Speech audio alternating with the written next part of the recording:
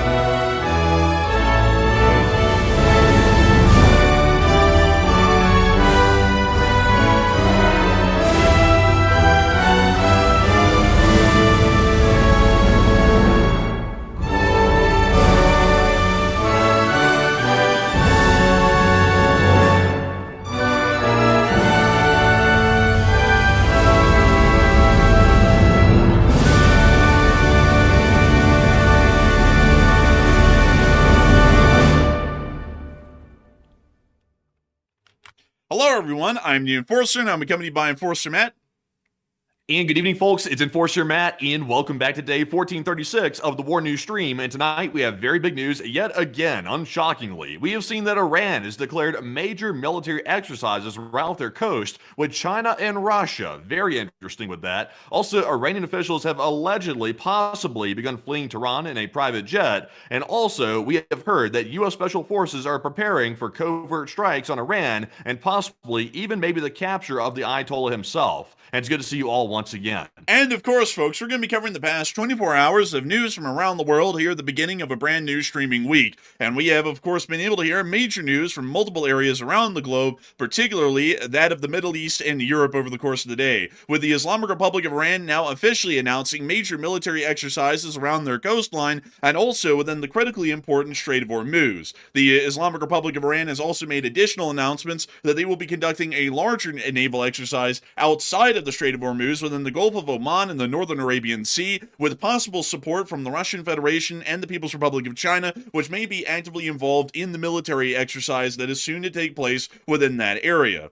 U.S. airlifts are still being conducted at an incredibly large pace from the United States of America, with several dozen aircraft being seen taking off from the United States and making the long venture all the way out and into the area of Europe to further jump into the Middle East. F-35A Lightnings of the United States Air Force were also spotted landing within the Azores Islands today, a territorial holding of the nation of Portugal within the eastern region of the Atlantic. It does appear that, at least from what we can tell at the moment, these F-35 Lightnings are currently at their pit stop as they prepare for their transit all the way into the Middle East to some airbase within the region, now adding a large amount of F-35A multi-role aircraft to the United States Air Force's available air power within the region. We have also heard that confirmation has come out from the ground inside of Jordan that the THAAD missile defense battery has arrived in country and does appear to be on the move, highly likely into Israel, where it was based last time during the 12-day war. The Islamic Republic of Iran has also threatened that they may mine and completely blockade the Strait of Hormuz, a vital passageway for global oil tankers that are attempting to transport Middle Eastern oil into the global oil markets to try and cause as much significant damage to the global economy as possible and put major economic pressure on all countries of the world to try and force the United States, through other forms of pressure, to cease any form of military activities against the Islamic Republic of Iran. It appears the United States is already preparing for that eventuality at the Bahrain Naval Station. The Russian Federation has also announced that they will possibly be evacuating their personnel out of the Bushehr nuclear power plant area. We're not entirely sure if that's going to be happening just yet, but it is a statement that the Russian Federation made today due to their state media's announcements. Inside of Iran, we've also been able to see that further air defense exercises are being conducted, while public underground parking garages are now preparing to be converted into bomb shelters for the Iranian public if this war does break out. Both of these actions showing that, at least within inner Iranian government circles, they generally believe that war is going to be inevitable with the United States, as they are not willing to compromise or find any common ground with the United States in ongoing attempted diplomatic negotiations. We've also been able to see that the United States Air Force has started to move in a very special MC-130J Commando 2 C-130 Hercules into Azerbaijan, which is believed to be a preparation for special forces operations against the Islamic Republic of Iran along their Caspian Sea coastline, and possibly even the Islamic Republic of Iran's capital itself. Outside of the Middle East, we have been able to hear that the communist state of Cuba appears to be undergoing a little bit of significant pressure at the moment after the United States has seen that Venezuela has halted a large amount of their oil imports to Cuba for some time. It appears that Cuba is now running incredibly low on oil, with national stockpiles only expected to last the next 15 to 20 days before the power grid goes out in Cuba and also the gas stations run dry, leaving about the 50 people who have electricity in cars in Cuba without any power or any form of transportation. Very unfortunate for them. We've also been able to hear inside of Europe other significant developments as well, as the European Union has now declared the Islamic Revolutionary Guard Corps a terrorist organization effective today, while Germany has also announced that they will be moving towards an independent satellite detection system operated by the German army, the Bundeswehr, to move away from reliance on U.S. security systems due to the unreliability of the United States in foreign policy currently. Meanwhile, inside the Russian Federation, two major power blackouts have once again happened today, one in St. Petersburg and also one within the city of Penza. They will now be joining the cities of Murmansk, Belgrade, and others who have generally had their power infrastructure knocked out and inoperable for weeks on end. While the Russian Federation's power is running out, it doesn't appear that their war industry is run completely out of power just yet, as they were able to deliver a whopping 2 Su-30s to Belarus, the absolute pinnacle of what the Russian war industry is able to produce over about an entire year period is 2 Su-30s, which is pretty pitiful. The Russian Federation, in these dire straits, still is not willing to negotiate with the state of Ukraine, and has completely rejected another Ukrainian ceasefire proposition today, and has also announced, due to the foreign minister Sergei Lavrov, that they are now looking for an entire regime change in Ukraine and for a pro-Russian regime to be installed in Ukraine after the war to support Russian interests within Europe. Kadyrov has also made it clear, who is the ham and cheddar man from the Chechen Autonomous Republic, or semi-autonomous republic, that he does not believe that any negotiations with the Ukrainians is conducive to any progress, and that the war should go on until the Russians achieve unconditional victory inside of Ukraine.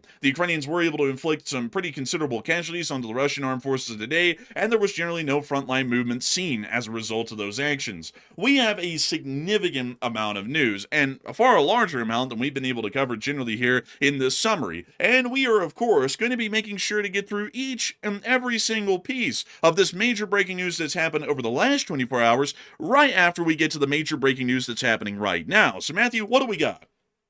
Okay, so we are getting some breaking news literally right here at the very start of the stream. We have just gotten word from sources that the United States is currently weighing new military options to intervene inside of Iran. We're hearing that apparently raids inside the country are being considered, perhaps like the raids we saw on Maduro's compound back when that situation happened with the special forces going in to capture Maduro at his palace. So it seems like they're not just considering an extensive campaign, they're also considering actually a special forces insertion and raid blockade at the Ayatollah's house. So that is interesting. That's new information we just gotten tonight, like literally as the stream started. So that is some pretty big news coming out. But Enforcer, what would say you? It sounds like a fairly major development, and it also appears to be lining up with the news that we got out of Azerbaijan today. And speaking of those major pieces of news, it's time for us to get right into that, because that piece of news that just came out right now actually ties into a larger situation that we saw with the U.S. Air Force's air operations near Azerbaijan just earlier today. So we are going to be getting on into the news in the Middle East,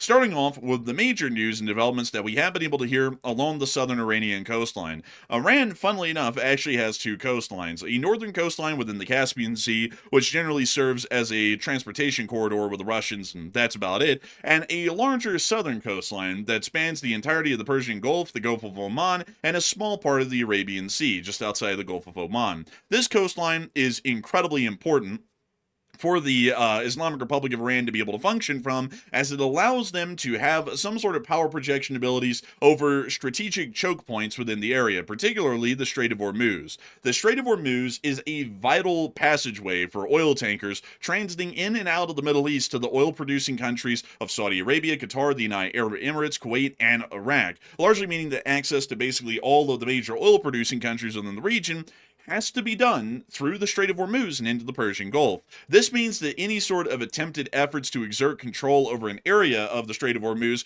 could cause significant amounts of damage to global oil markets, and specifically the ability to ship Middle Eastern oil out of the area, which is one of the main threats that the Iranians pose to the Western sphere of influence, is the blockading of the exportation of oil from the Middle East. The Islamic Republic of Iran has announced today that they are threatening all-out war, as a live-fire exercise is now being conducted within the Strait of Hormuz, and they've also threatened to completely blockade the Strait of Hormuz by laying a minefield within the strait. This would lead to the complete stoppage of any form of transportation of crude oil into the Persian Gulf, which very rarely happens, or out of the Persian Gulf and into the greater outside world, including a large amount of European and North American countries like the United States of America that rely on these oil imports to keep our prices low and to also keep the global price per barrel of oil low as a universal standard. The Iranians published a lot of stock footage today showing U.S. carrier operations. Basically, this is footage that they pulled out of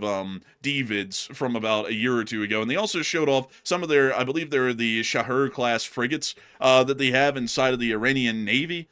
Not really exceptionally powerful. They're actually quite weak. I believe that's an Alvan-class frigate. Why in the world would Iran want to like blockade the Strait of Hormuz at this point? Because what would that really serve to assist them in any way? Because if the U.S. is intending on airstriking Iran to exact regime change, then how is blockading the strait going to do anything?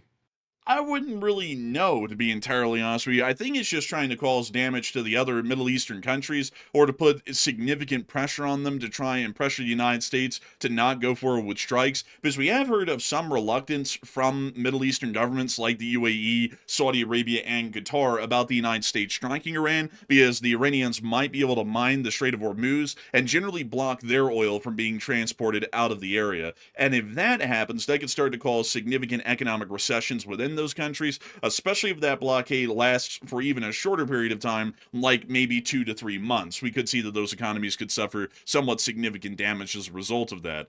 So I think that that's generally the reason why the Iranians are threatening to blockade the strait, is to try and put pressure on our allies in the security assurances sphere within the area, so that way they will then pretty much whine to the United States about not doing this and holding it off, so that way the Iranians won't be able to cause damage to their economies.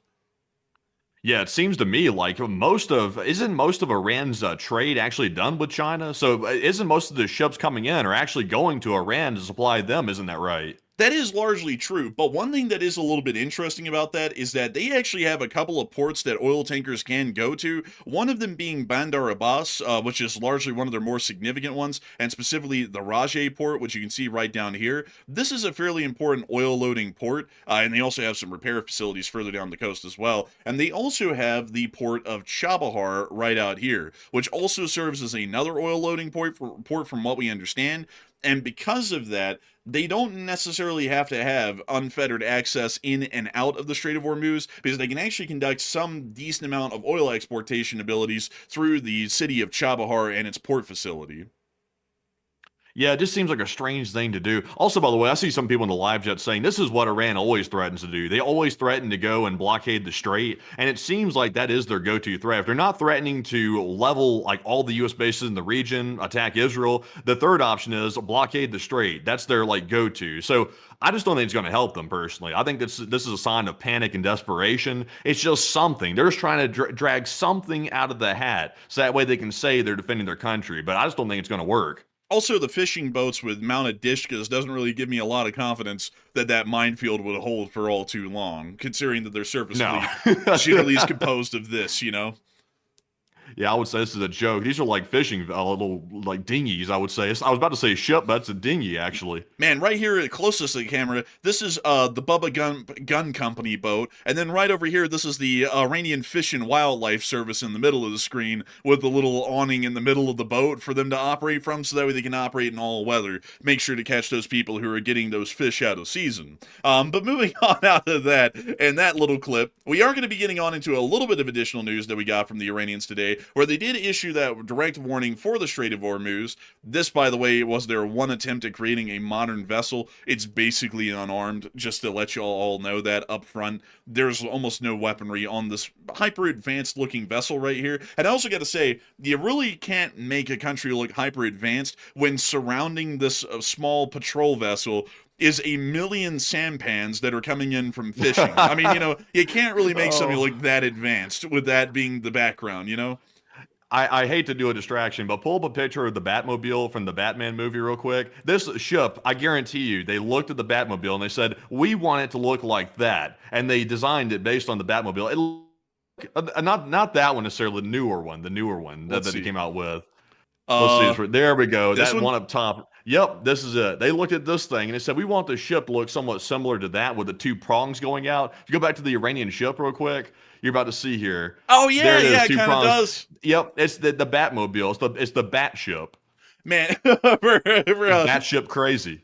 Man, this is the inshell ship, bro. Like, that's what it is. Man, I gotta say, I don't really know how this thing is actually supposed to help them, because from what I know, folks, this thing is basically unarmed. It's almost like a surveillance ship, if anything. So this thing won't help them at all, just to make that a little bit clear. But beyond that, though, getting out of the Batmobile boat that the Iranians do have and was shown in this picture, they did threaten that they would conduct a mining of the Strait of Hormuz, and as of today, they are conducting a live fire exercise within the area of the Strait of Hormuz's international waters. This is actually a fairly important sort of a maneuver by the Iranians, because it's basically a prelude to mining the area, in the fact that with them conducting a live fire exercise, that creates an exclusionary zone in the middle of the international waters in the Strait of Hormuz, and basically means that a lot of these oil tankers are either going to have to skirt the coast of Oman and the UAE to get into the Strait of Hormuz, or they're going to have to divert into Iranian waters, which most nations will not do, because they'd be incredibly scared of the ships being boarded and then seized by the Iranians, with the crew being held hostage. So basically, they're already almost trying to conduct a blockade of the Strait right now, via this live fire exercise, and then pretty much insinuating through this that could then turn into a mining of the Strait of Hormuz, which would then make it even more challenging, if not impossible, for oil tankers to make it to the oil-producing countries of the Middle East and then back out into the open sea.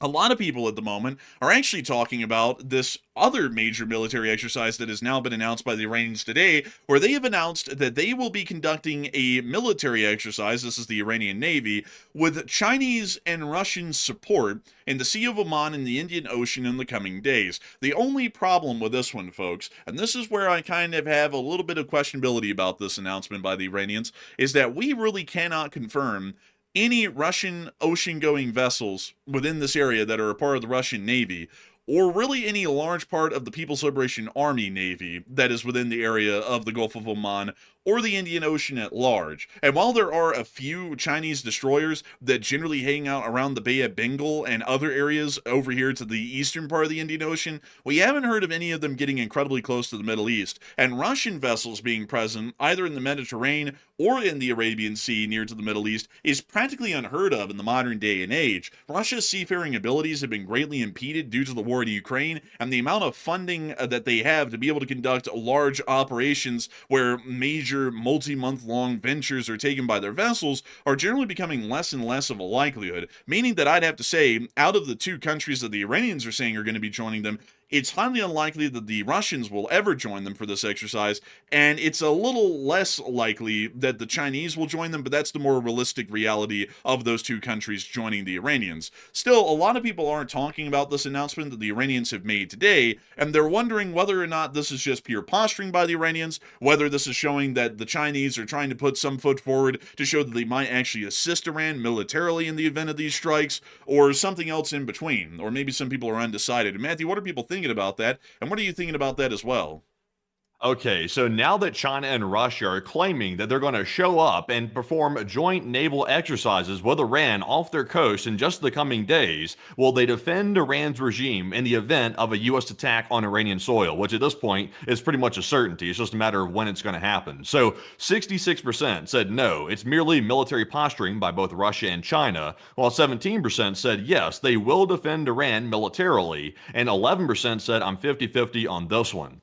And I personally believe it is still military posturing. There is no distinct signs right now that China or Russia is willing to get in a direct conflict with the United States to save Iran's skin, basically. There is no signs of that, and I would really doubt that they would. So I think they're simply showing up. Once again, it's kind of like sending those helicopters that Russia sent to the Iranian regime. It's all symbolic to make it seem like the Axis powers don't have a habit of abandoning their friends. They're trying to make it seem like they're at least showing up and helping and not leaving them out to dry. So it is military posturing. I will also be with the enforcer as well. I've not really seen the Chinese or Russian ships in the area that they're expecting to perform these naval exercises, and I have a hard time believing that the Chinese or the Russians would put themselves at such risk of an accidental situation of getting caught in the crossfire once the U.S. starts attacking Iran, because we could be seeing strikes this weekend, and it turns out the naval exercises are planned to start around the same time that we're being told about. So would they put themselves in a position like that for Iran? I don't know. I'm a little bit skeptical about that. But Enforcer, what say you?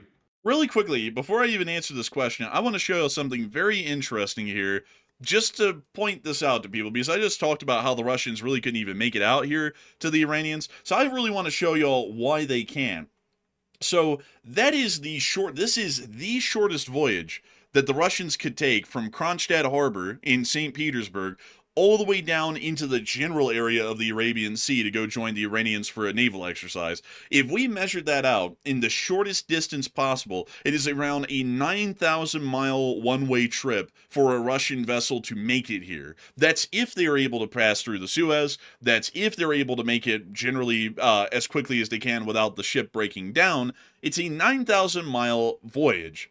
Generally, that would be impossible for the Russians to do, because they would then have to make the 9,000-mile voyage back to Russia with absolutely no supporting bases in between there in the Arabian Sea and Kronstadt Harbor. A Russian destroyer cannot travel 18,000 miles while never running out of fuel. So the Russians would never be able to be physically present for this naval exercise. That is entirely out of the realm of possibility. The Iranians basically just blew hot air up their own ass with that one. Now, let's talk about the Chinese, on the other hand. Now, let's say that the Chinese divert their naval forces from their closest theater command, which would generally see that some naval forces would take out of Haikou in the Hainan Island area. So let's say that they do that. So what would be the shortest voyage that a Chinese ship could take, taking the Strait of Malacca as the quickest route? And that voyage would be about 5,000 miles. Now, the Chinese do have a naval auxiliary base in Djibouti, meaning that they can conduct some limited naval operations within the area, but they would not be incredibly large in scale, because their naval station at Djibouti is not incredibly large. He said booty. But beyond that, though... Jeez. I mean, you gotta throw that in there. It's obligatory. It's obligatory. You gotta say it about Djibouti. It's just the funniest thing. But the Chinese could join the Iranians for a naval exercise in this area, but they are at the absolute limit of their abilities in terms of logistics to be able to do that, meaning that it would basically just be a thoughts and prayers sort of a joining in the exercise, and they really wouldn't be able to do much more than that in terms of helping out the Iranians if the United States decided to attack. So basically, while it does involve armed assets of the Chinese Navy, it's never going to be an armed confrontation against the United States. Because if Chinese ships run out of munitions or fuel in the Arabian Sea, there is nothing nearby to help them out. They either have to make the 6,000-mile voyage back to China, or they have to try and go to the naval station at Djibouti, which, surprise, surprise, is literally right next door to the U.S. naval station at Djibouti. And if the Chinese are at war with us, I can promise you all their naval station is probably going to be getting wiped out pretty quickly. So the Chinese really wouldn't be able to help them out either. Also, by the way, we have to remember that over in the Mediterranean, there is that Russian Kilo-class submarine lurking around over there. We did see that situation. We were notified that it was there because the emergency tow submarine, or excuse me, the tow tugboat was right behind it. So that's how we knew it was there. So it's currently lurking over there, sort of off the coast of, I think, Cyprus, I believe, right now at the moment, and it's lurking around. So I don't think this thing is going to be involved in any live fire exercises. There's really nothing it could do because it's in the wrong area. It's in the Mediterranean. It's not off the coast of Iran. So maybe this might be involved somehow or another. We're really not sure why this one's lurking around that area, because it is a little bit concerning it's lurking around that area. But I don't think this one's going to be involved. If I'm not mistaken, though, I think it was the Italian Navy that detected the sub yesterday, and I believe they detected it near to the island of Sardinia or near to Sicily, I'm pretty sure, because I think that was where the Italian Coast Guard detected the vessel, and then started to follow it through Italian waters. And sadly, I don't have yesterday's map. I was about to flip to the markers and be like, was that yesterday? Because I think it was, so it's probably somewhere near to the U.S. Naval Station at Malta, if it's continued to move east at this point. So it's getting on towards Crete at the moment, but it's not exactly within the very eastern Mediterranean near to Cyprus, at least from what I know, but I might be mistaken on that one. But outside of that, I would say that the Russians nor the Chinese could help out in any meaningful way. And also on top of that, if the Russians have a singular Kilo-class submarine, even if it is in the Eastern Mediterranean, the last thing they're going to do is tell that thing to fire on U.S. warships, because where is the larger Russian support for that sub once it gets hunted down and crucified by the U.S. Navy after it fires a torpedo at us? There is no Russian support. There is no support from Russian naval air stations to try and conduct anti-ship or anti-sub warfare of their own. There's absolutely no naval support from service ships because the Russians have basically no service ships in the Mediterranean. That submarine would be left to die if it ever fired at U.S. forces. There's no way for the Russians to come and help it if it gets in trouble. So that sub is basically just on a thoughts and prayers mission to show that the Russians can still make it into the Mediterranean, but they can't do anything in the Mediterranean. That's really the catch here. So I would say the Russians... Also, by the way, real quick, like didn't the last time they got in the 12-day war situation between Israel and Iran, didn't Iran also claim then that Russia might jump in and help them defend their country? I think, if I vaguely remember that right, I think they might have made a claim like that during the 12-day war, and obviously that turned out to be completely false. Russia showed up and said, you know what, we're going to stay out. Right. You're right. It's even better because remember, the Russians said Iran is an inalienable ally of Russia and will have to help them if they get bombed by the U.S. or Israel. And then Russia, as soon as they got bombed, said, listen, they're on their own. And then just walked off.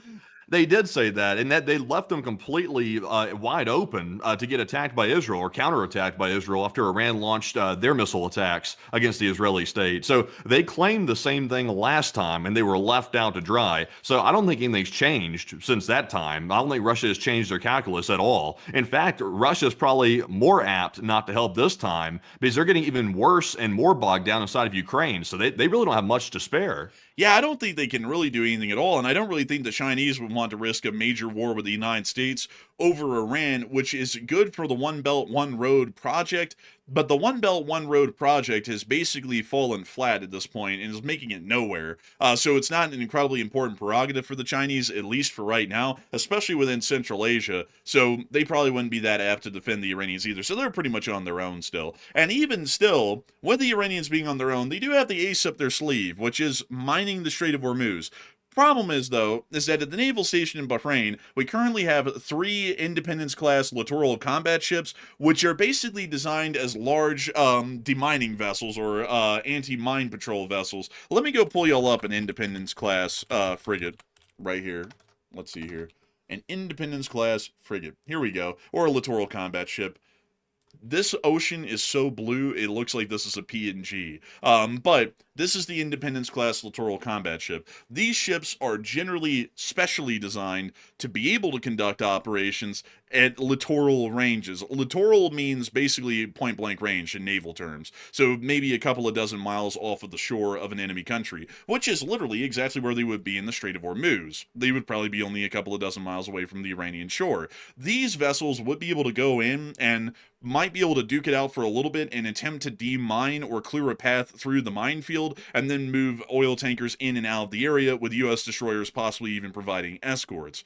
That's generally what we might expect if bad came to worse, but I also have to point out that these LCSs will not be remaining at the Bahrain Naval Station for long. The Bahrain Naval Station during the 12-Day War was actually evacuated by U.S. forces, with all of our early Berks, Coast Guard cutters, and LCSs, including these, making their way at all available speed right out of the area and off into the Arabian Sea to go join the rest of the fleet, and then they were generally supported from then in terms of armaments and fuel by oilers and other auxiliaries of the U.S. Navy. And then once the conflict ended, they then sailed right back to the Bahrain Naval Station, and then they parked there again until we're back to where we are right now. So the U.S. does have demining abilities that would be able to duke it out with the Iranians and clear out the strait if we needed to, but I don't really think it's going to be coming to that, to be entirely honest. We also were able to see the Iranians were trying to show off today their military stockpiles as usual, and on Iranian state TV, we were able to see this Iranian general here showing this guy around what appears to be a salt mine that they filled with military equipment. Before we show you all that, though, we have to pull up the extra long brimmed baseball hat,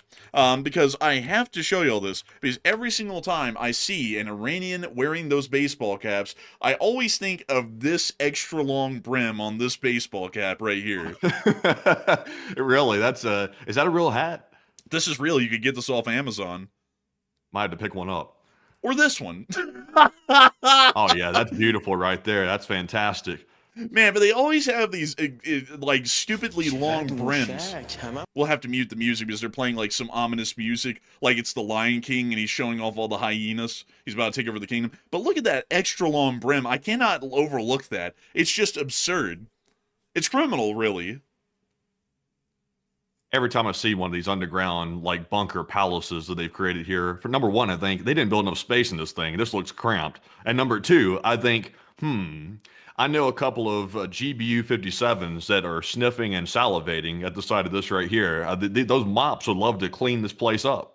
Man, you know what I always think? I'm like, wow, that's really cool that they built all this. It's really a shame that this thing probably only has, like, 3 entrances to it, and you could easily hit each of those with a 2,000-pound JDAM and basically trap everything inside of it with about 3 bombs. You don't even have to destroy the tunnels. You can literally just blow away the entrances to the tunnels, and you can't get in them or out of them. You know, so it's like, well, unfortunate for them. And also, I want y'all to notice that these tunnels are about the width of a double-wide tracked subway tunnel. And that's actually an interesting fact, folks, because most of these tunnels were actually built with a subway tunnel boring machine that the Iranians bought from Europe decades ago to go build the Tehran Metro. And after they got done building the Tehran Metro, they said, wow, this thing's really good at digging tunnels. What if we used it to dig a whole bunch of tunnels to go hide Iranian military equipment in? And that's why none of these caverns are ever built in, say, a larger room or motor pool type sort of a format. They're always built as almost like a railway tunnel, because it's literally using a railway tunnel digging machine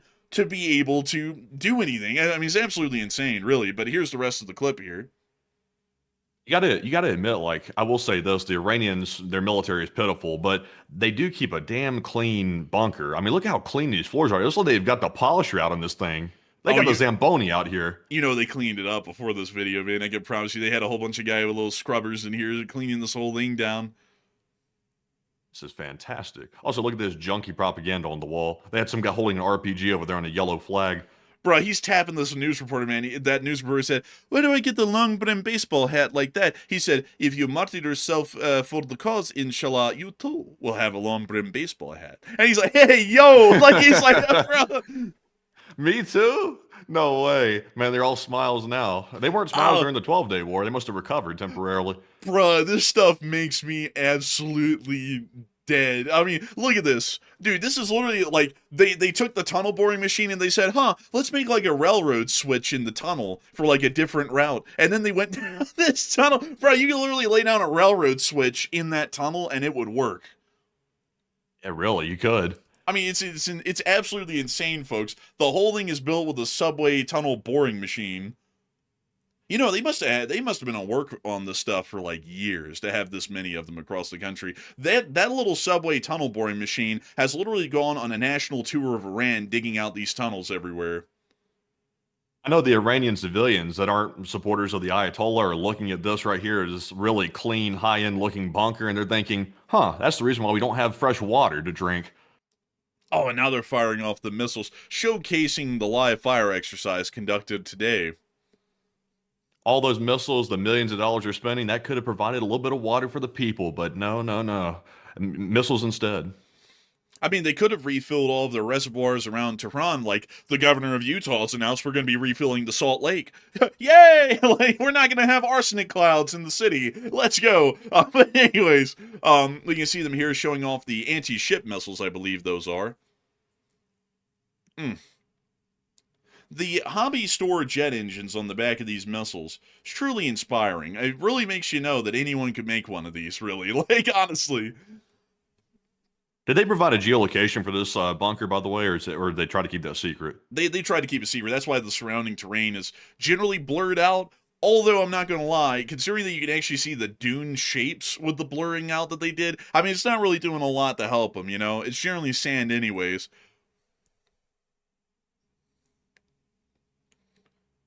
I gotta say, I just like I gotta admit, like the makeshift, like these are like the trucks that you see, like, you know, lawn care companies using to like bring their lawnmowers and weed eaters around, like the lawn care and stuff like that. But they just like built a steel structure around it and like jury rigged a missile launcher to the back of it. It's really janky if you really focus on it. it is pretty bad. I mean, it's pretty rough. And we see them continuing to talk about their equipment, but we have even more, folks. They weren't just talking about their equipment down there near the coastline today. Up in Tehran, they were actually apparently letting the public hear a little bit of it at work. Let me get you all up here really quickly to Tehran to let you all hear the explosions of the live fire drills that were being conducted within the area today. Also want to make it clear, everyone, Tehran is not being bombed yet. That's coming, but it's not happening yet. This is apparently the booms of missiles flying overhead from live fire exercises of the air defense forces around the city. So here's the clip.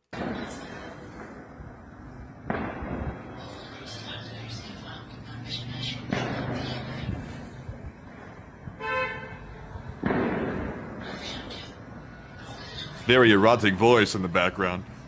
And Shadi. like you. Man, they're romanticizing the idea of going down hard.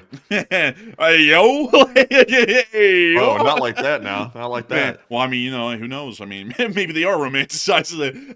But also, folks, also outside of that, before I get to that little tidbit of information, I do also want to point out to y'all that apparently the Russians are not going to be with the Iranians through thick and thin because TASS, which is basically a Russian news agency, has announced that the Russian government stated that they are ready to evacuate all of their staff from Iran's Bushehr nuclear power plant if it is deemed necessary. The reason why, and this has always been a little bit interesting to folks, is that there are hundreds of Russian contractors and scientists that are currently at the Bushehr nuclear power plant, helping them to build the second reactor at the plant. This is the second reactor right here, which is still currently under construction. Right next door is the other completed reactor number 1 at the Bushehr nuclear power plant. The Russians have been involved along the entire way with assisting the Islamic Republic of Iran in developing, constructing, and building the reactors that are operated here and also the plant at large. The Russians are pretty much saying that if the U.S. bombs Iran, they plan on getting their nuclear scientists out, along with all of their contractors, as quickly as they can, because they aren't really going to be there to help the Iranians out. Because if they were going to be there to help the Iranians out, they would also be there to help out the Russian scientists and contractors at Bushehr, and they just tell them to stay in place. But the reality of it is that they're not planning to help out the Iranians just like they did the last time in the 12-day war, and they're already getting ready to pack up shop and get everyone on out of there. Luckily for them, there is a major airport nearby, the Bushehr International Airport, so it'll only be about a 10-mile drive to be able to get them out of the country, and then they hop on an IL-76, and they fly them all out. So Appears the Russians are already getting the evacuation plans set up and ready to go. But in the capital, we have been able to hear some other interesting news. The Iranians, while they've been conducting their live-fire air defense drills in Tehran, and also conducting their live-fire drills in the Strait of Hormuz and on the coastlines of Iran, we've also been able to hear that the Iranian civilian authorities in Tehran, the mayor Alireza Zakani, has announced that underground parking lots and metro stations across the city will be transformed into war shelters in case of resumed hostilities with Israel and the United States. That's generally showing us that, at least for their government's concerns, they believe that war is inevitable at this point, and we would know that it's inevitable because they're completely refusing to negotiate with the United States on any terms of any points that the United States continues to approach them with, and they know that that's going to be bringing around a conflict. And that's also why we're seeing that so many live fire drills are being conducted, and so much civil preparedness work is also underway, so that way they can try and eventually help themselves for the inevitable day that the United States is going to start airstrikes on the country. Also, another thing that's telling us a little bit more about what's going on out here is that up in the area of Baku, Baku being the capital of Azerbaijan, have you ever seen Baku? Have you ever taken a look around the city streets of Baku? Well, let me show you all really quickly. This is kind of what Baku looks like a little bit. Oh, look, Schaefer, look at that. But anyways, it appears that a little U.S. aircraft took off and flew out there to Azerbaijan today, and it was quite interesting.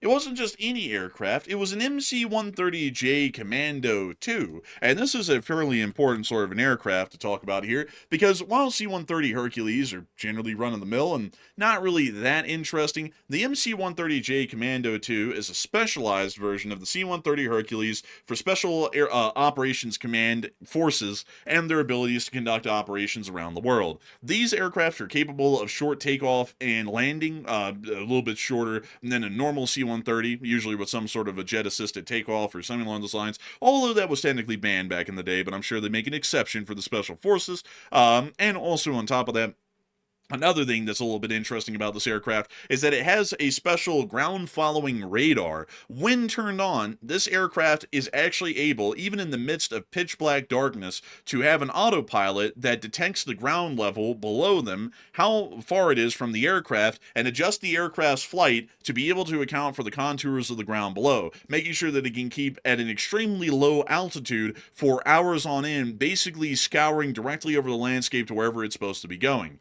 It went to Baku today in Azerbaijan, and this is starting to bring in a lot of questions today about what in the world could an MC-130J Commando 2 be doing flying to Baku, which is also, mind you all, only a little distance away from Tehran, about 300 miles away, and generally within range of every single city along the Caspian Sea coastline of the Islamic Republic of Iran. And Matthew, what are people thinking about that?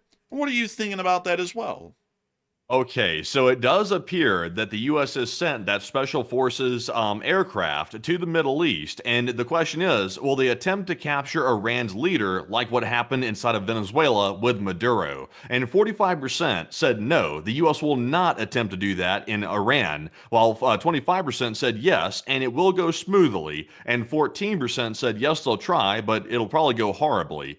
So the way I see this whole situation is it looks like, basically I'll make an analogy here. It's like if you go to a restaurant and you're indecisive and you're really not sure what to order off the menu. So you say, I'll have one of everything. Give me everything off the menu. That's basically what this is. They're leaving all the options on the table. And to do that, they're deploying everything necessary to do a capture raid, or even airstrikes. They're literally deploying the whole kit. So that way, whatever the president decides to do, it'll be in place and ready to go. So it's a bit wasteful, I will say, because they're obviously not going to do all of them together, but they're leaving all the options open. So I don't think this means that it's imminent necessarily. Also, by the way, I don't think it would be a good idea to attempt to do this inside of Iran, because while it may have gone smoothly inside of Venezuela, in my personal opinion, I think Venezuela was far less equipped to handle the United States invasion or the airstrikes than Iran is. I would say Iran's a much different situation. They have more air defense. They also have more, I guess, ground-based defenses like machine guns and things like that to fire at aircraft. So I don't think it would be wise to attempt that. I think it'd be better to go with the comprehensive airstrikes.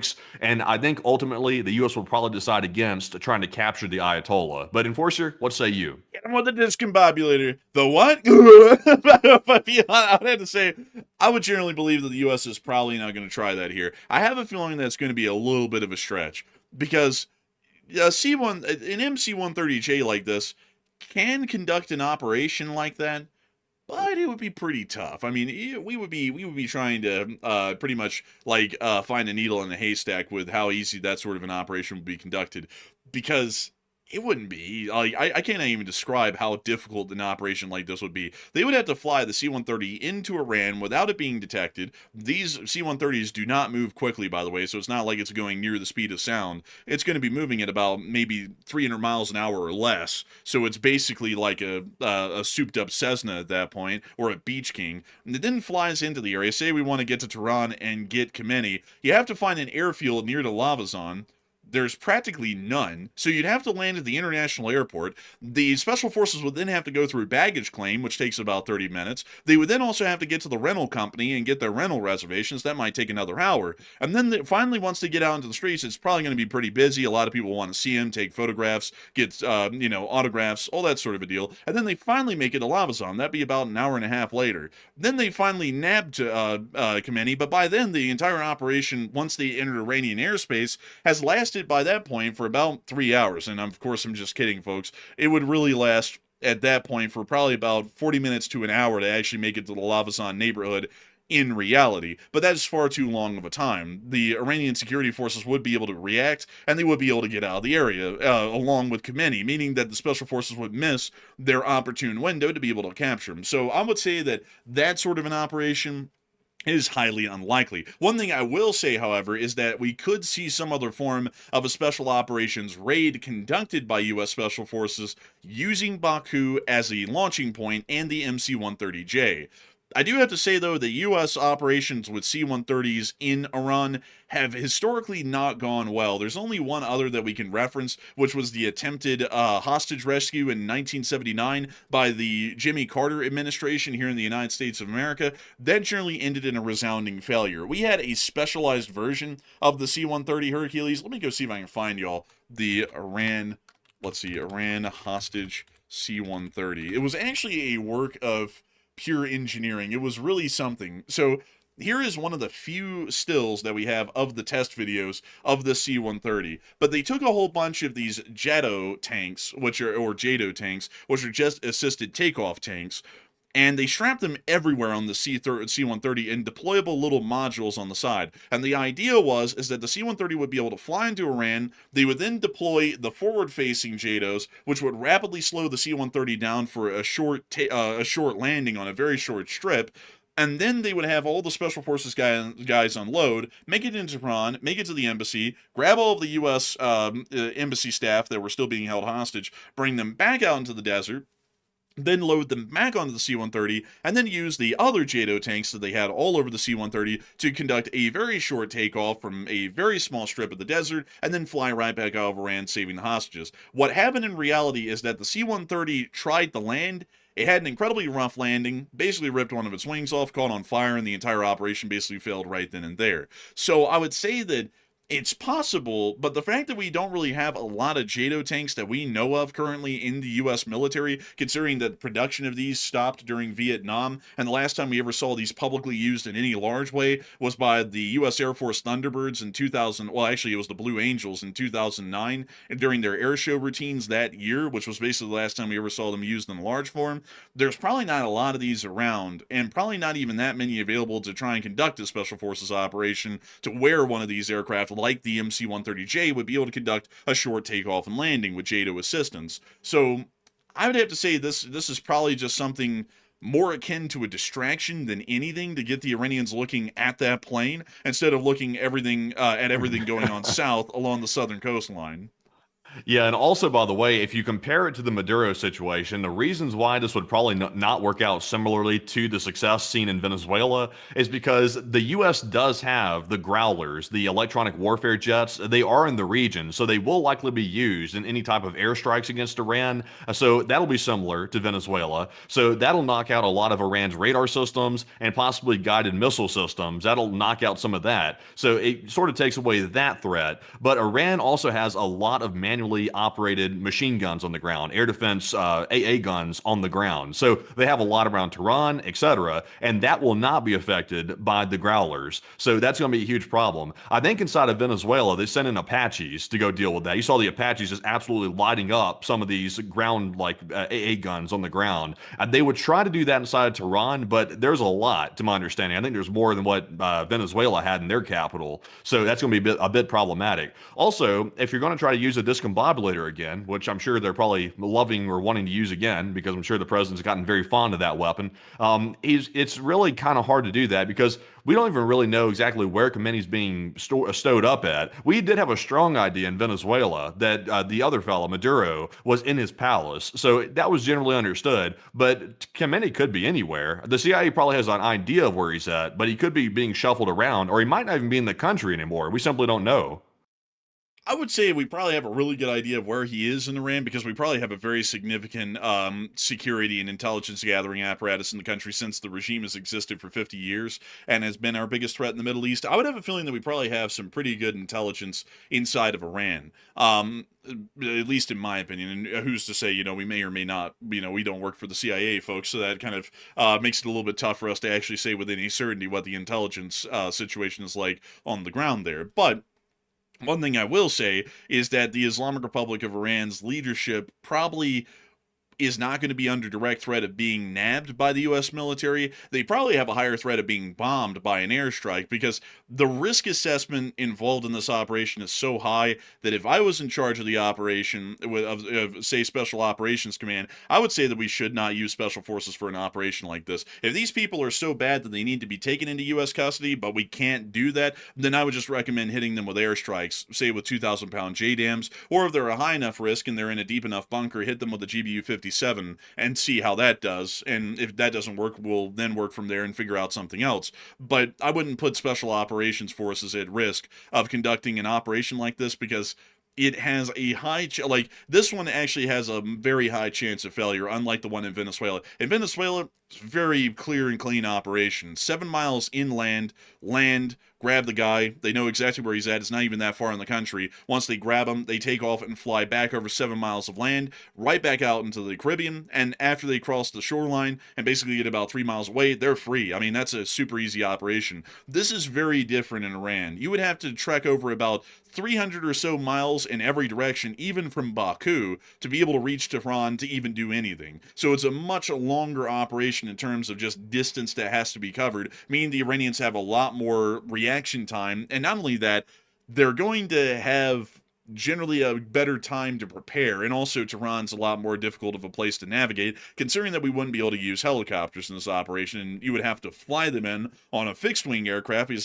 that's the only thing that would have the sufficient range, and then have them apparently just drive through the city to wherever he's at, grab him, and then drive him back. And that a lot of things could go wrong in that sort of a situation. So with that, it's just so risky. Like, it really is. Like, we're very fortunate that the Venezuela situation went good, because even though in hindsight, looking back at it, it was masterfully done, like from a special forces perspective, the risk of something going wrong, even one component of that plan, going sideways, because sometimes accidents happen and not everything works out perfectly. If something would have gone wrong in any of those maneuvers they were making, the casualties could have been massive for our special forces. So highly risky maneuvers right there. Luckily, that one went smooth, but that does not guarantee that future arrangements like the one in Iran that they're thinking about is going to go smoothly as well, because they're even upping the stakes some more. And even in Venezuela, like, even though our guys did it extremely well, we still had casualties. Like, a couple of guys got shot and they had to get treated at the hospital when they got back. So,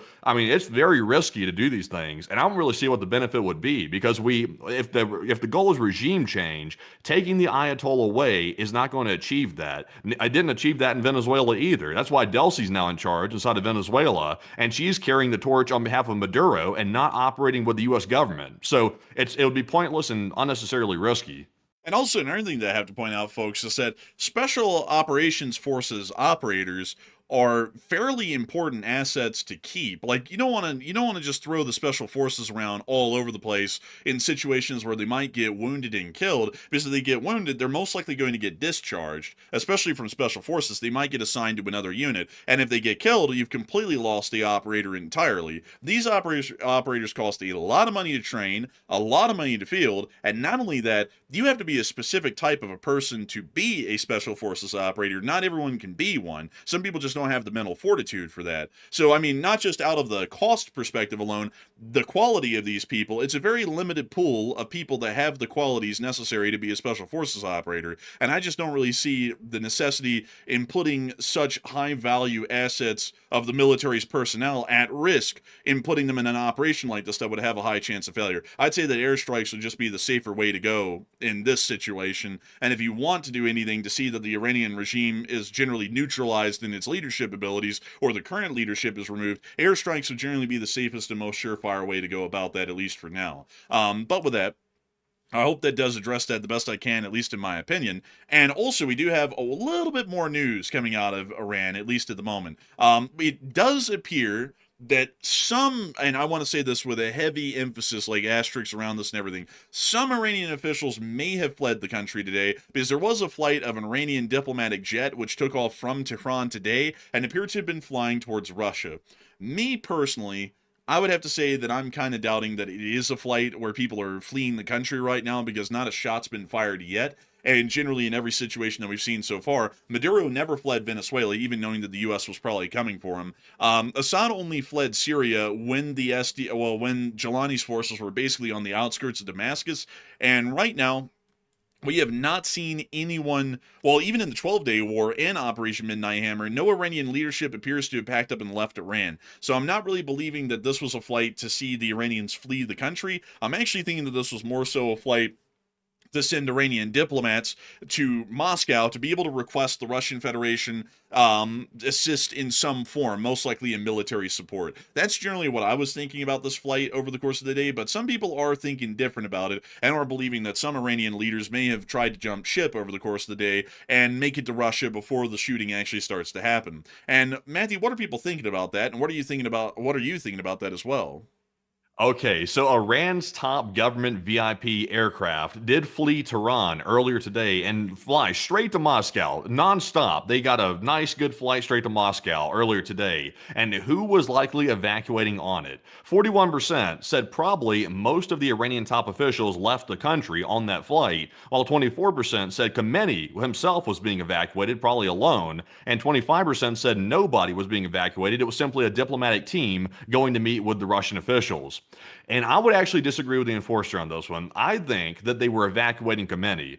It's very possible that Khamenei could still be inside of Iran. I'm not saying it's a certainty, but I believe that they may have gotten word that the commando aircraft was getting in the region, because we have gotten pretty good source information that the Iranians have a contingency plan in place that if they believe that the U.S. is going to try to capture or kidnap the leader of Iran, then they were planning on evacuating him preemptively to get him out of danger. So I think Khamenei might have been on that aircraft. I know it's a bit of a leap to make that conclusion, but my gut is telling me that he could have been on it and probably was on it. So I'm with the 25%. But Enforcer, what say you? I would say I'm with the 25%. I'd actually believe that it was probably a diplomatic team, or maybe top Iranian officials. Either way, top Iranian officials would make up a diplomatic team, most likely, to the Russian Federation to try and request some form of military support. I would have a feeling that that's the high likely option here, because the Iranian government did not really show any aptitude to fleeing to the hills. Well, in the international sense. In the national sense, they fled to the hills, because they basically fled Tehran and basically hid in the hills around Tehran in the bunkers. But they never really fled the country during the 12-day war, and I'd just be entirely straight up with y'all. With how many Iranian generals were getting killed in the 12-day war by Israeli airstrikes and Israeli ground strikes with Mossad, that would have been the moment for people to flee the country. And if they really didn't flee then, I don't really see them fleeing right now before shots have even been fired yet. So I would say that it was most likely a diplomatic team going to Moscow to ask for some form of support that the Russians might be able to give them to fight the United States or Israel with. And of course, that will most likely be fruitless, but I feel like that's probably a last-ditch attempt, much like the Mi-28s are at the 13th hour, to try and get a little bit more support from the Russians to help them out in the possible fight fight to come. That's generally what I'm thinking at the moment.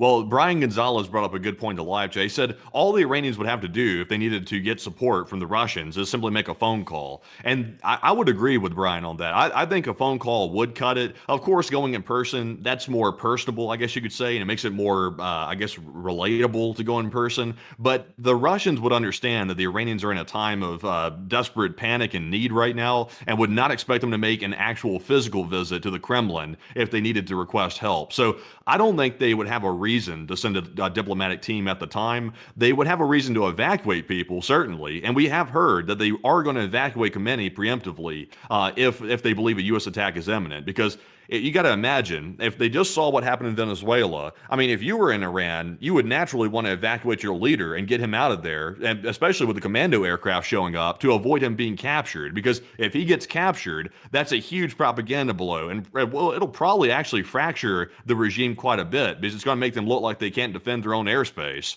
But at the same time, though, Zelensky, who is in an actual dire situation with the Russians controlling 20% of Ukraine from about 2023 all the way up until the present day, so pretty much the span of about 4 years at this point, well, really more so 3, has visited the United States and multiple other countries, even in the midst of the Russians conducting major offensives and conducting strikes on critical energy infrastructure, to continue to request further support from Western allies to the state of Ukraine, which is a far more pressing and emergent situation than what the Iranians are dealing with right now. The Iranians are just dealing with, there's a U.S. carrier in the area and U.S. forces are building up, but nobody's on the ground in Iran and nobody's bombing them yet. And even under that, like with that in mind, that would be really weird for them to already be fleeing the country, considering that Zelensky, in the midst of his country being bombed and invaded, has still made the time himself as the president and head of the state to travel around the world, even to the United States back in 2023 and multiple other times, to directly appeal to the Congress of the United States, the German government, the British Parliament, and others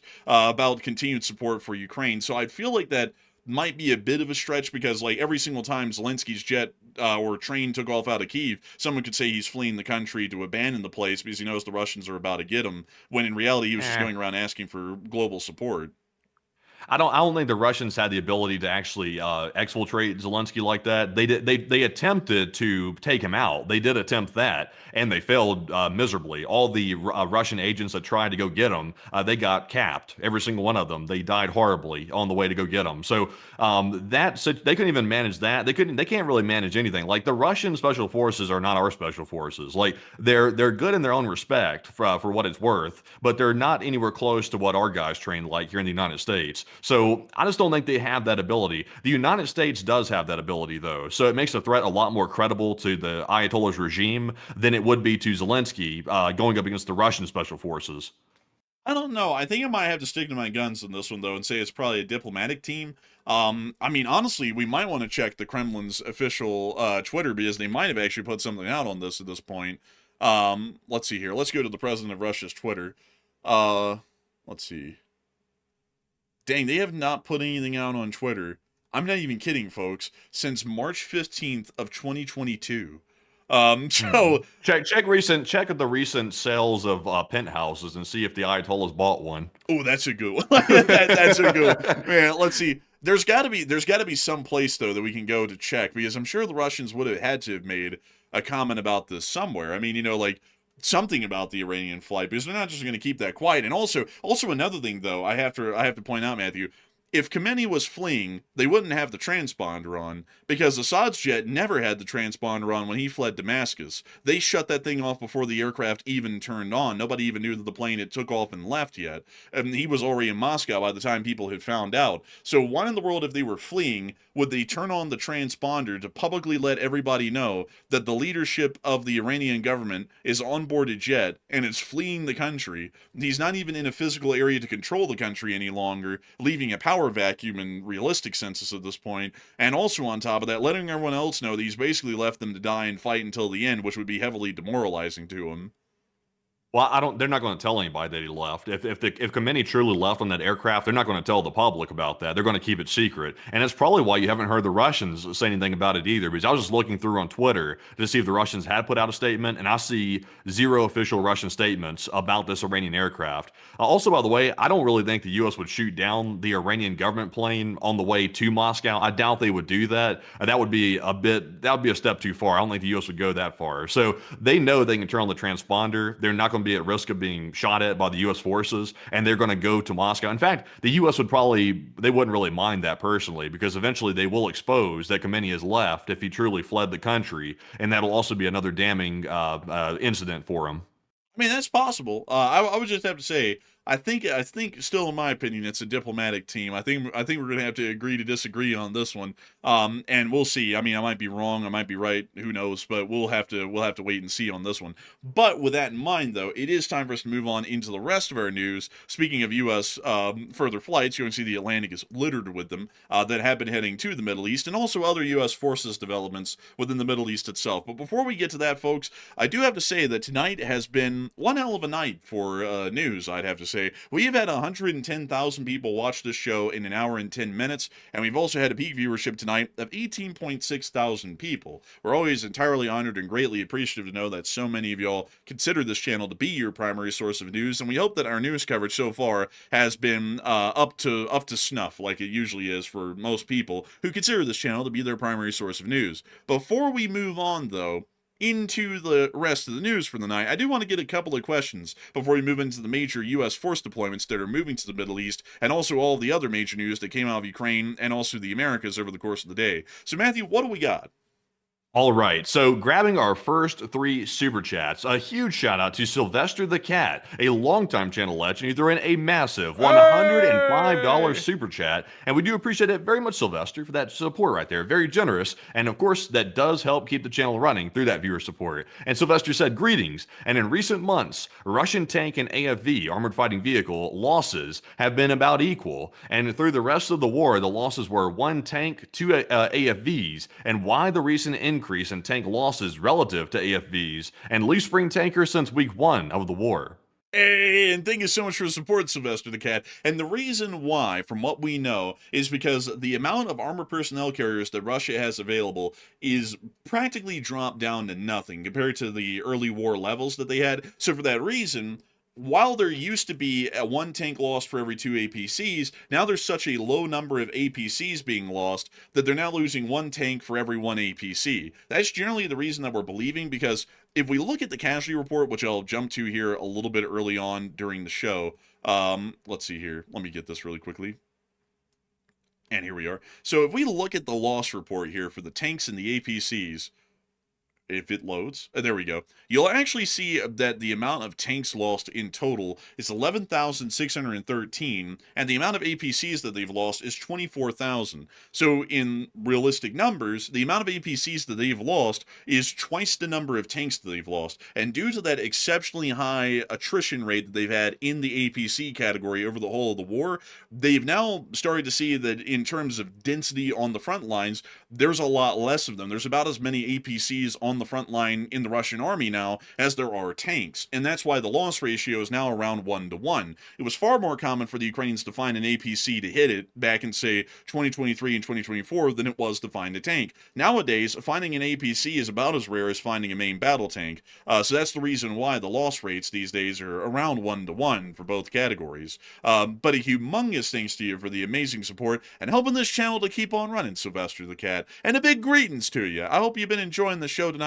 and I gotta say, it's a great thing to have a Lee Spring Army tanker here in the chat. So humongous thanks to you so much once again. I hope that has addressed that incredibly well, and with that, we're on to the next one. All right, and our second super chat goes to another channel legend. It is BC Skyman. And thank you very much, BC, for that $60 support right there. And we do appreciate that. He did not leave a comment, but he did leave a super sticker of possibly a Game Boy controller, maybe. I can't quite recognize it. Maybe a Nintendo 64, not really sure. But it's saying super effective and giving the peace sign, too. And I have a feeling that the U.S. forces will be super effective, or at least the airstrikes might. So we'll have to wait and see. But thank you very much, BC, for that support. Man, Enforcer, what say you? I gotta gotta say a humongous thanks to you for the support and helping this channel to keep on running, BC Skyman. Because while you didn't throw in a comment, we know that you have a lot of good things to say about the channel, and we always thank you massively for enjoying this channel and supporting it to help us to keep this thing running. Folks like you have been with us here on this channel since day 4 of the war, and have been with us for 1,434 days, or 33 days actually, as of today. That's an incredibly long time to watch a YouTube channel, and we gotta thank you so much for being with us for that many years, and also being a humongous part of the Lee Spring Army and the amazing sort of community that we try and have here on this channel. So a humongous thanks to you so much once again. I hope that has addressed that wildly well to an absolute old guard and a channel legend, and with that in mind, it's time for us to move on into the final question of this segment, and then it's going to be time for us to move on and right into the rest of our news. So Matthew, what do we got? Also, by the way, contrary to public opinion, we are not 40 years old. So someone said, how can you not ID a Nintendo 64 controller? That was actually way before my time. So I've only seen them in pictures. And also I played with one of those consoles in person one time. So that's the only way I know what that looks like, by the way. That did not release during my lifetime. So that's why I don't know about it. But anyways, jumping into our next one here. This one goes to none other than Mark Eade, who puts in a 50 New Zealand. And thank you very much, Mark, as always, for that very consistent, very generous support. And we do appreciate that. And Mark said, Thirsty Thursdays, a team. Take it from the chat fellows, LSA, New Zealand from the South. I gotta thank you massively for the support, Mark Eade, and helping this channel to keep on running. And I've gotta say that it's a wonderful thing to know that you're here with us tonight. We're happy to know that the Lee Spring Army's brigade in New Zealand is still with us and watching. And we thank you massively for enjoying this channel and supporting it. And we will make sure to get one from the live chat in your honor. To the southern part of New Zealand, we thank you. And Matthew, what do we got? All right, so this one, the live chat question goes to none other than Tex Chris, who said, is the Shah in a realistic position to take power in the event of an Iranian regime decapitation? I would say no. I would actually also say that I listened to, I don't know if you listened to it, Matthew, but I listened to an interview of him that was made by a news agency here in the United States. And I would have to say, folks, this is probably going to be a really hot take. I don't really trust him. I listened to him talk. Why? Well, they asked him in the interview, I believe it was a 60 Minutes interview, if I'm not mistaken. They asked him, why in the world do you have to be the guy to transition Iran into a democracy? And he stuttered through the entire answer. He was like, well, I'm volunteering my services to be the interim leader of Iran. It came off to me, folks, that the interim leader position would come up to become a permanent position, the way he was explaining it, because he really couldn't even explain why in the world he would want to put himself in that spot when he was asked about it just up front. Why do you want to put yourself in that position? His answer was very, like, questionable. I mean, it was like he was really struggling to even come up with it, like, beyond just saying, I'm owed this by right, I am your king, yada, yada, yada. He was like, and I was like, listening, I was like, that doesn't sound like someone I trust. Like, to be entirely honest with y'all, not to take a novel here, but it sounded a lot like that President Coin in the Hunger Games, where they ended up killing President Snow, you know, Matthew, and then they're like, you know what? I think I'm just going to be the interim president for a little while. I don't really think we're ready for a democratic election yet. And it almost came off something similar to that. And I was like, you can't really trust someone who says, I want to be bestowed basically the power of dictator temporarily to transition the country into a democracy. And then when they're asked, well, why do you want to do that? They really can't give an answer easily and fluidly. Like, if I was to say something, I mean, you know, if I was in his position, I could have easily given y'all an answer to that one. That would have sounded very eloquent. I would have said, my father was the leader of Iran, and while he wasn't really considered to be wildly popular and his leadership did have some questions, I believe that it is my duty as a Persian and an Iranian that I have to see that my country is able to finally enter a golden age of prosperity for its people and that its citizenry can actually be heard. And I believe that due to my position and my knowledge that my father gave me of his own errors and faults as the former leader of Iran, I believe that I'll be able to transition the government smoothly and easily into a new, more democratic and better Iran than has ever been seen in modern history. I mean, that would be a very easy answer to give, like if you're actually thinking outside of a point of I'm owed to be the leader of Iran. You would easily be able to come up with something like that. I will say personally, like I won't go as far as to say I don't trust the guy completely, but you got to be leery. I've said this for months now. You got to be leery about people that are really raring to go to take charge, to take power of a country like that. There's usually some underlying motivation that you don't find about until they take charge that turns out to be not so great. But the read I get off the Shah is he seems like he might have good intentions, but the problem is though he acts like he's entitled to the position. His father and obviously the government that existed before he was ousted by the Ayatollahs and the mullahs was a monarchy and basically a dictatorship to a certain degree. So he was the king, the Shah, which it sort of goes with it that they're entitled to a certain degree. So I feel like the son believes that it's his rightful place to take position as the Shah of Iran again because he's owed that position because it's his family name. I feel like that's the way he looks at it, which as an American in a democratic system, that kind of is repulsive a little bit. But for the Iranians, they might be okay with that. I'm not really sure if they are. Mainly what it comes down to for me is it has to be proven that the Iranian people want him through an election or some other means, like a poll or something, before he's simply installed by the United States. Because all we're basically doing, if it turns out the Iranian people as a majority don't want him, all we're doing is replacing the Ayatollah with someone who's U.S. aligned, but basically the same thing in a different form. So it comes down to what the people really want. And you can't really know exactly what the majority wants until you have an election. And also, I'll say this. I see a lot of people saying, the Iranians want Pahlavi. Well, great. I think that they ought to have a referendum on it then. He ought to not be the provisional leader until a referendum's held by a provisional government. There you go. If they really want him, then that will be shown in the vote. Here's how I would do it, folks. If you told me you're the president of the United States today, and you're the one who has to set up some sort of a transition of a government in Iran, I would not say, okay, there you go, Pahlavi, you figure it out. Hell no. No, like, absolutely not. That's going to piss a lot of people off in Iran because they might not actually be their guy. That might just be the symbol they're rallying around. He might not be a great leader. What I would do is I would say, okay, the Iranian cultural groups, every single one of them, is going to have to get 2 delegates. They're going to have to select them either through they're going to have to select them through some form of a vote. They will send these delegates to Iran, so you'll have maybe about 50 of them at the end of it all, and they will form the provisional government. There will be no centralized leader with executive powers at that point. A provisional government is supposed to take a heartbeat or a pulse of the entire country. Then that provisional government and those 50 delegates or so, considering that they're all from different cultural groups, so you're not going to have a singular one steamroll the whole deal, then you have them all come together and go, okay, so now we need to set up an election apparatus to see that the provisional government comes to an end and that we elect in a parliament, and we also set up referendums for the public to get the tempo of what they want. So then we can go through the whole, do you want a federal republic form of democracy? Do you want another form of democracy, maybe a parliamentary democracy? Do you want a constitutional monarchy with a parliament? And then if they vote for a constitutional monarchy with a parliament, then the provisional government will say, okay, well, that clearly means that they want Pahlavi back, so now he can come back with stipulations to his leadership, meaning that he's not basically the dictator of Iran during that period of time being the provisional leader. That's how I would do it, because that guarantees that...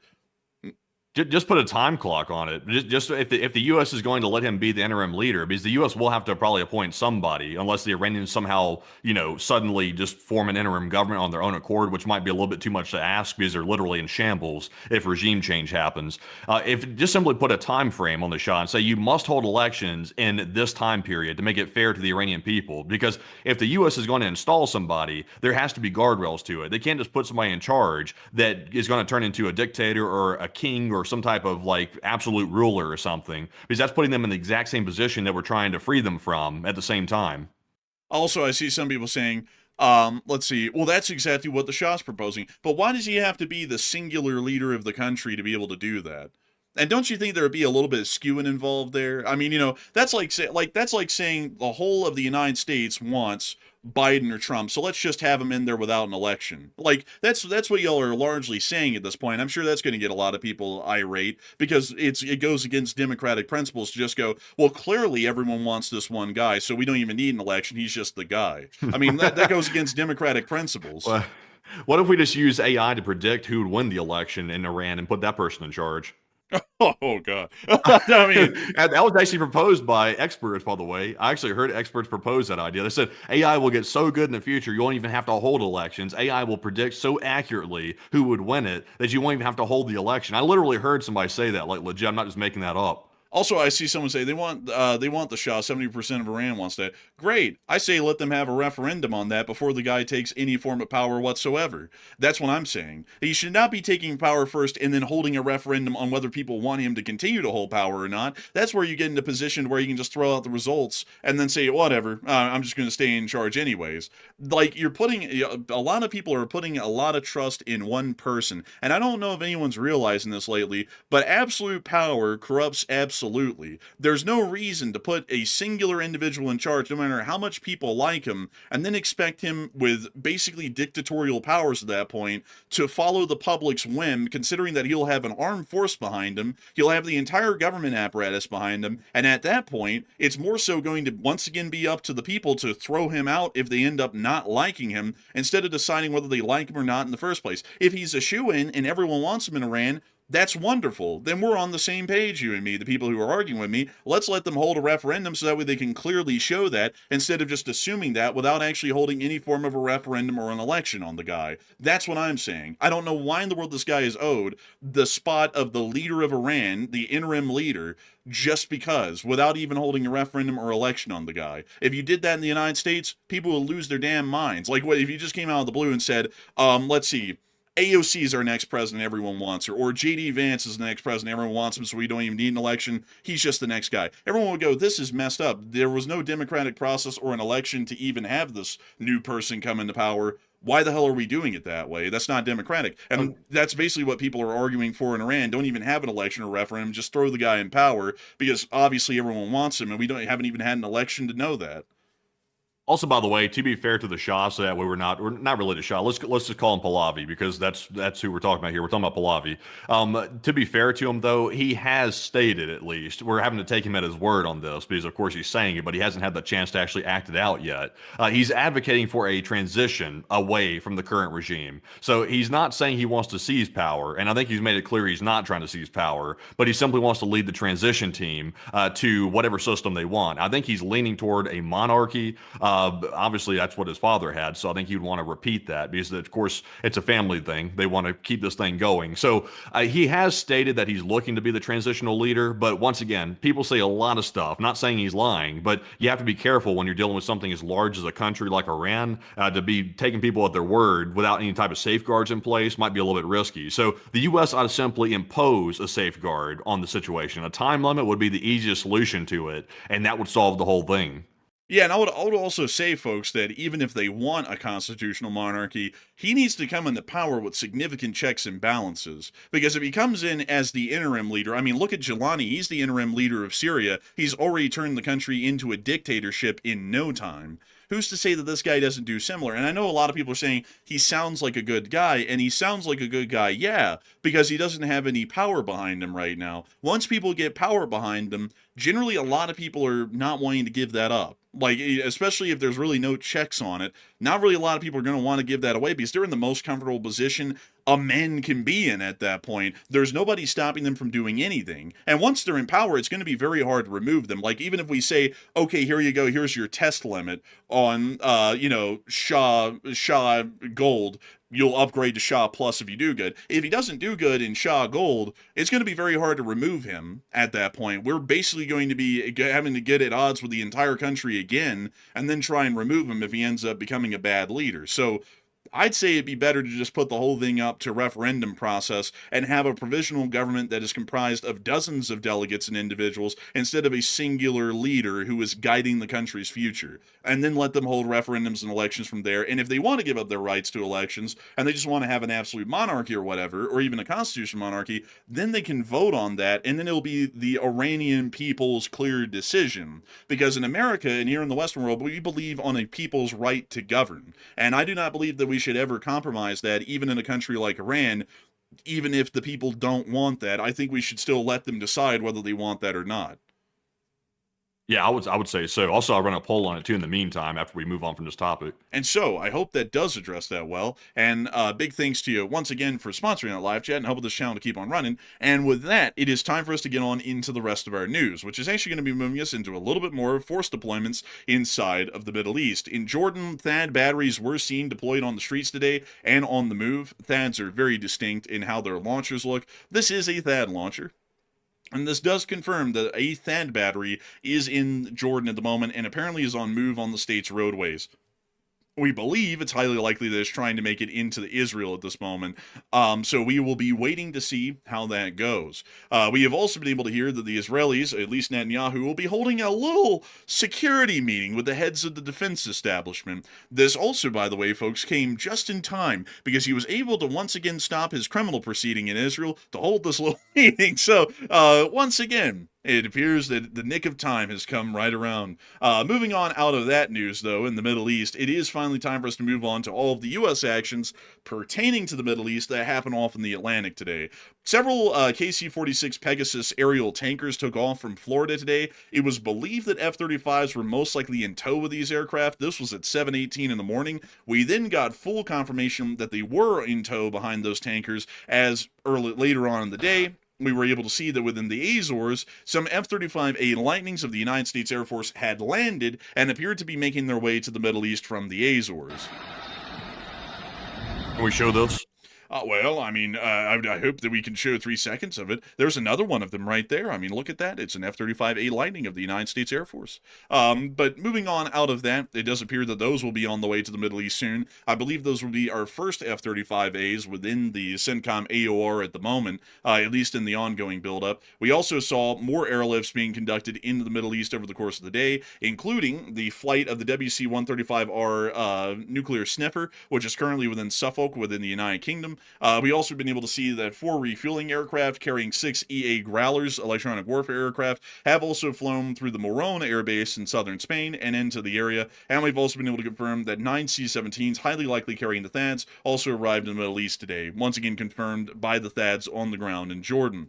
Additionally, we also saw even further flights being conducted within the northern part of the United States of America, nearer to New England, as 4 KC-46 Pegasus aircraft took off today and made their glorious venture out into the Atlantic, onto the United Kingdom, where they will then hop on over into the Middle East. So it does appear that at the moment, we are seeing still major aerial movements. We have also been able to hear simultaneously that within the United States government, the president has stated that he is attempting to talk to the Iranians, because we all know the Iranians can be talked to. The reporter asked, have you had any more communications with Iranians regarding the protesters? The president said, I have had, and I'm planning on it. Yeah, we've had a lot of very big, very powerful ships sailing to Iran right now, and it would be great if we didn't have to use them. The reporter said, can you say what message was that you shared with the Iranians? And the president said, well, I told them 2 things. Number 1, no nuclear, and number 2, stop killing protesters. They're killing them by the thousands. You know, I stopped 837 hangings just 2 weeks ago, but they're going to have to do something. Nobody's ever seen anything like this, because of course everything's the biggest. Wait a second. Like, I got to point out the contradiction there. How can you brag about stopping hangings inside of Iran, which I personally have doubts that he stopped anything? Because it sounds to me like the reports came out saying that the Iranians executed people anyway. And then also in the same sentence, you say that they're killing them by the thousands, but yet you stopped 800 hangings. It's like, well, if they're killing them by the thousands, but they're stopping the hangings, what's the difference? They're still killing people inside of Iran. Who cares how they did it? It's like they're still killing people.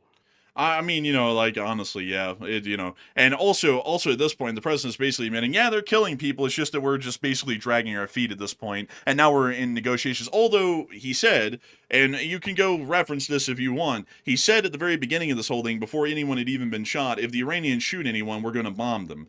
Then the Iranians killed 30,000 people, and now he's saying, we're trying to talk to them right now about them killing all these people. And also, I did the greatest thing in history ever. I gotta say, folks, it gets very, like, the exaggeration of everything gets very annoying to me. You know, like, Like, everything according to the president is the biggest thing that ever happened. It's like nothing has ever happened in global history until he became president. It's the biggest massacre. We have the biggest, most powerful ships. It's the biggest, most powerful military operation. It's the craziest time. Like, it's the greatest economy. Like, the greatest economy in the world. No one's ever seen anything like. It's just.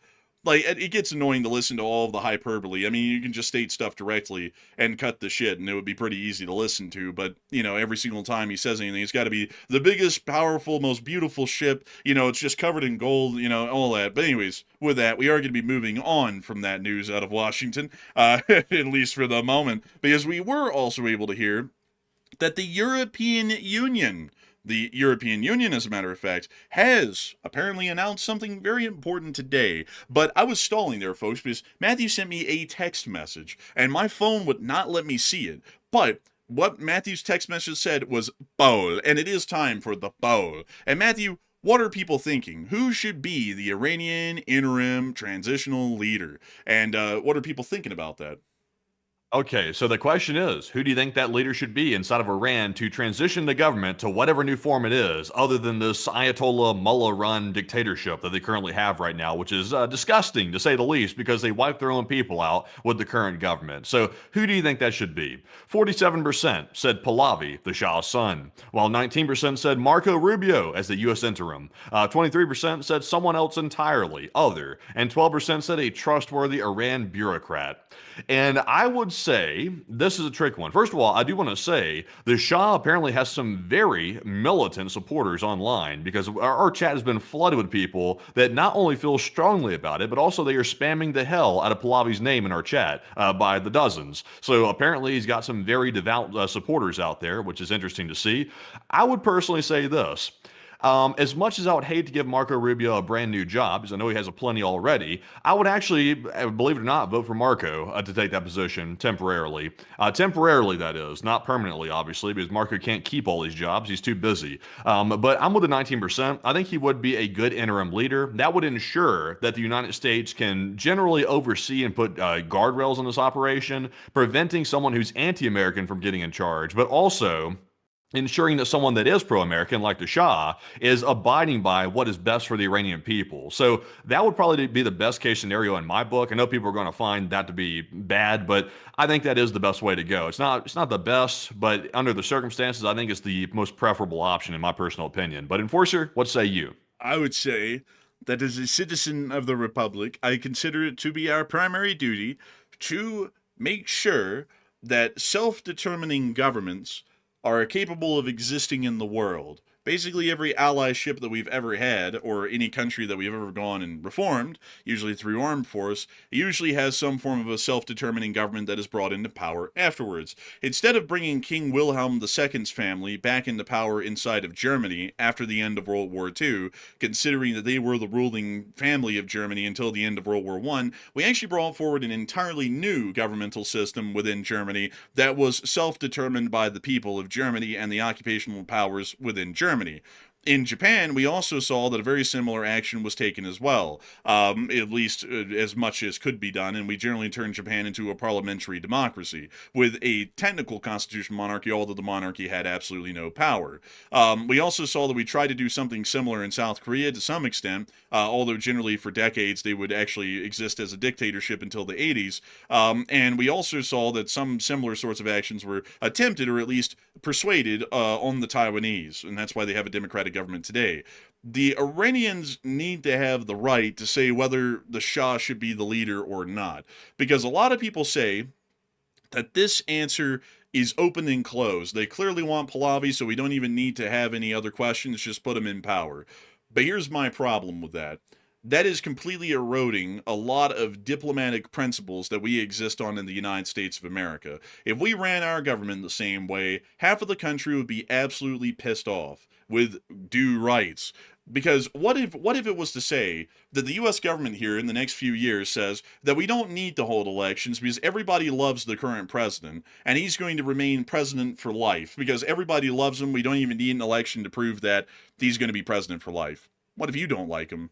You didn't even get a say in that. You didn't even get to go throw a vote in the ballot box to say whether you wanted him or not. What if the Iranian people are saying that they like the guy, then he comes into power, and then he proves to all of them that he was not a guy to be liked? and he just put on a good face to the public until he got into power. Who's to say that that doesn't happen? Then not only have we put a generally not a great leader in charge in Iran, but we also now have the Iranians hating us because we put him in charge without even asking them about it. I mean, who's to say? Yeah. And also, like, another thing is, shouldn't the Iranian people shouldn't we doubly make sure that they have the right to choose what government they want?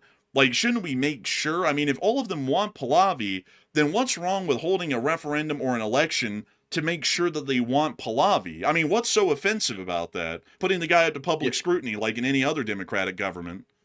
Yeah, and also, by the way, when I say like the transitional leader, I see some folks that appear to be Iranian in the chat. I am not saying to install a U.S. leader in charge of your country. I am absolutely not saying that. In fact, that's the one thing I'm trying to avoid the U.S. wanting to do. That's the one thing I'm totally against. The Iranian people should be sovereign over their own country. That would be the main point of removing the Ayatollah from power. So when I say transitional leader, I mean basically a supervisor, someone that is neutral enough that can monitor the Iranian transition to whatever form of government that you want as the Iranian people and ensure that it's done fairly and is not being co-opted by somebody that may have their own personal interests that could turn out to be not good for your country. That's what I'm saying. A supervisor, not the U.S. making decisions on behalf of Iran, like how your country is going to be governed in the future, just simply supervising the setting up of an election, a referendum or something, so that way the Iranian people can speak, not this other way of just putting someone in there and saying, here, you just have it and take it. That doesn't seem like a good way to go, at least in my personal opinion. Also, I see a lot of people saying, well, if Pahlavi takes charge, he'll hold a referendum because he said so. Well, I'm gonna be honest with y'all. The last president of the United States said that he was going to do a whole bunch of stuff. He hardly did any of it. The current president saying, the one who was elected in 2024, he said that once he becomes president, he's going to do a whole bunch of stuff. He's hardly done any of it.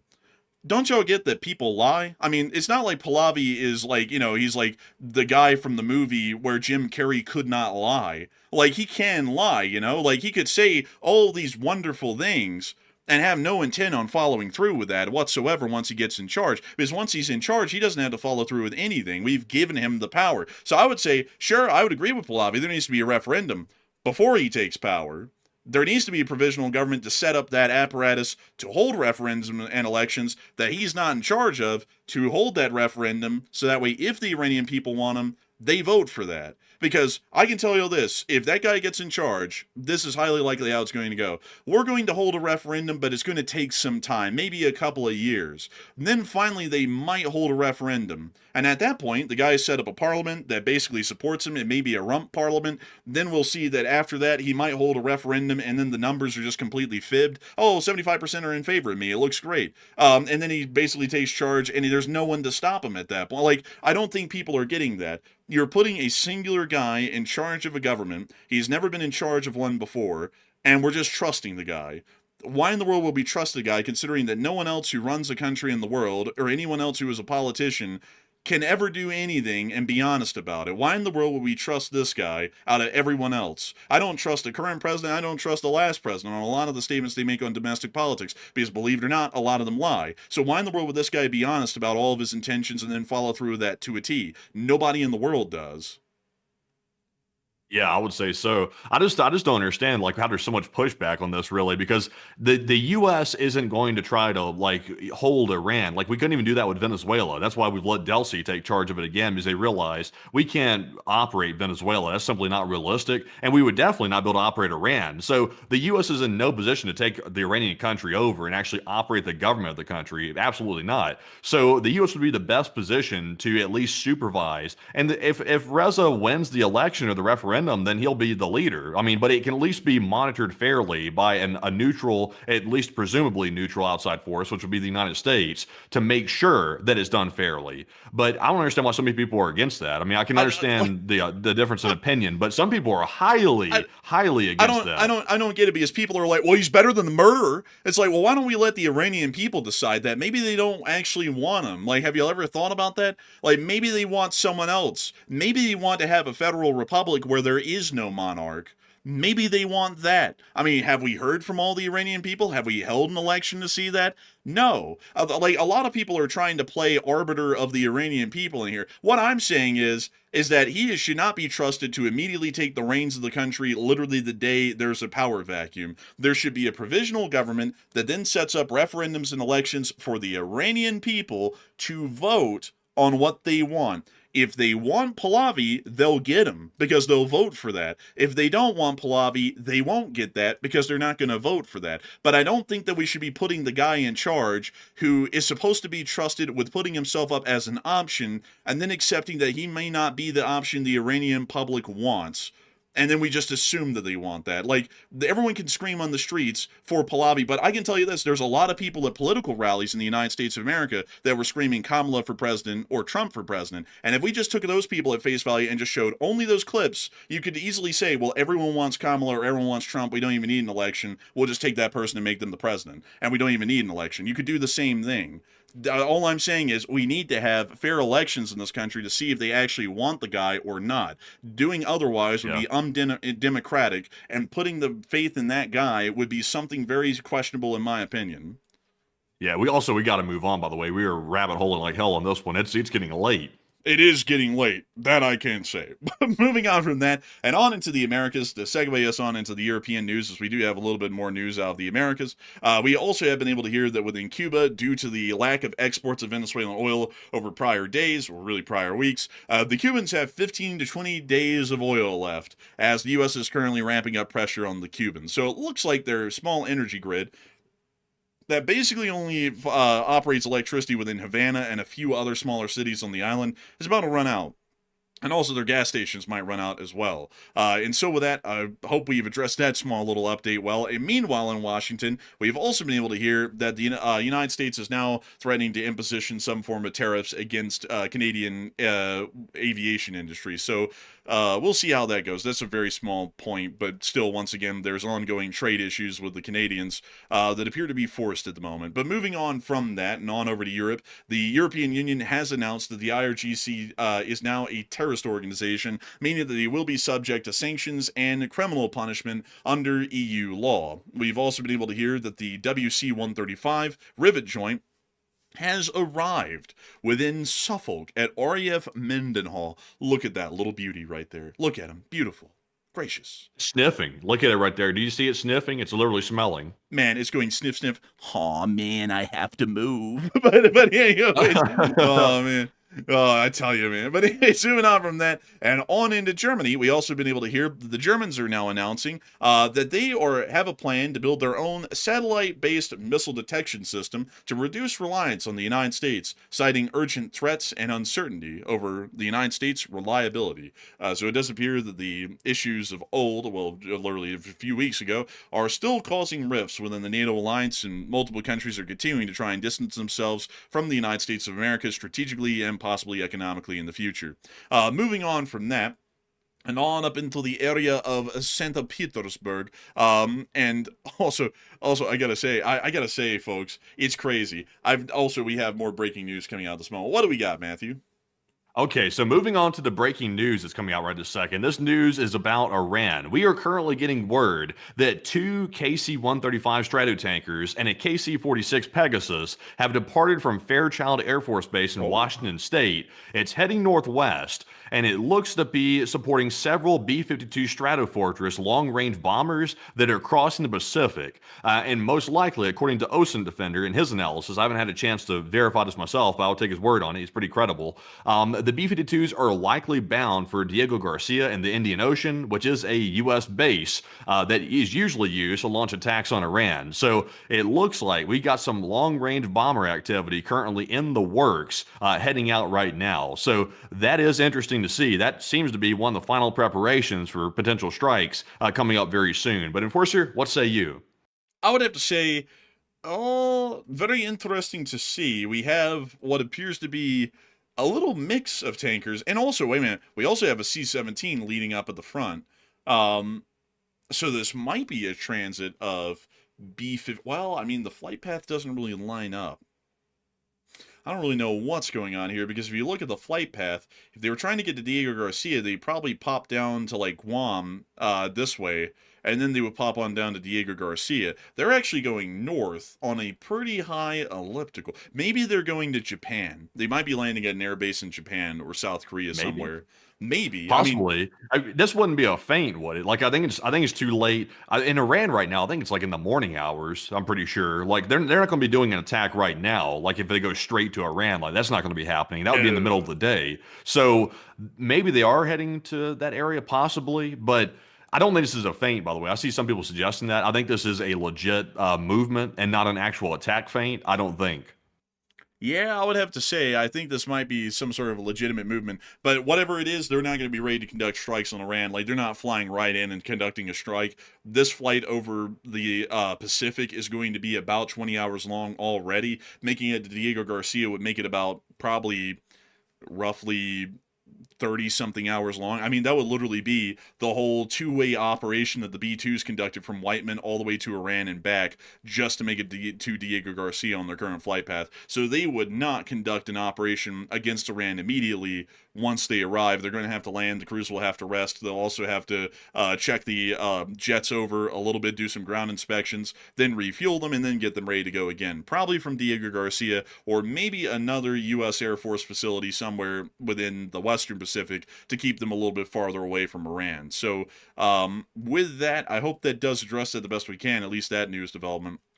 And also, folks, I gotta say, I mean, some people in the chat are still going off about the Iran thing. I just gotta say this. I'm gonna leave it at this. I believe in the democratic process. I don't believe in, by default, saying that someone's going to be in charge of a country ever. And I'd like, regardless whether the Iranian people want that guy or not unanimously, they should have a right to vote on that instead of just assuming that. That would be ridiculous and undemocratic to do otherwise. I'm an American. I believe in American principles. And while Iran may not be culturally conducive to a democracy, I feel that at least in a provisional government sense, if their current government collapsed, they at least ought to have 1 or 2 votes in their next nation's history to figure out where it's going to be going. So I hope that does address that well. I'm just going to leave it at that. And if you disagree with that, I mean, God help you, that might be the reason why a lot of people in this country are leaning towards dictatorships these days instead of a democratic principle. But anyways, moving on from that and on into Russia, we have been able to hear that, well, actually, we'll get to the Belarusian news first. Then we'll get to Russia. But in Belarus, the Belarusians have made a humongous announcement, a tremendous announcement. They have gotten a new batch of Su-30SMs. Matthew, what do you think the number was? 10, 20, maybe even 30? How many do you think they got? Like 1.5. Oh, being a little bit stingy there, they actually got a whopping 2 Su-30SMs. Oh, damn. 0.5 extra. Look at them. Oh, my God.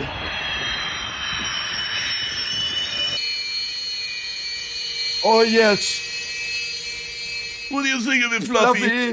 Fluffy will be pleased. You have to admit it's a good thing that Fluffy likes his planes. Wow. There they are. 2 of them, folks. That's it. Only 2 new Su-30s. The Russian aviation industry, the Sukhoi company, is absolutely shot. This is the whole batch that they were able to produce for Belarus, I think over an entire annual period, was 2 new Su-30SMs for Belarus, and they sent them on. And I think Belarus currently has a standing order right now for like an additional 16 of these, and they're only getting about 2 of them a year. So that means it's going to take the Russians about 8 more years to fulfill a contract for 16 planes. Yeah, also, by the way, they're barely getting any planes. Also, this is considered a big event for them, by the way. This is big stuff. They got 2 of them. That's big news for them. Fluffy will be pleased. Also, speaking of Fluffy, by the way, Zelensky made an interesting statement about Lukashenko yesterday and the whole country of Belarus. He said he literally name-dropped Fluffy. He said, the dog has more rights than the Belarusian people. Honestly, he's right. Like, he noticed that, too. He noticed the dog. The dog gets pampered. Like, the dog lives in basically like a bubble of democracy inside of Belarus. I think the dog might make decisions half the time, honestly. It literally follows him to diplomatic meetings when Lukashenko goes to one. So the dog's living high. I mean, the dog's really got it. Man, Lukashenko goes, "Thank you, everyone. Long live the Republic of Belarus." And then he goes into the back room, and he sees the dog sitting in a chair. "How did I do?" "You did pretty good, buddy, but I'd say next time." Like, and then the dog starts giving him advice. It's like, Lukashenko said, I brought my dog with me. They said, "Oh, you brought your friend?" No, I brought the dog, literally. Like, here's the dog. bro, like Lukashenko sits there and he goes to like a conference. He'd be like, "We do not accept we do not accept." Fluffy, what am I supposed to say? You're supposed to say that you do not accept the international sanctions. I do not accept the international sanctions. I think the dog might be an FSB plant. The dog is how Putin sends his directions to the puppet, Lukashenko. That's the conduit. It's the dog. Man, honestly, man, it probably is. But also, speaking of some conduits, Matthew, it seems the Russians might be running a little low on those. Up near St. Petersburg, in one of their suburbs, the suburb of Sestoretsk, they've had a blackout. Oh, no. Oh, no! And it apparently is affecting about 200,000 people. Breaking news! So it's a... Oh, breaking news! So now, the town of Sestoretsk can join the city of Murmansk to the north in having a complete power outage, including the city of Belgrade as well, which is also having a complete power outage. Also in Penza, we have been able to hear that they are also suffering a blackout. Here's the situation in Penza.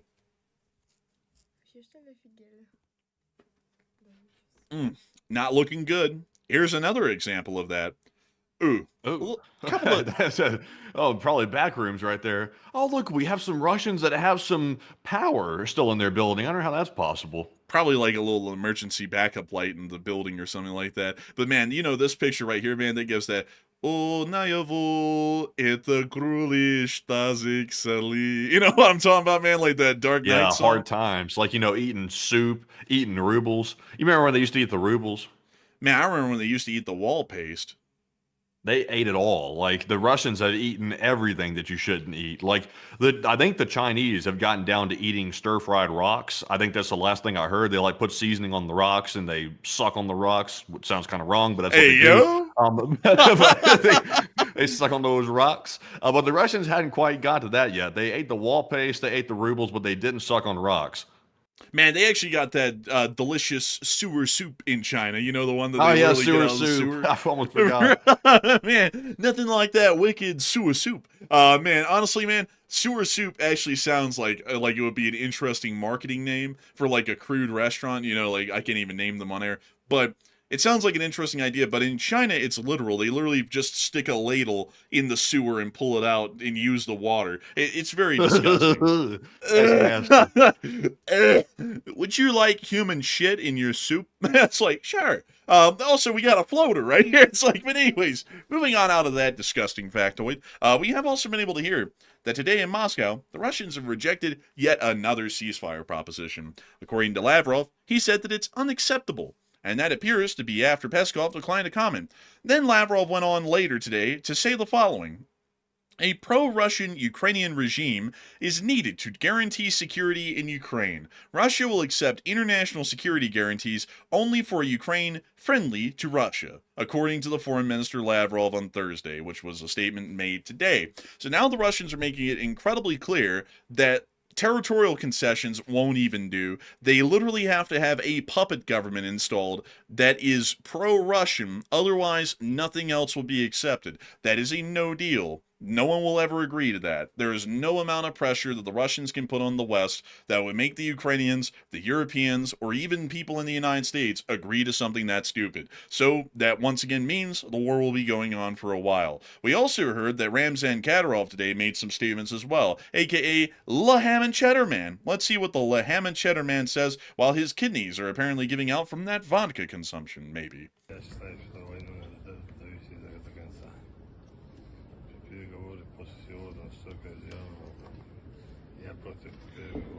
Man, this guy might be embalmed already. His mouth is hardly moving. Man, I mean, if anybody literally could be described as like, a foot in the grave, a foot on the floor, like this dude right here qualifies. I mean, he sounds like he's on death's doorsteps. Like he's barely even audible. Like you can barely even make out what he's saying. Man, they said, what do you think of the situation with Ukrainian negotiations? He said, I think that it is important to see that we continue to bomb them. It's like, okay, dude. It's like, all right, man. I hope that your kid's ready to take charge because I think you're going to be getting out of charge here soon. But anyways, moving on out of Grozny. in the whole Russian Federation situation, it is pretty clear, though, they are pretty much rejecting everything about peace in Ukraine. Again! Again! Like that meme, you know, the one, Matthew, where it's like the repeat of, again! Again! Dude, that's the U.S. delegation at peace negotiations with the Russians. But a lot of people are wondering what's going to be happening now that once again it's becoming clear the Russians don't want peace. This is the 90th time that we've asked you all about this, because this is the 90th time that the Russians have done this. Matthew, what are people thinking about it? What are you thinking about it? Okay, so to give y'all a quick rundown of this right here, because we went over the one little topic there, but there's actually a whole saga behind this. I'll quickly condense it and tell you the whole story. So basically what happened is the U.S. forced Ukraine back into another round of talks with Russia. They met together with all the individuals who like to talk with Putin, even though he said he doesn't want peace, and they somehow came up with an energy ceasefire, because of course we do know that on both sides, in Russia and Ukraine, there are people freezing to death in their apartments because there's no power to heat the home. So that's a huge problem. So the U.S. negotiators allegedly got the Russians to agree to that, and I believe the U.S. president said that Putin said he would abide by it, and he's going to take him at his word, which is obviously not wise because you can't take Putin at his word on anything. He lies about everything. So that's where it stands. So now we heard Lavrov, after all that was said with the U.S. president, Putin, etc. Lavrov then came out and said they're not agreeable to a ceasefire. It doesn't sound good. So what happens now? 83% said Russia will never abide by that deal, while 7% said Russia will abide by it at the U.S. request, and 5% said it's a 50-50 chance.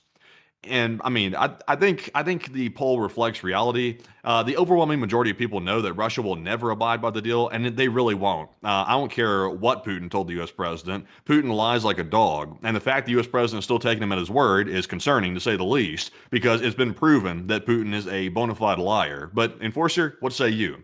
I would have to say that the Russians would never abide by the deal. They would agree with it, and then they obliterate a Ukrainian power plant in the next hour. They did that before, actually, way back in the day. They do it again. So I would be with the 82%. The Russians would never abide by that deal, and them rejecting the ceasefire is more so keeping to their original ethos, which is being straight-up bastards, basically. So with that, I hope that does address that well, at least in my opinion, from what the best I can say. And with that, it is time for us to move on into Ukraine, because we do have frontline news to get to, and plenty. Moving us on into the area of Ukraine, near to the area of Tetkino, a Russian town along the Ukrainian border, we get to see these Ukrainians, doing a little bit of aerial bombing of the Tetkino. Oh, there's one of them. The airstrike, they call it.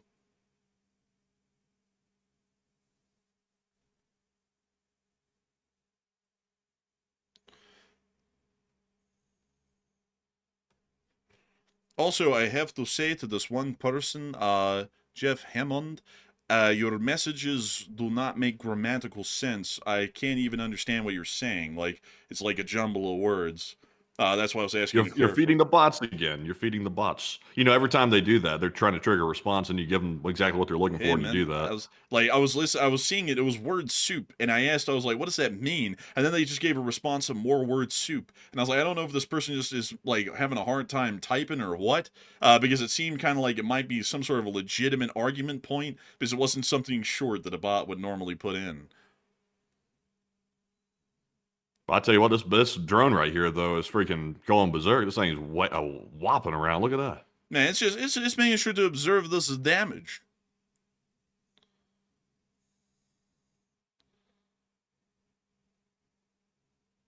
Oh, you see them continuing to surveil the damage that was caused by the airstrike. Take a look at that.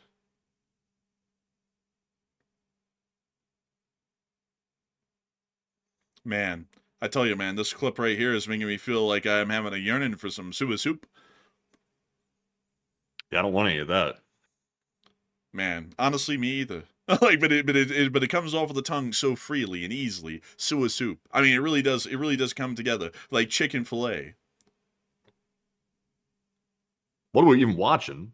We're just watching them surveil the damage here. I mean, that's all. I mean, don't you like watching them surveil the damage? I do. I don't know. So we're just watching them circle around the same building over and over and over. You know, they're just getting their steps in, man. Like, don't judge them. We also get to see a new episode of Rudnik. Are y'all ready? Oh, y'all better be. Oh, my God. Oh, my God. He doesn't even have a tire. Yeah. riding behind what appears to be a Ural. Jeez. I'll tell you what. And then they got the battle honka.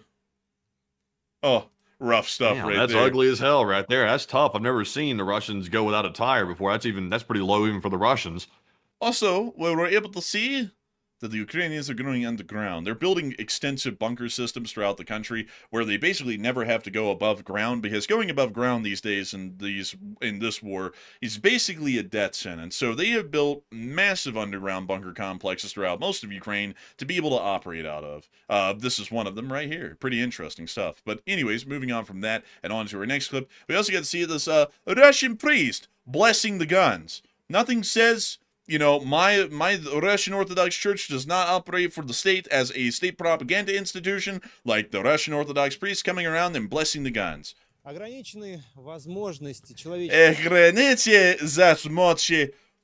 Look at him. He's like, you see, all these guns, the one thing that they're missing is holy water to fry the electronics with. So we're going to bring in a priest with a little bottle of water and a giant little mop-looking thing. He's going to fling water on the sensitive electronics. Hopefully we can fry them before they make it to the front. Look at these things. Honestly, these are kind of, these are the Russians or the Ukrainians? These are actually the Russians.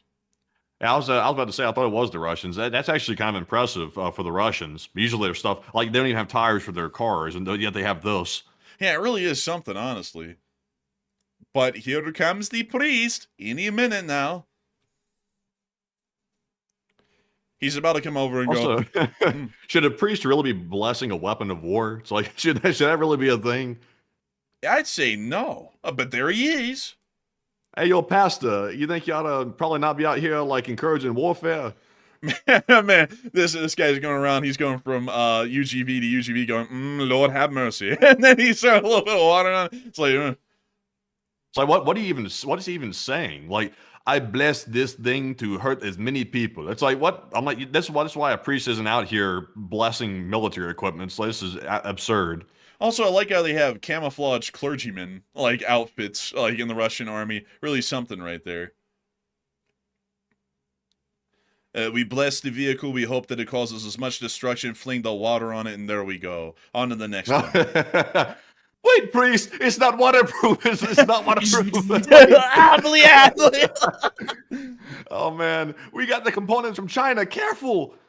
And now he's in there. I think it's our God-given duty to work as an extension of the Russian state propaganda institutions and to see as many innocent people killed as possible. That's probably what he's saying, honestly. I mean, that's very close to what they said in the past when they did this before. Because if y'all don't know, this isn't new for Russia. They've been doing this for years. Because the Russian Orthodox Church is an actual attached extension to the Russian government. So they are not allowed or approved or authorized to do anything that would actually be within Christian religious doctrine unless if it aligns with the state's values and purposes. So the Russian government can literally tell them, no, just delete these parts of the Russian Orthodox Bible and I'll be fine. And they do that often. And they also completely change the teachings whenever it needs to fit what the state wants in Russia.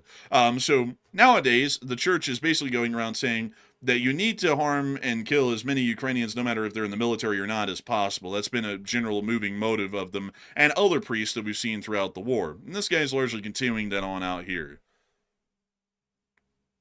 Really something else.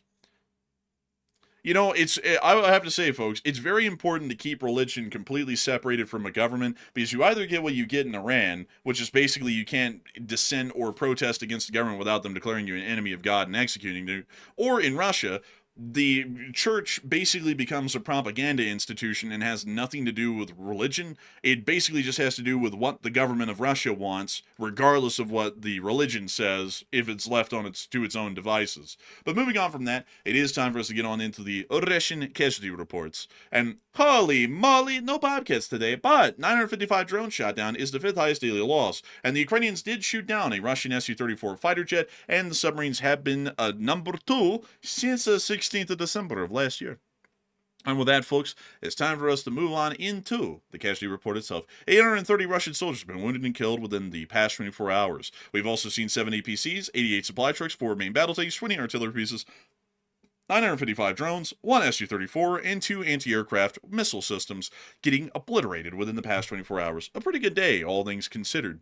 Moving on from that and out of the location unknowns, it's time for us to move on down into the Seversk area, where we were able to see that within the Slovensk direction, the 81st Air Mobile Brigade was able to send some Russians air-mobile.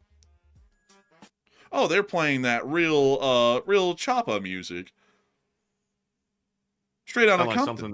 Sound like a pimp music or something like that. Like somebody be strolling, high stepping with the cane. Oh, that guy was high stepping right into the closet over there. Man, and after that drone hit, he was high flying. You see them trying to lift up this Russian tarp. Oh, Russian. Well, no longer. Oh, those Russian carp. Oh, those carp. Oh, that guy actually may have been able to dodge that. This guy didn't. And what the? But moving on from that clip and on down to our next one near Konstantinivka, we also got to see these Russians being dismantled from their horses and then taken out. The Ukrainians have a general aversion of directly attacking the horses, so they try and get the Russians to dismount from the horses and then attack them once dismounted. That way they don't take out the horses as well. Because the horses, they don't know what they're doing there, and it would be unfortunate to see them get taken out. So you see right there, the horses ran off right after the drone hit, and it generally appears that the horses were mostly unwounded, which is actually quite lucky for them, although the explosion was incredibly close. With that, that's the end of that clip, and moving on from that and further down the line and into the area of Novopavlivka, we also got to see the 148th Artillery Brigade of the Ukrainian Armed Forces hard at work. There they go, launching those 122mm Grad rockets at the enemy. Oh, look, there's a Su-25 up there. Actually, that's a drone. Correction. And they're popping some shots, getting that Grad back on the road. Aiming I would like to drive one of those right there. I've always wanted to drive one of those trucks. What is that, a Ural? I think it's like a Ural truck with like the rocket launcher on it, I believe. Yeah, I just like the suspension on those trucks, like that independent like suspension. That's pretty cool. Like, everybody who's been like a little bit like like someone who wants to get on like a video game and have like a perfection like video game, they always want to go do that mud running stuff. You know what I'm talking about? Like the Russian trucks that go over the mud and stuff like that with the suspension. Yeah, I know what you're talking about. Spin tires. Yeah, they're like that. That's always satisfying to me. Yeah, to some it is. I would agree. We also got to see them hitting Russians near Huilopol. They were able to hit the Transhi, which is a Russian trench in Ukrainian. Oh, look, the Russians, they're right here. They're like, oh, Papa, and they're gone. They're going to be seeing Papa, all right. But anyways, with that, it is time for us to move on out of the front lines and up to Kyiv to cover the speech from the President of Ukraine, Volodymyr Zelensky, here on this day of the war. While this loads, how are y'all doing tonight? How's your families? Y'all doing well? Well, it's good to hear. Well, nevertheless, here is the speech from the President of Ukraine, the President, Volodymyr Zelensky. And speech! Oh. Okay. And so without further ado, here's the speech. Speech! Бажаю здоров'я, шановні українці. Перш за все, вдячність нашим енергетикам та ремонтним бригадам. Усім, хто працює справді цілодобово, щоб дати більше електрики людям. Завдання надзвичайно складне, враховуючи масштаб російських ударів, які були. Сьогодні на селекторі більшість областей заслухали, де є проблеми, значна кількість відключень щодобово. Максимум сил залучення. Найбільш складно, як і раніше в Києві, тим більше проблеми з опаленням. Без тепла в Києві більше, ніж 450 багатоквартирних будинків в кількох районах. Більшість з них – це після ударів. Є також і значна кількість аварій. Фактично в ручному режимі багато таких ситуацій доводиться виправляти. Уряд України, сили державних компаній, інших наших регіонів залучені, щоб допомогти. Як із постачанням зброї в Україну, так і з постачанням енергетичного обладнання зараз в щоденному режимі працює Міністерство енергетики, відслідковують кожну домовленість з нашими партнерами, всі обіцянки підтримки для України, щоб реалізувати все. Те, що є у наших партнерів на складах і виробництвах, також в режимі фактично постійного моніторингу. Логістику в Україну, застосування в Україні. Процес має бути і є максимально чітким. Харків і область після ударів Триває відновлення. Складні були обставини. Чернігів, Суми, Київщина, Дніпро, Кривий Ріг, уся Дніпровщина, Полтавщина, наша Донеччина, Запоріжжя, Миколаївщина, Одеса, Кропивницький та область, Черкащина, Вінницька область, Чернівецька, Хмельницька, Житомирська область. По кожній ми фіксуємо потреби і можливості допомогти.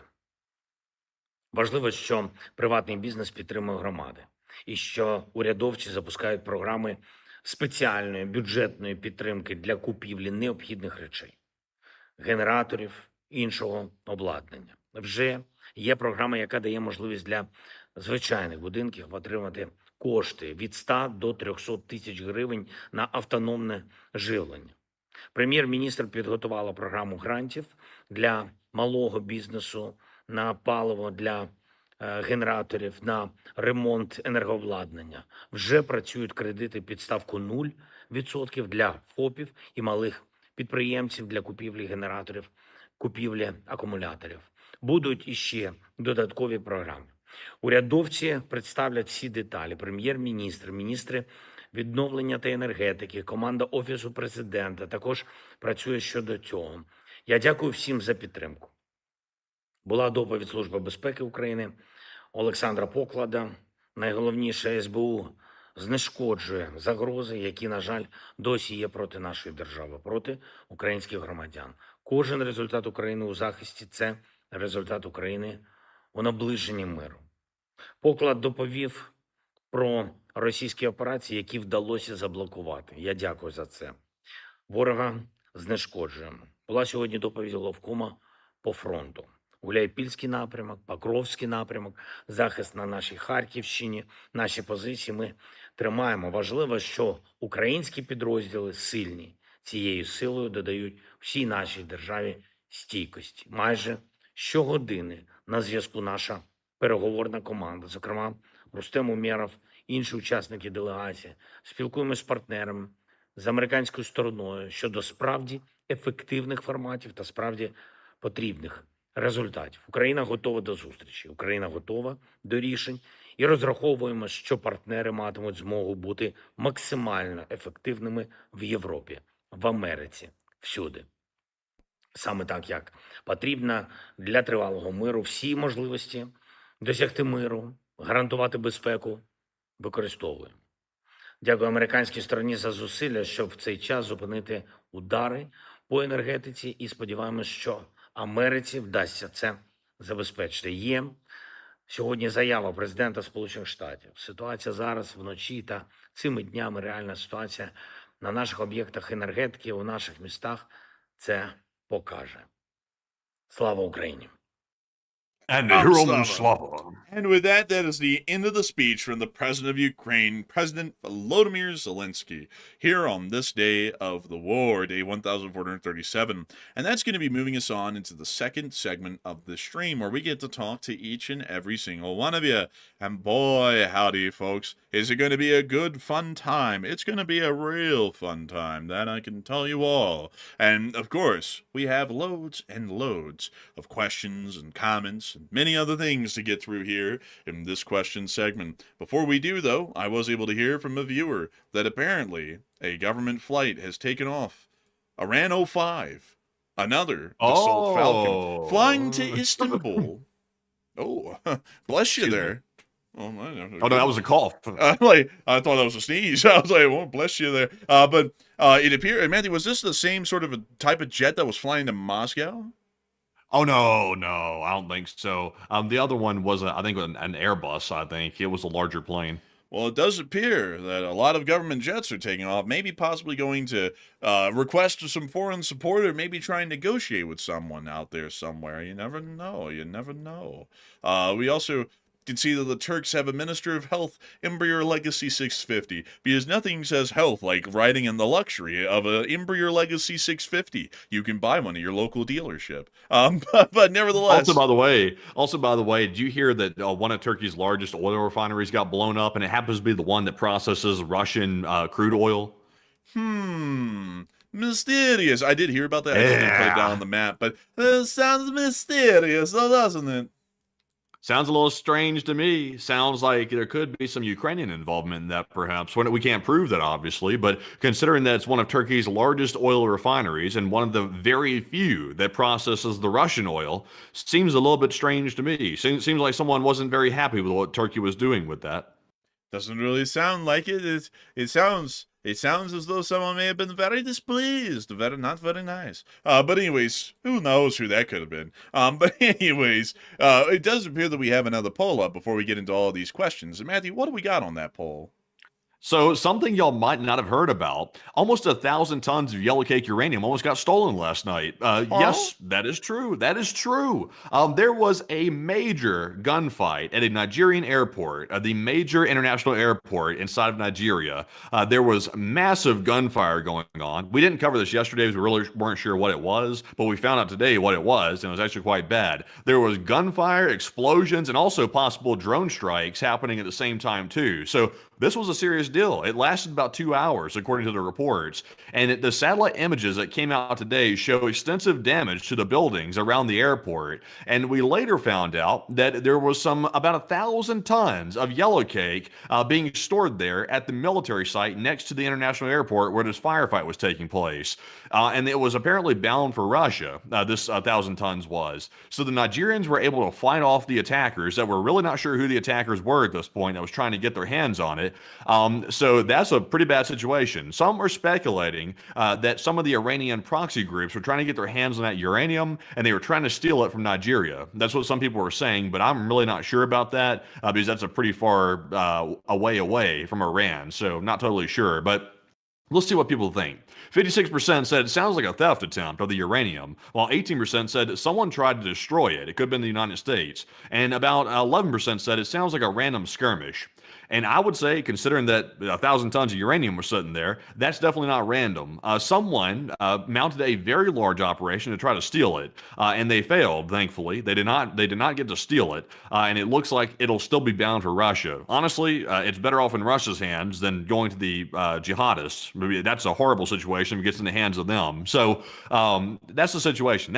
What's surprising to me is hardly anybody's reporting on that. Very few people are reporting on it. That was a serious situation. But Enforcer, what say you? I have to say, that is quite serious, I have to say. We're down in Nigeria. Hey, what do y'all got like 1,000 tons of yellow cake at the airport for? Oh, we're just moving the stuff. Oh, okay. It's like all right, just 1,000 tons of it. How many pounds is that even? Let's see. That would be about. Let's see. Let me check here. Let's see. It's 1,000 times 2,000. So that would be, I don't know if that number is even realistic, Matthew, because that would be 2 million pounds of enriched uranium sitting at an airport in Nigeria. I'm just going off the info that I've got right here from the reports. That's the info I've got. It said it was stalled, so it's been sitting there a minute. It's not something that's new. It's apparently been piling up there. Apparently, for whatever reason, Russia routes a good amount of their yellow cake shipments through Nigeria to store it at that location. I'm not really sure why. I'm sure the Russians have a reason, or maybe they don't. There's no telling. But that's the claim, at least. I'd actually say that claim is probably incorrect because in the entirety of the world, for all of the accounted enriched uranium on the globe, there's only 2,000 tons of the stuff in the entirety of the world. So if there was 1,000 tons of it in Nigeria, that would literally mean that 50% of the world's enriched uranium supply would have been sitting at that airport at that one moment in time. It's possible they might have simply added one too many zeros to the report. It's possible as well. It could have been 100 tons or something like that, possibly. Because that number does seem high once you translate that to pounds. That does seem rather high. So it's probably just a typo. The story is accurate, though, but they might have added one too many zeros. Yeah, I would think that it's probably more like maybe like 10 tons or something. Because, I mean, hell, 1,000 tons. I mean, an aircraft can't, that would take hundreds of flights to get that much uranium in one spot. Because, an aircraft can't carry that much weight in every single flight to move that down there that easily. Like most aircraft can only carry something like 30 tons at a time. So I would have to say, I think that number is probably greatly exaggerated. It's probably more like 10 tons, maybe, or so, something like that. Or maybe 1,000 pounds. Someone said 1,000 pounds. It might have been that. Because 1,000 tons of the stuff, I mean, that would literally be half the world's yellow cake uranium in one place. But with that, Also, let's Also, see. by the way, just for everybody saying it, yellow cake has to have a lot of refining to get around to being used in nuclear weapons. By the way, it's not something that could be taken and then put in a nuclear weapon and used for fuel. That's not the way it works. There's a lot of refining that's still in the works for yellow cake. So even if like a bad actor got their hands on it, they would still have to do a lot of work to actually get that to a usable substance at that point. But still, though, it's not good for it to fall in their hands because they still have to somehow mine the uranium, and it would basically be handing it right to them, which wouldn't be good. Yeah, I would have to agree. And also another thing, a lot of people are saying maybe it was like a some sort of an ore. I would doubt that because usually an ore would be carried on a ship instead of an aircraft. Because transporting ore, which has a very low value, in an unrefined state, by aircraft would be a wildly expensive way to transport what would be basically worthless ore. And I know a lot of people are gonna be like, well, it's uranium, but yeah, but ore doesn't really cost a lot at all because ore takes very little to get. You literally just dig the stuff out of the ground, break it up into somewhat smaller chunks to transport it and move it around a little bit easier, and then you send it on its way. So it's not really like it's an incredibly difficult process that requires a lot of man hours and a lot of machinery and a lot of equipment to do. So that would be a very worthless resource, at least in cost per ton, to transport it by aircraft at that point. So I would find it more likely that some form of an enriched type of uranium that was being transported by aircraft and stored at the airport, but probably in a lot smaller of an amount than what we heard on that report. So a little bit interesting with that, but I'd have to agree with 57%. It does sound like a theft attempt to me, at least in my opinion. But with that in mind, folks, it is time for us to move on into our questions at large. And Matthew, what do we got tonight? What do we got? All right, so jumping right back into our super chat questions right here, we do have a $50 support from none other than Richard McGurl. And thank you very much, Richard, for that $50 support. That's very generous of you, and we do appreciate that very, very much. And Richard said coffee, pizza, and for the fun. And take one from the chat and keep it up, you too. And thank you so much for the coffee and the pizza. We love coffee and pizza, and I got to thank you greatly for the support and helping us to have some more coffee and pizza. You help us to make this channel a possibility every day, and we greatly thank you for that. We massively thank you for that. And so with that, we will make sure to take one from the live chat in your honor. So Matthew, what do we got? And the one from the live chat is going to go to none other than Grippin Lover, who said, do you think that the U.S. Air Force would conduct cargo drops once air superiority has been achieved to supply the rebels in Iran with weapons and equipment to fight the IRGC? It's possible, but it probably would be a little unlikely because we wouldn't really be able to control who grabs the weapons once they land. And it could be anybody. It could be the IRGC, the Besiege, the actual rebels we try and support, the Balochistan independence movement, ISIS cells in Iran. It would be a very uncontrolled sort of a situation just to drop it down there and hope that someone just grabs it and is the right person. It would probably be a very coordinated sort of a thing. If it was conducted, meaning that they'd be done quite rarely. But it is possible. So I hope that has addressed that the best I can. And a big thanks to you for the support and helping this channel to keep on running. And with that, we're on to the next one. And our next one goes to none other than Space Fraggle. And thank you very much, Space Fraggle, for that 20. And we do appreciate that very, very much. He said, grab a pizza, Enforcers, and save a slice for us. Hey, and thank you for the support. And thank you for helping us to be able to have a slice of pizza. A slice of pizza puts a smile on an enforcer's face. And, you know, there's a lot of enforcers starving in America right now. And any support that y'all give is greatly appreciative because it helps us to go to the Enforcers for Food Fund. And it helps the enforcers to eat. And so a huge thanks to you so much for the support and helping this channel to keep on running. Because it is folks like you who help us to have a bite of pizza and a smile. Because nothing says anything better than a smile. And so a huge thanks to you so much once again. I hope that does address that well. And with that, it's time for us to move on and into the next one. Before we do, though... Also, by the way, I was about to say this. For some reason, it popped in my head when they said say it was a slice. You know those like YouTube pranksters that run around like doing pranks on people? Like, there's a whole bunch of them. They kind of dropped off a little bit, but there used to be like a whole bunch of them. That sounds like some prank they would pull on people. Like have a slice of pizza behind their back or something like that, and walk up to like gangsters or something, and be like, "Hey man, are you trying to get sliced up?" And then they'd be like, "What are you talking about?" And then they pull up the pizza slice, and they're like, "I'm just talking about a pizza slice, man. It's just a prank. It's just a prank."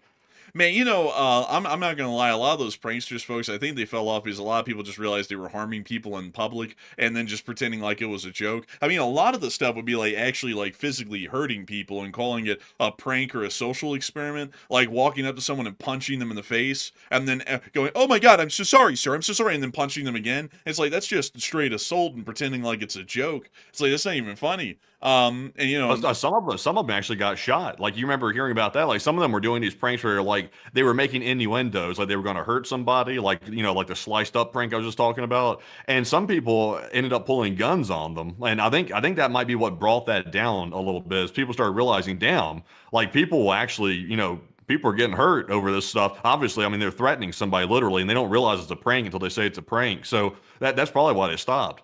yeah, also, I'll be entirely honest with y'all, folks. I've just never really found the whole prank section of YouTube to be that funny. Like, some of them are actually pretty funny because they're like legitimate harmless pranks that are pretty silly. But then a lot of them are really just more so hurting people. And then I'm like, that's not really even funny. I mean, it's like if I was in the shoes of that person getting hurt, I wouldn't be laughing at all. I'd be pissed off. I'd be enraged.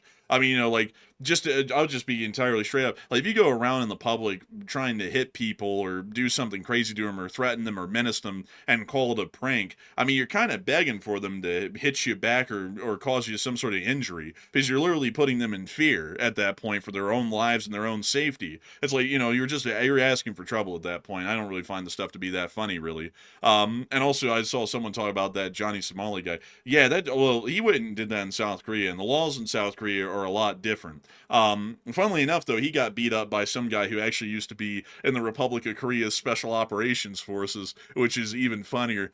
Did you see that, Matthew, when that happened?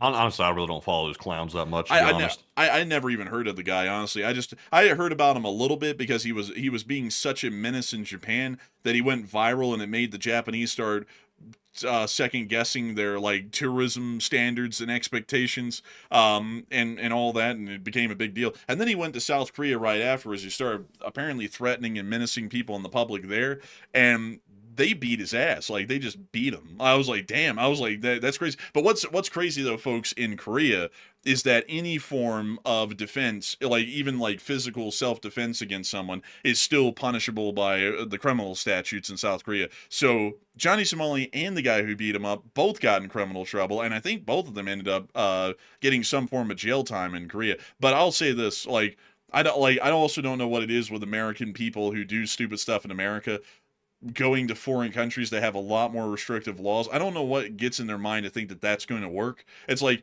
it hardly gets by in America. Why would you think that will work in another country that has even more restrictive laws than here on that sort of stuff? And it doesn't work out for a lot of them. Take a look at all the people who've done that recently and have ended up in jail or prison somewhere in a foreign country. But anyways, I do remember that one guy, that Russian fellow who's an American. They got locked up in the Philippines. He was there for months. Yeah, that guy was there for months. I'm not really sure what led to it, to be honest. I think they claimed he was messing with somebody or something, so they threw him in jail. They left him in there for a minute. He looked like he'd been through the ringer. Somehow, I think he got deported back to Russia, and the Russians somehow didn't send him to the front lines. I think they gave him an exception because it looks like he's free again. man, I just gotta say though, folks, don't do silly stuff in foreign countries. I don't know what it is with people doing that either. It's like you're a guest in this other nation's land. You're like, well, he's dumb as a rock. well, I mean, it's part of it. I mean, a lot of these people are dumb as rocks. But it's like you're a guest in these other people's country when you're there. It's like, why don't you treat them with some respect, considering that they've got the courtesy to host you and allow your visa to be stamped to walk into their country? I mean, I wouldn't do anything to offend anyone if I was in another country. Like I wouldn't be like if I was in Italy, I certainly wouldn't be pissing off the Italians. I'll put it that way. I mean, why in the world would you go to another country with the intent of insulting the natives? That wouldn't really make a lot of sense, really, from a position of being a foreigner. But anyways, with that, we are on to the next one. All right, so our next one here goes to none other than Jay Bagwell. And thank you very much, Jay, for that $20 support. And Jay is a longtime friend of the channel, and we appreciate you very much, Jay, for that support. Very generous of you. He said, all signs are pointing towards the weekend. Stay frosty, my friends. I would say I hate to predict it because I feel like we've done that. We did this with Venezuela, by the way, and it was hard to predict that. So we got wrong. We got wrong a couple of times there, saying we had to sort of walk it back. So we've said that the last weekend about the Iran strikes, and it turned out not to happen. So I'm scared to say it again. I'm scared to make the prediction. It feels like it's going to be the weekend, but I don't want to keep saying that and then run out patience with people with us with making that prediction. But Enforcer, what say you? I gotta thank you massively for the support, and I also gotta say I feel pretty decent about it being this weekend, but the Venezuela thing, Matthew is right. It really did fake us out a lot of times because oh, it's got to be coming, and then it would be months from then, even when we thought it was about to be happening. But I would have to agree with you. I have a pretty strong feeling that it's probably going to be happening really soon.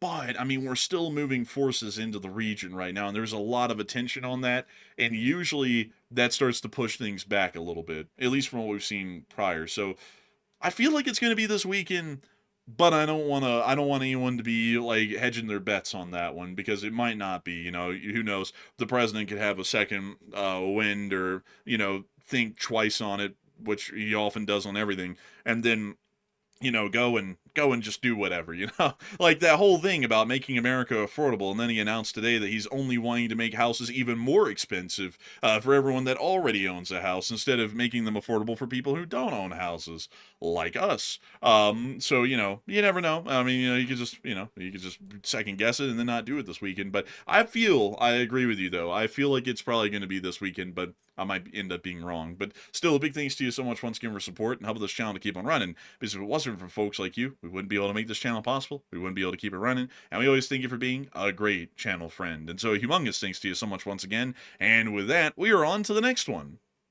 And our next one goes to Damian McClay. And thank you very much, Damian, for that support. And he said, Enforcer Matt, do you think that announcing the Special Forces missions like the Maduro operation is a ruse to flush out the Ayatollah to move from his hiding spot so the U.S. can try to do something to him while he's out in the open?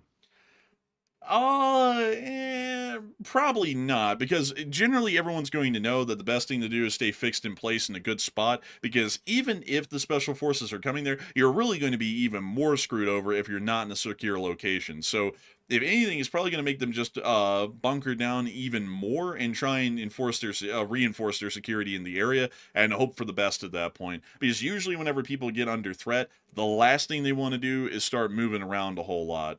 Because when you're on the move, that's usually when you're the most vulnerable to anything, an airstrike, special forces operation. And also they may be thinking, oh, well, if the special forces tries to grab me in this bunker, I might get up to leave. But the next thing that you would think right after that is, if I get out to leave, they could conduct an airstrike on me and, just wipe me out outright without a special forces operation even being conducted. And that's worse than being captured. So then they probably just hunker down once again in the bunker and hope for the best at that point. And so with that, I hope that does address that the best I can, at least in my opinion. And a big thanks to you once again for support and helping this channel to keep it running. I hope that does address that incredibly well. I gotta say, I see Matthew brought that up. We want the housing prices to go up, everyone. Of course, that's what we want.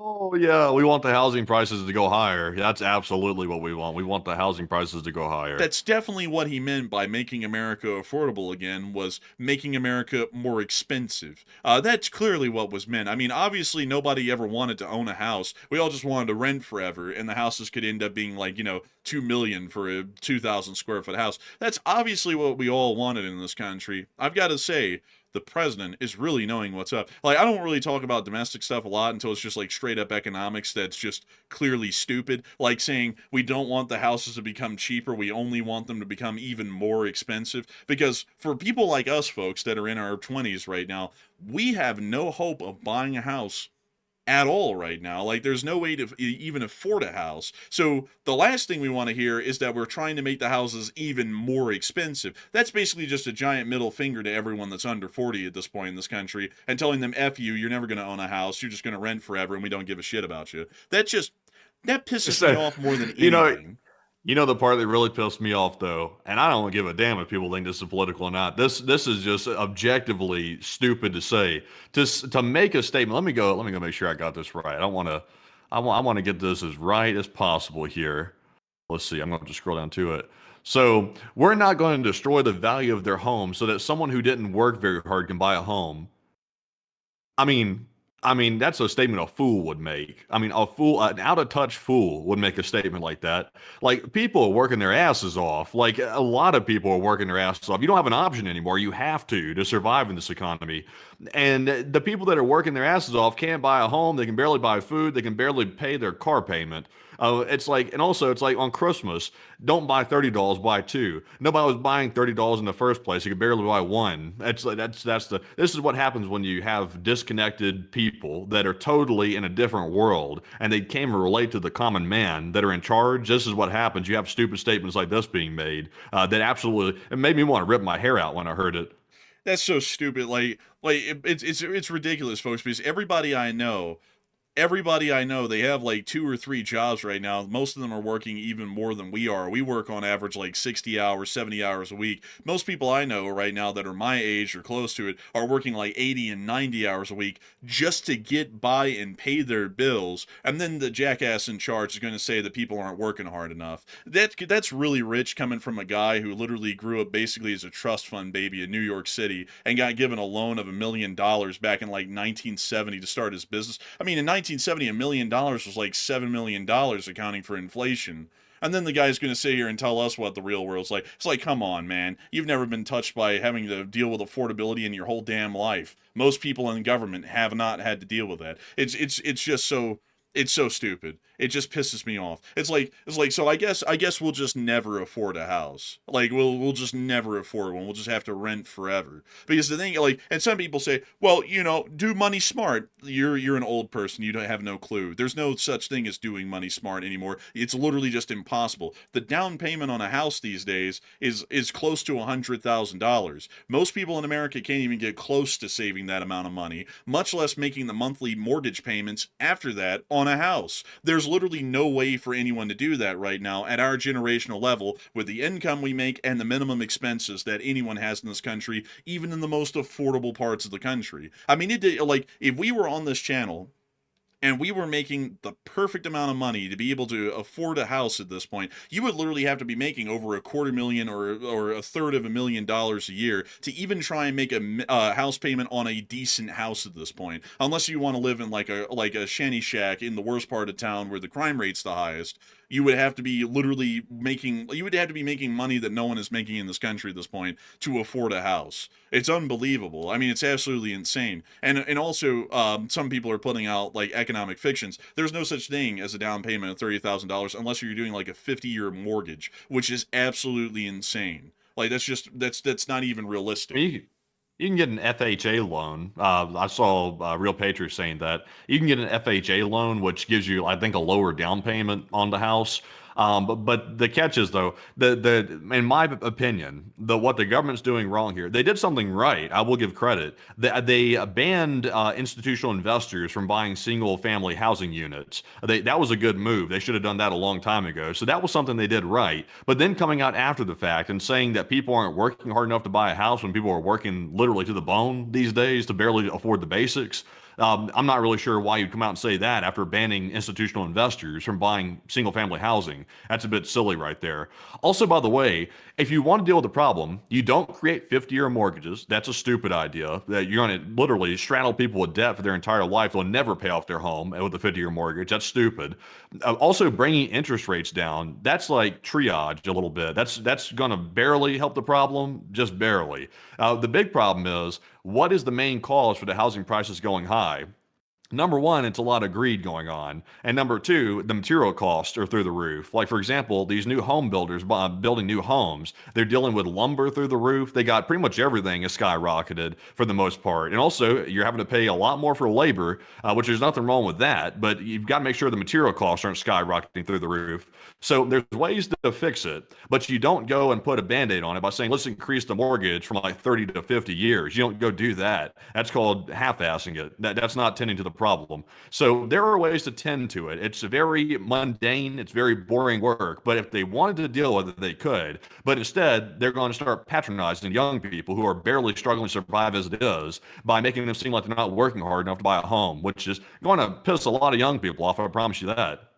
Yeah, I find it funny that everyone was talking about, oh, the last administration was saying you'll own nothing and be happy. Basically, the current administration is literally saying it outright. You'll own nothing and be happy. You'll even work harder than ever before to own nothing, and you'll be fine with it. It's ridiculous these days. And I find it even funnier, like when people who are 40 years older than us tell us that we don't have it tough. Do y'all not understand that y'all are some of the most spoiled people alive? Like y'all lived in the best economic times seen in the history of the planet historically. It's never been better before that, and it's never been better after that. Like everyone before your generation and after your generation has had it tougher. Even people in the 80s had it tougher growing up than the people did back in, say, the 60s and the 70s. And it's been getting worse with each passing decade. It's really ridiculous to hear to people who lived in the best economic times historically seen in the world to say that you haven't struggled. I mean, like literally the struggle didn't exist for anyone back then. You could literally walk in and give someone a firm handshake and a resume printed on construction paper and get an entire career at that point back then. Nowadays, you can't even get people to answer you back when you try and apply for a job.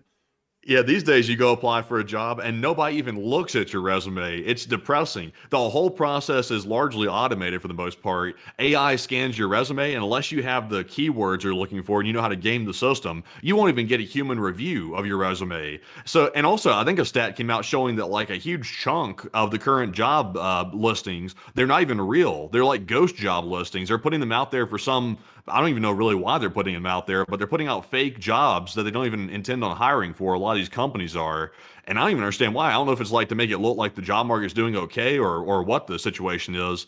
But it's certainly interesting. Most of the young people I know, except for maybe a couple, like I think I know two guys that are currently not living with their parents. Everybody else I know is living with their parents still and can barely find a job, even with a pretty usable undergrad degree. Some people going through grad school are having hard times finding jobs, even getting out of grad school, which is supposed to pretty much guarantee you a job, and it's not. So I mean, it's pretty rough. It's pretty rough out there. Yeah, I'll say this. I'll say this. Here's the thing that really annoys me. A lot of old people who always want to lecture to the younger people, y'all lived in the easiest times economically. Nothing wrong with that. You don't have to compensate for that and make it sound like you were in the trenches like you lived during the Great Depression. It's totally fine to have an easy life growing up economically. But what you should be saying instead of screw everyone else is let's try and make sure that everyone else can have a good economic time like we did back then. Like, that's what I generally think would be the most sensible sort of an answer.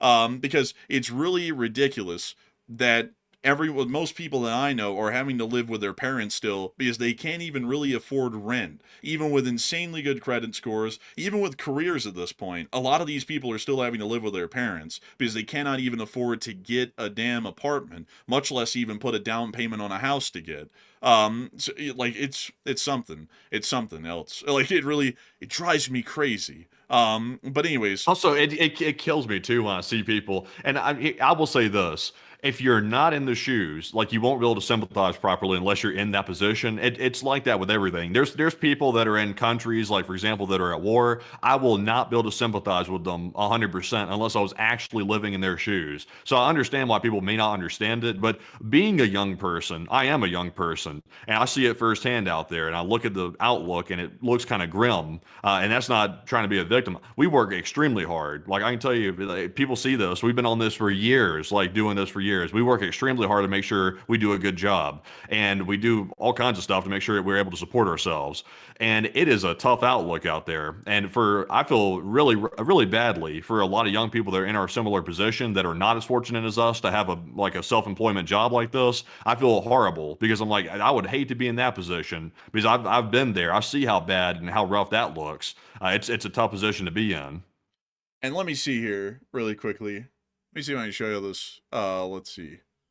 Oh, let's see here. I'm trying to see if I can find you all the. Matthew, can we find a chart really quickly? Can you find me one that shows the average cost versus wage or spending power disparity that's been going on over the past few decades? Can you get us a chart on that? And what's the metrics you're trying to compare? Like we're trying to look at the spending power parity for the median income in the United States of America right now. From year to year, comparing it from a starting base.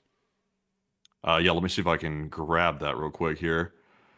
Let's see. So I think this might be what you're looking for. Let me send it over. This might be what you're looking for. And let's see here. Hopefully, Are you looking for a salary / living expenses comparison over time? Yes, something along those lines. Okay, I don't think. Okay, let me go grab that one then. Just let's see here. Oh. Let's see. Yeah, this This graph, unfortunately, wouldn't really be easy to display. And also, I don't think it's showing the right sort of a metric. But I'm trying to see here really quickly if Matthew can find that, because I was trying to find that just a second ago, and I was having a harder time. But let's see here. I see. So here we go. I got it. So here we go. Let me go send this over to you. They have a couple different charts on this site. I haven't had a chance to really stare at it either, so you'll have to sort of study it. Yeah, we'll have to look at it. Because, I mean, this isn't something, folks, that's fiction. I mean, it's literally true. And also, another thing, folks, is that all the people who were telling us that we're wrong right now, weren't all the same people that voted for the president because the country was becoming unaffordable and, we're trying to make America affordable again? Like, wasn't everyone complaining about the cost of gas and the cost of groceries before the president got elected? And now that the president's elected, the gas is still as expensive, the groceries are more expensive, and everything's still getting more expensive. But for some reason now, because the guy is orange instead of pale white like a ghost, for some reason now, the economy's better. Like, I don't really... I cannot understand that, folks, like living in fantasy land, because I deal with the prices every day. We dealt with them in the last administration. We were complaining about them. We're dealing with them in the current one. We're complaining about them. It's a set standard with us. Our goalpost isn't moving. But let's see here. Let's see. So let me see here.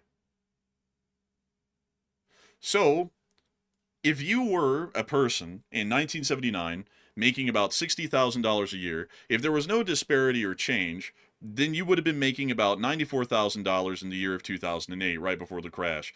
In real life, that was about $76,000. So as you can see, year over year, every single passing year, the amount of money that people were making back then in terms of spending power and parity had a lot more power back then than money even did back in 2008. And I'm apparently assuming that this publishing came out in 2011. This is now 2026. Yes. So this is way off. If you could see it right now, I mean, it's hideous. I hate it stopped at 2011. I just realized that it stopped at that year. Things got bad in 2019. That's when things really went sideways in 2019, because that coincided with the Wuhan whirlybird that was going around. The Wuhan whirlybird, that did a number on the entire globe. Like, financially, I think that might have been the turning point for a global recession. I think the whirlybird might be that inflection point. Yeah, I would think so. I think it would probably be that inflection point, but it's extremely unaffordable these days for people in our generation. And for a country to survive, it has to work for everyone. It can't just work for your generation and not everyone before it and after it and screw everyone else. That's how you end up killing a country. It has to work for every generation continuously. So these are major issues that have to be addressed. And the current administration today has made it incredibly clear that one of the most important issues, which is the cost of housing, and in fact, we're not even going to be working to make it more affordable or keep it where it is. We're actually going to be making it less affordable and even jacking up the prices even higher, which is absolutely absurd and not an economic principle to work off of. Well, there's another chart for you I just sent to you right now showing the difference in the housing prices versus income. I mean, just on that metric alone, it's pretty damning looking if you just look at that one. Ah, here we are. So, let's see here, in 1985, the cost of a house, a median house price in the United States, was about $82,800, but the median income was around $23,620, with a 12.4% 30-year fixed mortgage rate. Now, in the modern day, you have the 30-year mortgage rate, and the housing price has increased by 403% in 2025, but wages have only changed by 252%. So the housing prices are far outpacing the amount of wages that people make in the United States of America, meaning that it's quite literally physically infeasible and unaffordable at this point to get a house for most Americans that don't already have one yet. Like, that's not even something that's up for debate. That's not just, oh, you need to stop buying the avocado toast. I mean, it doesn't matter how many avocado toasts you skip out on eating. You literally just can't afford the damn houses. Yeah, is that true? Also, Armchair Expert said you need to find yourself a rich sugar mama. Is that how it has to be done? What is this? What is this? I didn't raise him to be like this. Man, I gotta say, also, someone said America's not free. No, America's a lot freer than other countries, but I'll tell you this, it costs a damn lot of money these days, and nobody wants to fix it. Instead of saying, oh, we need to bump that down to where it's closer to being the cost that it used to be back then compared to average salary, we want to make it even less affordable. That's clearly what everyone wanted, right? Like, that's what everyone was wanting, was to make things even less affordable, and then say that it's great. Because I remember I remember, I swear it was like yesterday, when this very guy was running for the office of president. He was going around the rallies and talking about the housing prices are out of control. We need to bring the housing prices down. We need to bring down the price of groceries. We need to bring down the price of gas. We need to bring down the price of eggs. We need to bring the price of beef down. Yada, yada, everything need to come down. Now that he's president, everything's either totally fine now, even though it's still increasing, or it actually needs to even become more expensive. What in the world does that make sense in? Like, I don't care who's the president. What in the world does that make sense in to say we want to make stuff even more expensive? Usually a government's objective is to try and make stuff cheaper. That's the primary policy goal. You want to make it as affordable as possible to live in this country, not more expensive. Well, you know what that policy says, and if you look between the lines on it, it really says the people that are currently wealthy, and these days, if you own a home, like that's considered wealthy now, which used to be that was considered you were doing good, but it wasn't wildly good. It was just sort of average. Now it's like, okay, if you own a home, you're doing exceptionally well today, and also if you're able to make the payment, or if you have it paid off, you're doing phenomenally well if you have it paid off. So what it's basically saying to the people is the people that are already wealthy and well off, they will continue to get richer. But the people that mainly young people, the ones who are first time home buyers, they are going to be completely priced out of the market. And not only are they priced out currently, but they're going to get even further priced out intentionally through the fiscal policy. So, I mean, you don't that's not a good strategy if you're trying to win an election, to say the least. Because I mean, any young people or any young person with a brain hearing that's gonna be like, wait a minute, you're telling me I'm gonna be a renter for life, meaning I'm throwing my money down the rent drain every year. I'm not able to build equity. It's like you'll always be poor. Like if you rent your entire life, you will always be poor. That's just the unfortunate side of it, which is why you're supposed to eventually buy a home and start building equity. But if you can't because you're priced out, you're screwed. And also, I just saw someone say, dude, we're 1 year in, calm down. Oh, come on, dude, don't live in that cope. This guy said that he'd fix all this in like the first month. It's a year in and he hasn't fixed it yet. He has no intention of fixing this. He's made that very clear today. Because if you're just a year in and you're still working on it, wouldn't your answer to that question about housing pricing be, we're still working on making that cheaper instead of, as a matter of fact, we want to make it more expensive? That basically shows that he's completely abandoned fixing anything. If anything, he's making it worse. The houses are going to be more expensive. That's literally his words from today. That doesn't show any attempt at fixing stuff and wanting to make it more affordable. And if you believe that he still wants to make stuff more affordable when he's literally saying the opposite, I mean, you're literally just kidding yourself into a lie at that point. That's not even the reality of what the guy's working off of anymore. That's like listening to someone say, I want to burn this man's house down, and then going, oh, well, he really actually wants to replace all of the clapboards on the side of the house that have rotted from the termites. That's a totally different understanding of what the guy actually just said. It's not even close to being accurate. But anyways, with that, it is time for us to move on into the rest of our questions. We do have many more. We do have to move on, but I gotta tell you, some stuff really does make my blood boil, I tell you. Indeed. But moving on to our next one here. This one goes to none other than Chef Danny B, who puts in a $50 support. And thank you very much, Chef Danny, for that support. And we appreciate that very, very much. And Danny said, good evening, Enforcers. Chef Danny here. And hey, I'm back in the chat. I know it's been a little while since I've been on here and just been busy. And I've been listening. And my friend that's a commander in the Air Force was watching on Sunday in LLT, LSA.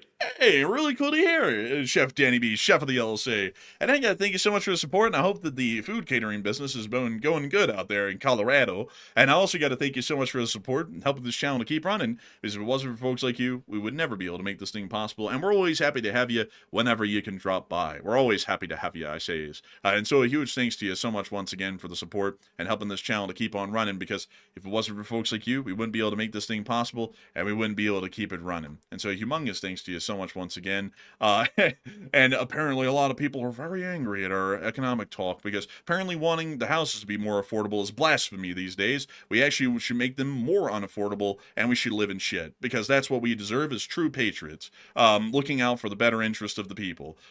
So amen, brothers. Let's make shit even worse. Let's drive this bus into the ground, and if anyone questions how we're driving this bus into the ditch, we'll tell them to kiss our ass and they're not patriots and they're the enemy, or whatever people say these days. But anyways, with that, we're on to the next one.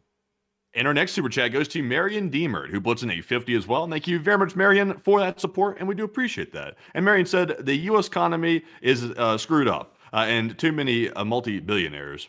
I will say this. I'll just say this. The economy is in trouble. The stock market doesn't show that because the stock market doesn't represent the people. It represents the investors, and not everybody's an investor. So if you got money to invest in the stock market, the odds are you're probably not poor. That's the truth of it. There are people out there that have Roth IRAs. I personally have one myself, but I'm not like there's only a maximum amount you can load into it. I mean, there's a maximum you can put in every year. So I mean, it's not like people have like hundreds of thousands to throw in investment accounts. Most people don't. So if you're someone who is an investor or in charge of a company, you might be benefiting from it, but everybody else is not. But Enforcer, what say you? I would say it's a ridiculous situation we see these days. It really is something, I gotta tell you. And it's really something else to see Americans in the chat sit there and chastise someone because we're complaining that things are becoming more unaffordable, and someone just said today they want to make it more unaffordable. Apparently these days you're an un-American or a liberal or whatever if you ever just say anything flat out like, hey, I don't really like how things are becoming more unaffordable. Like we were saying that under the last administration when it was becoming more unaffordable. It still is. It's still a problem. That has nothing to do with politics whatsoever. It's been getting unaffordable for years. We're saying that it needs to be fixed and nobody's fixing it. If you have a problem with that and you don't like that, you're the reason why the boat's sinking. It doesn't have anything to do with the left or the right or anything. It's you. You're the problem because you're not looking at things with a realistic thought. You're just listening to people give you a speech about how everything's better when it's worse, and you just want to believe it because you like someone. I mean, come on, think with your brain. Like, to the people who keep on deriding us because we're saying things are truly getting more unaffordable,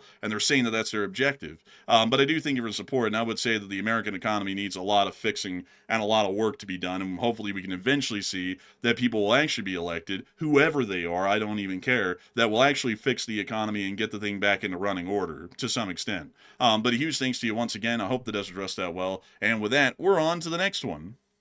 And our next one goes to Arar983, who puts in a $20 support. And thank you very much, Arar, for that support as well. We do appreciate that. They said Costco-based chicken detection system fund and LSA.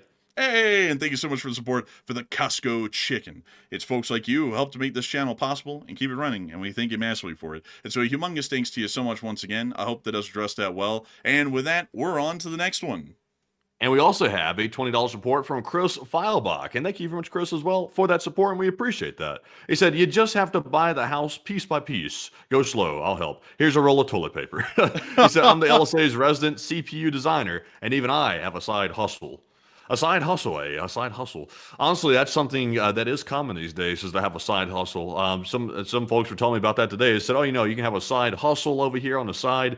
But the problem is, though, you start destroying your quality of life eventually. Like if you have a full-time job and you're not getting paid enough in that full-time job, and then you're like, okay, I got to pick up a side hustle because I have to have enough money to be able to afford, my car payment or something. Then you start running into a problem. You don't have any balance whatsoever between your work and life. So you're basically working 24/7, nonstop. So at that point, most people are going to start getting miserable at that point and start getting probably resentful. And that's not good either. But Enforcer, what say you? Yeah, I would have to agree. Everyone's got a side hustle these days. I talk to people all the time that are around my age, a little bit older, and some of them just a little bit younger, but most of them are at my age or older. And all of them are in the same boat. Every single one of them is having to work 2 or 3 jobs, and they're getting nowhere. Like, they're literally getting nowhere. They have no lives. I hardly talk to them. It's just every few months that there's, like, a window where the time lines up for, like, an hour or 2 to talk to them. And I talk to them, and they'll be like, yeah, I'm working, like, 3 jobs, and I'm hardly paying rent. And this is the cheapest place I could find in the whole city, and I'm still hardly paying rent. And it's just like, wow, it's like, this is really something else. It's just really crazy. And then it's even crazier to hear people who are already retired or, they pretty much were, working or still kind of working off of the good old times and already have a house and everything. And they'll just say, oh, these young people, they're so stupid with money. Like, they don't even understand. It's like, I don't even think they understand what's going on right now. And another thing that's kind of crazy is that that's coming from the generation that was raised by World War II veterans that lived also through the Great Depression, and they were looking at their kids back then and writing about them, the boomers, and going, damn, they kind of got it easy. I mean, this is nothing like the Great Depression. They literally just go out there, running out there. They get a career and a house and everything. It's super nice and easy for them. And they would go, I mean, good on them. I mean, we actually toiled and suffered and did all this hard work, and we sacrificed ourselves overseas and died, and they actually are living the good times. And then those kids grew up to sit there and tell the next generation that's going through tough times, oh, you're just a stupid idiot. It's like, come on. It's like, this is a joke. This is like some sort of a sick prank or something by the world to have that sort of a mindset. But anyways, a big thanks to you for the support and helping this channel to keep on running. And with that, we are on to the next one. Also, Doom Wizard said, try putting a kid through college. It's such BS in this economy, or this is such a BS economy. Honestly, don't put the kid through college. Like, if I had kids, I would recommend they don't go to college, actually, because it doesn't help you whatsoever. Unless you're planning on going to grad school to be a doctor or a lawyer or something where you must have an undergrad degree to get to grad school, it's pointless, in my personal opinion. Because, I mean, you can go get a job with some of the top Fortune 500 companies and not even have an undergrad degree. They'll hire you without, if you can somehow get through the competition to get the jobs. I'm sure the competition's insanely crazy for those positions at this point.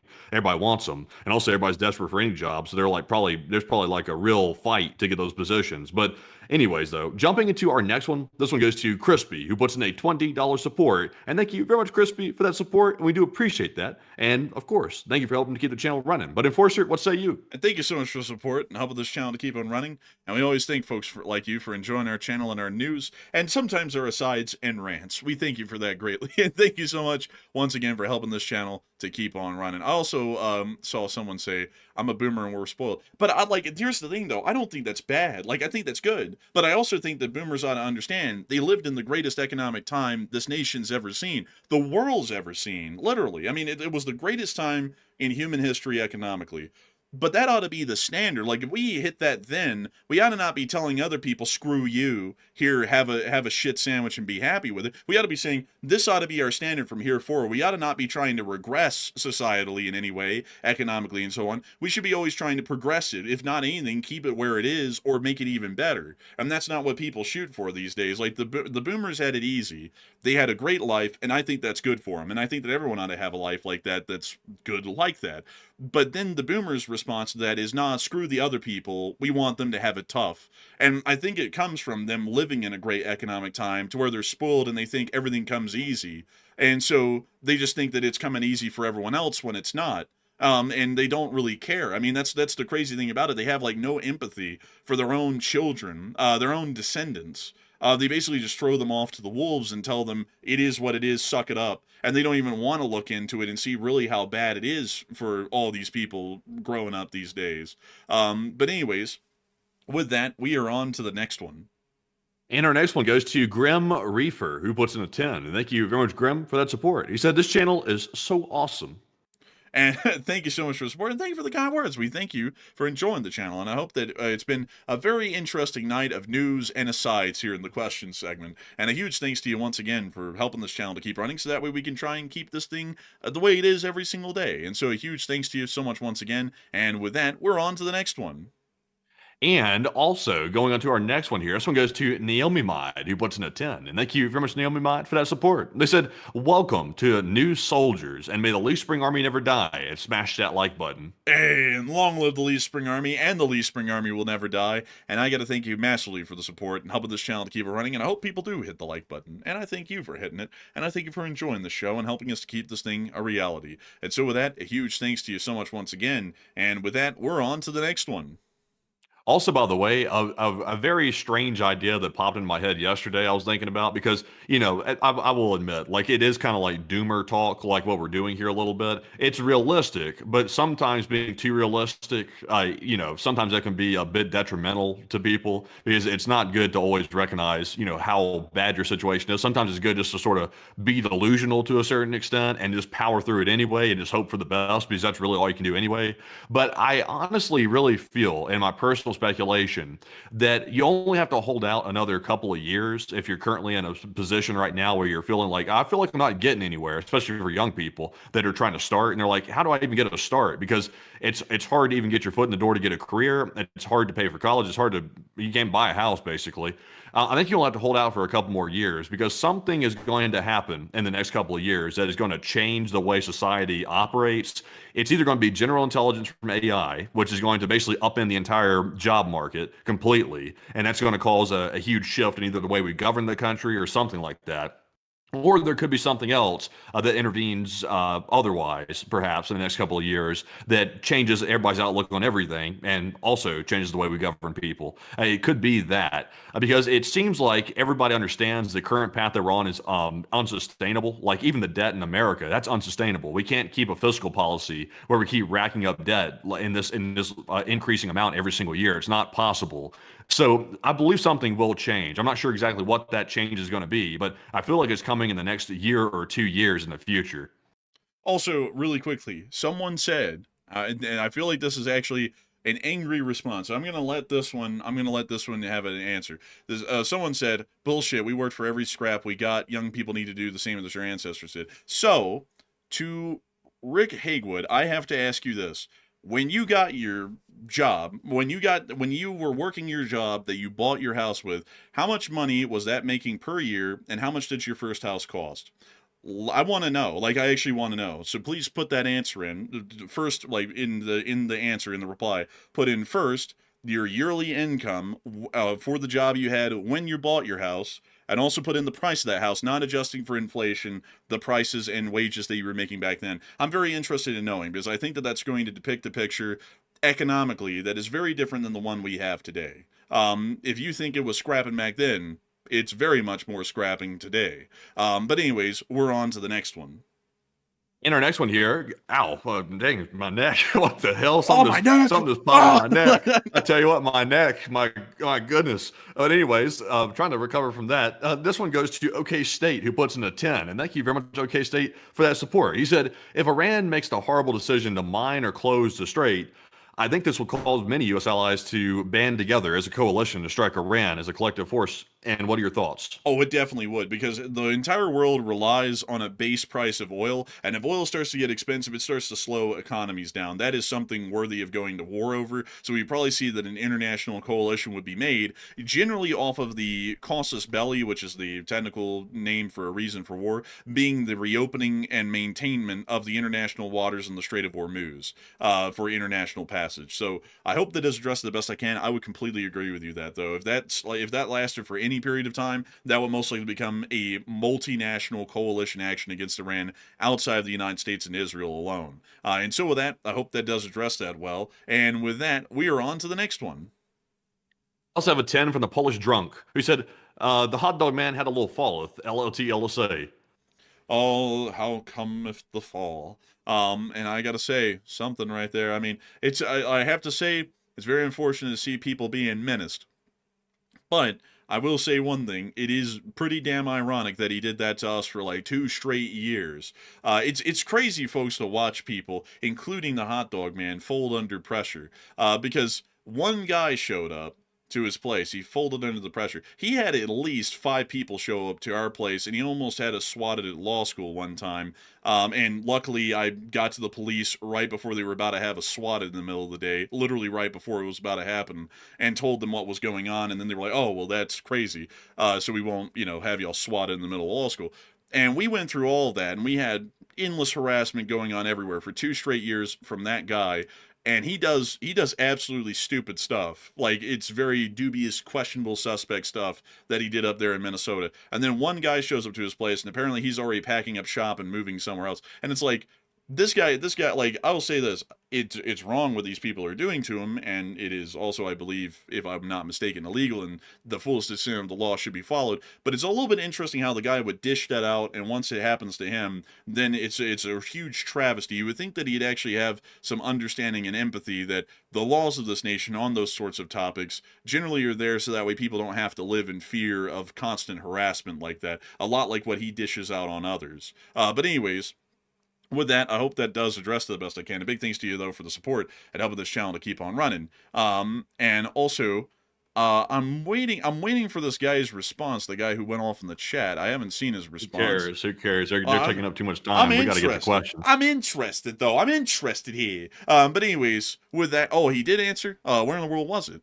I want to see. I actually want to see. Let's not spend any more time on this because we're running late and we got a lot of questions to get to. Let's see. Oh, so he didn't give an answer about his wages back then. So anyways, with that, we are on to the next one.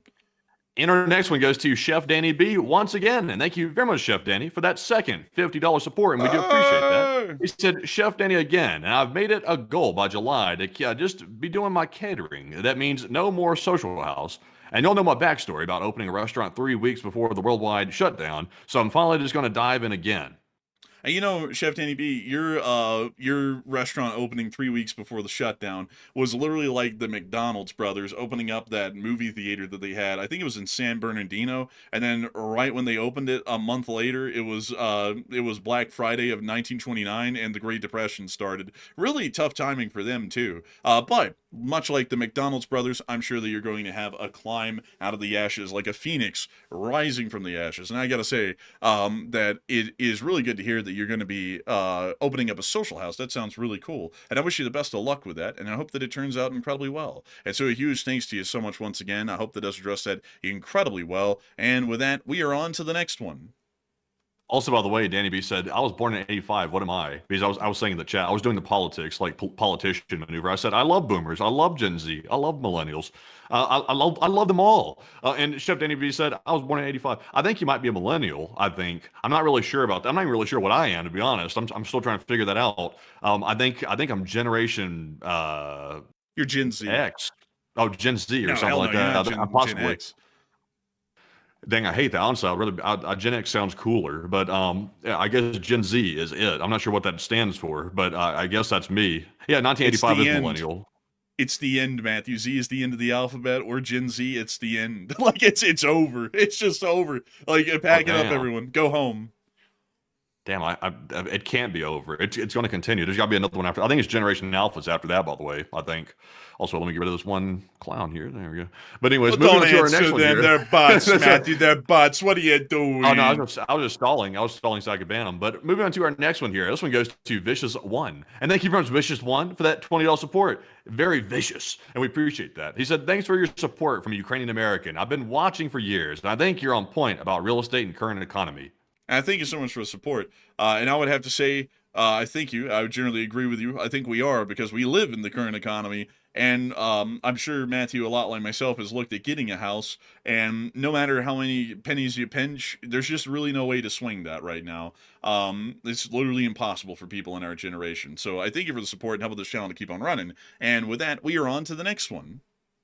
And also a big shout out to Crispy, who put in a $20 support once again without a comment. We do appreciate you, Crispy, for throwing in that support for the love of the game. And we sincerely do appreciate that. But Enforcer, what say you? And we thank you so much for the support and help with this channel to keep it running, because you do help us to make this thing possible. And we thank you massively for that. And with that, we are on to the next one.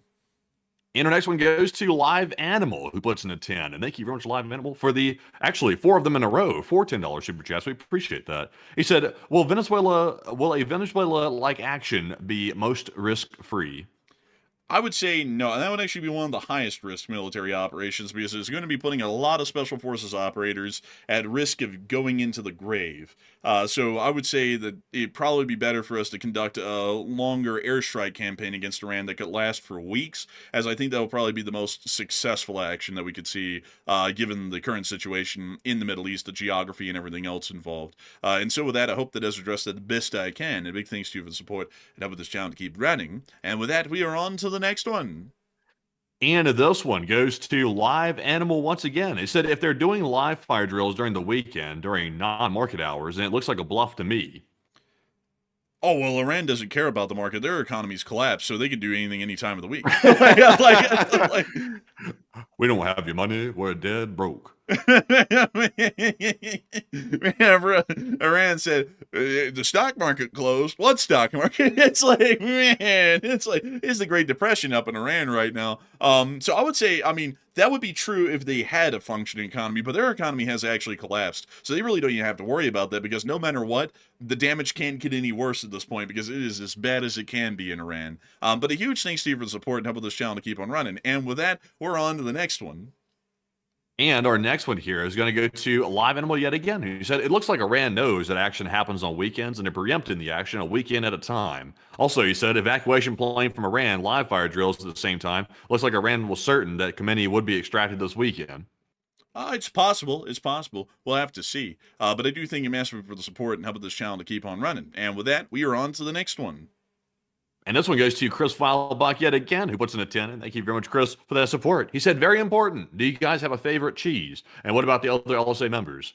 And me personally, my favorite cheese, I don't get it anymore because I don't go to Publix because I don't have a Publix anywhere near here. But I used to get it. It was smoked Gouda, the boar's head type. It was very, very good. That's my favorite cheese of all time. I love that smoked Gouda. It's very, very tasty. I like that. Second would probably be that butter something cheese. It's like a butter Kass or something like that. I'm not really sure.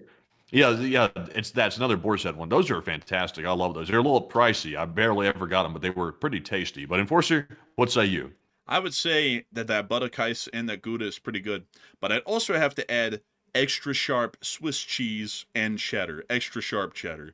Those are my favorite cheeses right there. They're delicious. And Swiss goes good on just about every sandwich. Sharp cheddar goes good on just about every sandwich. But sharp cheddar can also be used for cheese and crackers, and that's pretty good. And sharp cheddar is good to be eaten on its own. But Gouda and Butterkais, or Butterkais, I'm not really sure how it's pronounced, those are also good for cheese and crackers and also good as standalone cheeses. And so I hope that does address that well, and a big thanks to you for the support and helping this channel keep on running. And with that, we're on to the next one. And this one goes to Live Animal once again, who put in a 10 and said, why would Khomeini evacuate? He'd simply surrender if he wants to save himself. Well, I mean, that could be true, but he would most likely spend the rest of his life in a prison somewhere, either in America or in some other country, and he might not want to do that, so he might want to try and flee so that way he might be able to preserve his freedom somewhere else, like in Russia, but there's a decent chance he might just try and surrender himself and hope that would turn out better than the alternatives, which might end up, seeing him pushing up lilies one day, but a big thanks to you for the support. I hope that does address that well, and with that, we're on to the next one. We also have a 10 from Cachulian, who threw actually throwing 4 of them in a row. And thank you very much, Cachulian, for these 4 $10 super chats. His first one said, Russia really is going the full 40K, huh? Serfdom's making a comeback. They're placing purity seals on the soldiers. And now they've gone full tech priest, praying to machine spirit. I would say it's kind of getting there, actually, Cachulian. It's a little bit dystopian, really. But a big thanks to you for the support and helping this channel keep on running. And with that, we're on to the next one. And this one goes to Cachulian as well. He said, I think after the war, Ukraine should build a wall, a big, beautiful wall that's going to keep all the Russians out. The trenches are nice, but after the war, they should permanently militarize the border. The Russians, they don't send their best, they send their worst. And some... That's actually facts. That's actually facts. They're sending literally people out of prisons. They send their prisoners, they send their criminals, they send their absolutely wicked and depraved. Some, I would assume, are good people, but most of the Russian soldiers are very, very bad people. They are not nice people. They're not nice people. People call me up and they say, sir, these Russians, they're the worst we've ever seen. And I say, really? I mean, who would have ever thought they're the worst in history? Nobody's ever seen anything as bad as this. Says about everything. Next week, something will be the worst thing ever seen as well, topping the last thing. But anyways, with that, a big thanks to you for the support and helping this channel to keep on running. And with that, we're on to the next one. And our next one here goes to Cachulian, who said, my life goals was a housewife and kids, but the economy completely wiped out that goal. And at the minimum wage in my hometown, rent for a studio apartment is 2/3 of your monthly paycheck alone. Thanks a lot. It's not totally gone. Like, it's not, don't lose hope like that. It's not totally gone. It's very tough. I will say that. I'm not trying to discredit what you're saying there at all, but it's possible. Honestly, like, even here's my opinion. Like, even if it isn't possible, like, it's better to be delusional, like I was saying, than to like fall into the trap of thinking, oh, it's all over. I mean, yeah, it might be realistic, to be perfectly honest, to think something like that, but at least hope for the best. That's the best thing I can say, because you got to keep your mindset. We got to live, so you might as well live with a positive mindset, even if it is in the dumps, which it kind of is. But it's better to be positive, at least in my personal opinion. But Enforcer, what say you? I take pride in the fact that it sucks, but I'm not giving up and I'm keeping fighting. At least on the economic side of things, that's why I take pride in. It's like, because there is a silver lining to this whole thing. I mean, we do have it pretty tough economically these days, generations like the millennials, Gen Z, and all of the others close to the millennials and us. But one thing that I will say is that still we struggle, we work mostly to the bone and sometimes to death. but we find a way to keep on trucking forward. And there is something to be proud of in perseverance, even in rough times, because it's going to be times like these that we look back on and say, those were tougher times, but we fall through it and we eventually fall our way on into the better times, hopefully in the future. But a huge thanks to you for the support and helping this channel to keep on running, because if it wasn't for folks like you, we wouldn't be able to keep this channel running. And I'd have to say, you keep fighting on and be proud of it, because one day, our folks, will actually be able to get some elected representation in the government. And then we'll make sure that the economic system works for everyone and not just for one generation or one group or one specific part of the population. It will be for every citizen. And we'll be able to see that a lot like generations that have come before us, we will be able to see that the economic good times are able to reach everyone and not just a select few. But still, a huge thanks to you so much once again. I hope that does address that well. And with that, we're on to the next one. And our next one here goes to none other than Gachulian yet again, who said, we've created an economy where the daily expenses of life are so high compared to pay that many people on SSI would become poorer by being employed full time. Without SSI, I can't even afford my meds. Yeah, it is pretty tough out there right now. That's one thing I can say. And hopefully one day we'll be able to make it better. If I'm going to do anything, folks, one day, if I try and run for a political position, which I'll be entirely honest with y'all, watching the government work over the time we've been running the show, and also all the times before that, before we even ran the show, has kind of left me a little bit disheartened. Not really with how the government runs, but with how people vote for people in the government. If I ever get in a political position, I'm going to fight every single day of every single week. It's not even going to be easy and it's not going to be quick to see that someday we will be able to have a good economic situation in this country. Hell or high water, I don't care what actions have to be made or what has to be done. The situation as it is right now is not conducive or beneficial to anybody. So I do thank you massively for the support and helping this channel to keep on running. And with that, we're on to the next one. Also, our next one goes to Halligan218, who put in a 10 and said USDA home loans through the Rural Development Program, zero down payment. It was the only way we could buy our house. Also, I've never heard of that, by the way. They said not all places that qualify are really that rural. It's worth checking homes for LSA. Oh, that's interesting. I thank you for the support and sharing that with us and helping this channel to keep on running. And that is very interesting to hear right there. And we'll have to look into that and research that a little bit. But anyways, with that, a huge thanks to you once again. And we are on to the next one. And our next one goes to TK, and TK put in a 10. And thank you very much, good sir, as well for that support. It said, catch that Piers Morgan interview with Jonathan, the former Israel Defense Force guy. He debates someone pertaining to the big picture. Honestly, I don't really watch Piers Morgan that much. Piers appeals to some folks. To me, I sort of see him as like he's like an established version of like a rage baiter. Basically, that's the way I see him. Like he does his own thing. He's successful at it, so good for Piers. But you know, it's not really my thing. So I never really watch him that much. But Enforcer, what say you?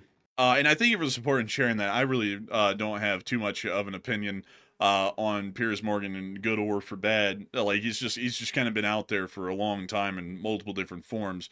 But one thing that I will say though is that I really cannot stand listening to a lot of people debate stuff, because I'll be like, say this, and then they don't say it and they completely miss it and they go with a point that might be easily defeated. I'm like, I'm like, what are they doing? I'm like honestly, like debates to me are a lot like sporting events. Like I actually get hyped up in debates because they'll be like, say this thing, there's no way that they can beat that one, and then they'll say something else. I'm like, oh my god, they're gonna come up with a counter, and then they'll come up with a counter. I'll be like, damn, they got like, and I listen to it and I'm like, damn. Like whenever I listen to a lot of people who do the debating stuff, I'll always be listening to them. I'll be like, damn, they're missing a lot of points, like big points that would actually really strengthen their argument. Like especially whenever anything's going on in foreign policy. Like, for example, like there was this one, like I've completely, like people would ask us back in the day to listen to Tucky G go around and talk to Putin and stuff.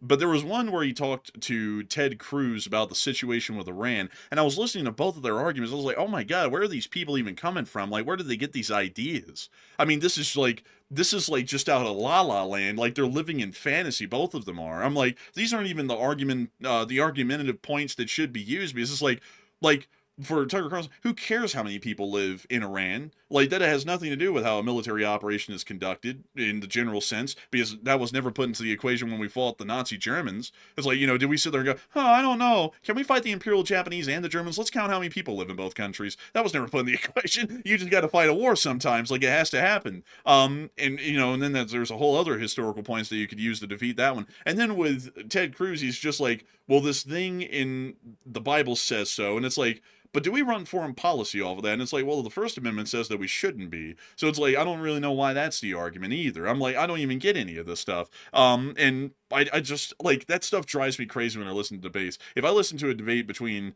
those two, I have a feeling that'll also drive me crazy, because I generally avoid debates these days, because I'll be like, oh my God, they missed the point. I'll be like, what are they talking about? But anyways, a huge thanks to you once again for support and helping this channel to keep on running. And with that, we're on to the next one. All right, and our next one here goes to Ed, and Ed put in a $20 support, and thank you very much, Ed, for that generous support. We do appreciate that. He said, Irish Ed here, I'm blessed. I have a beautiful 3,000 square feet that I paid off in 13 years. I put every dollar I had to make that happen. However, I have extreme empathy for the young people in the impossible situation, and God bless. Now, you know what's interesting, Ed? I'll make this real quick. We're starting to run late. But also, by the way, congratulations on that. Big congratulations. The good news is your house appreciated probably a lot. If it's in a good area, it probably appreciated a lot. But the catch is, though, you're basically stuck. Because if you go to sell your home and you try to cash in on that appreciation, you're going to be in a situation where you're having to buy a similarly overinflated home at an overinflated price. So you're basically stuck where you're at. Even if you wanted to move, you really can't, because the prices of everything else is also skyrocketed in addition to your home appreciating in value. So it creates a weird position where people are basically frozen in place, essentially. At least that's the way I see it. But Enforcer, what say you? I have to say, good on you, Irish Ed, and also 3,000 square feet. That's actually a really big house right there. And I got to say, I bet you're really proud of that, and I'm proud of you for that. That sounds like it was a huge achievement for you. And 13 years is actually a pretty quick time. I mean, good on you for sure. And I'd have to say, thank you for having sympathy on the folks who live in these generations these days, because I'm not, like, when I speak of the frustrations of the economy in the modern situation, I don't speak of that in frustration for Matthew and my sake, because we are generally better off than most people in our generation. I speak for all those people that I know that are in the toughest of situations, that no matter how hard they work, no matter how much they grind themselves down to basically being a husk of a person in a shell, they can't even afford hardly to even pay their bills. And it really kills me to think that Americans these days, born into the country, born on the soil like everyone else has been, still has to fight and struggle just to even get by at a minimum these days. But a big thanks to you so much for the support and helping this channel to keep on running. And with that, we are on to the next one. And we also have a $20 support from 007 The Watcher. And thank you very much, 007, for that 20. They said, have you ever been to the Pacific Northwest, specifically to the Columbia River Gorge? Some folks say it's the most beautiful places on the earth. Multnomah Falls is a destination spot. And thanks for the awesome program. And thank you so much for the support. I have been around the area of the Columbia River Gorge a bit, actually. Not a whole lot, but a couple of times. And here's what it looks like, folks. Look at this. Wow.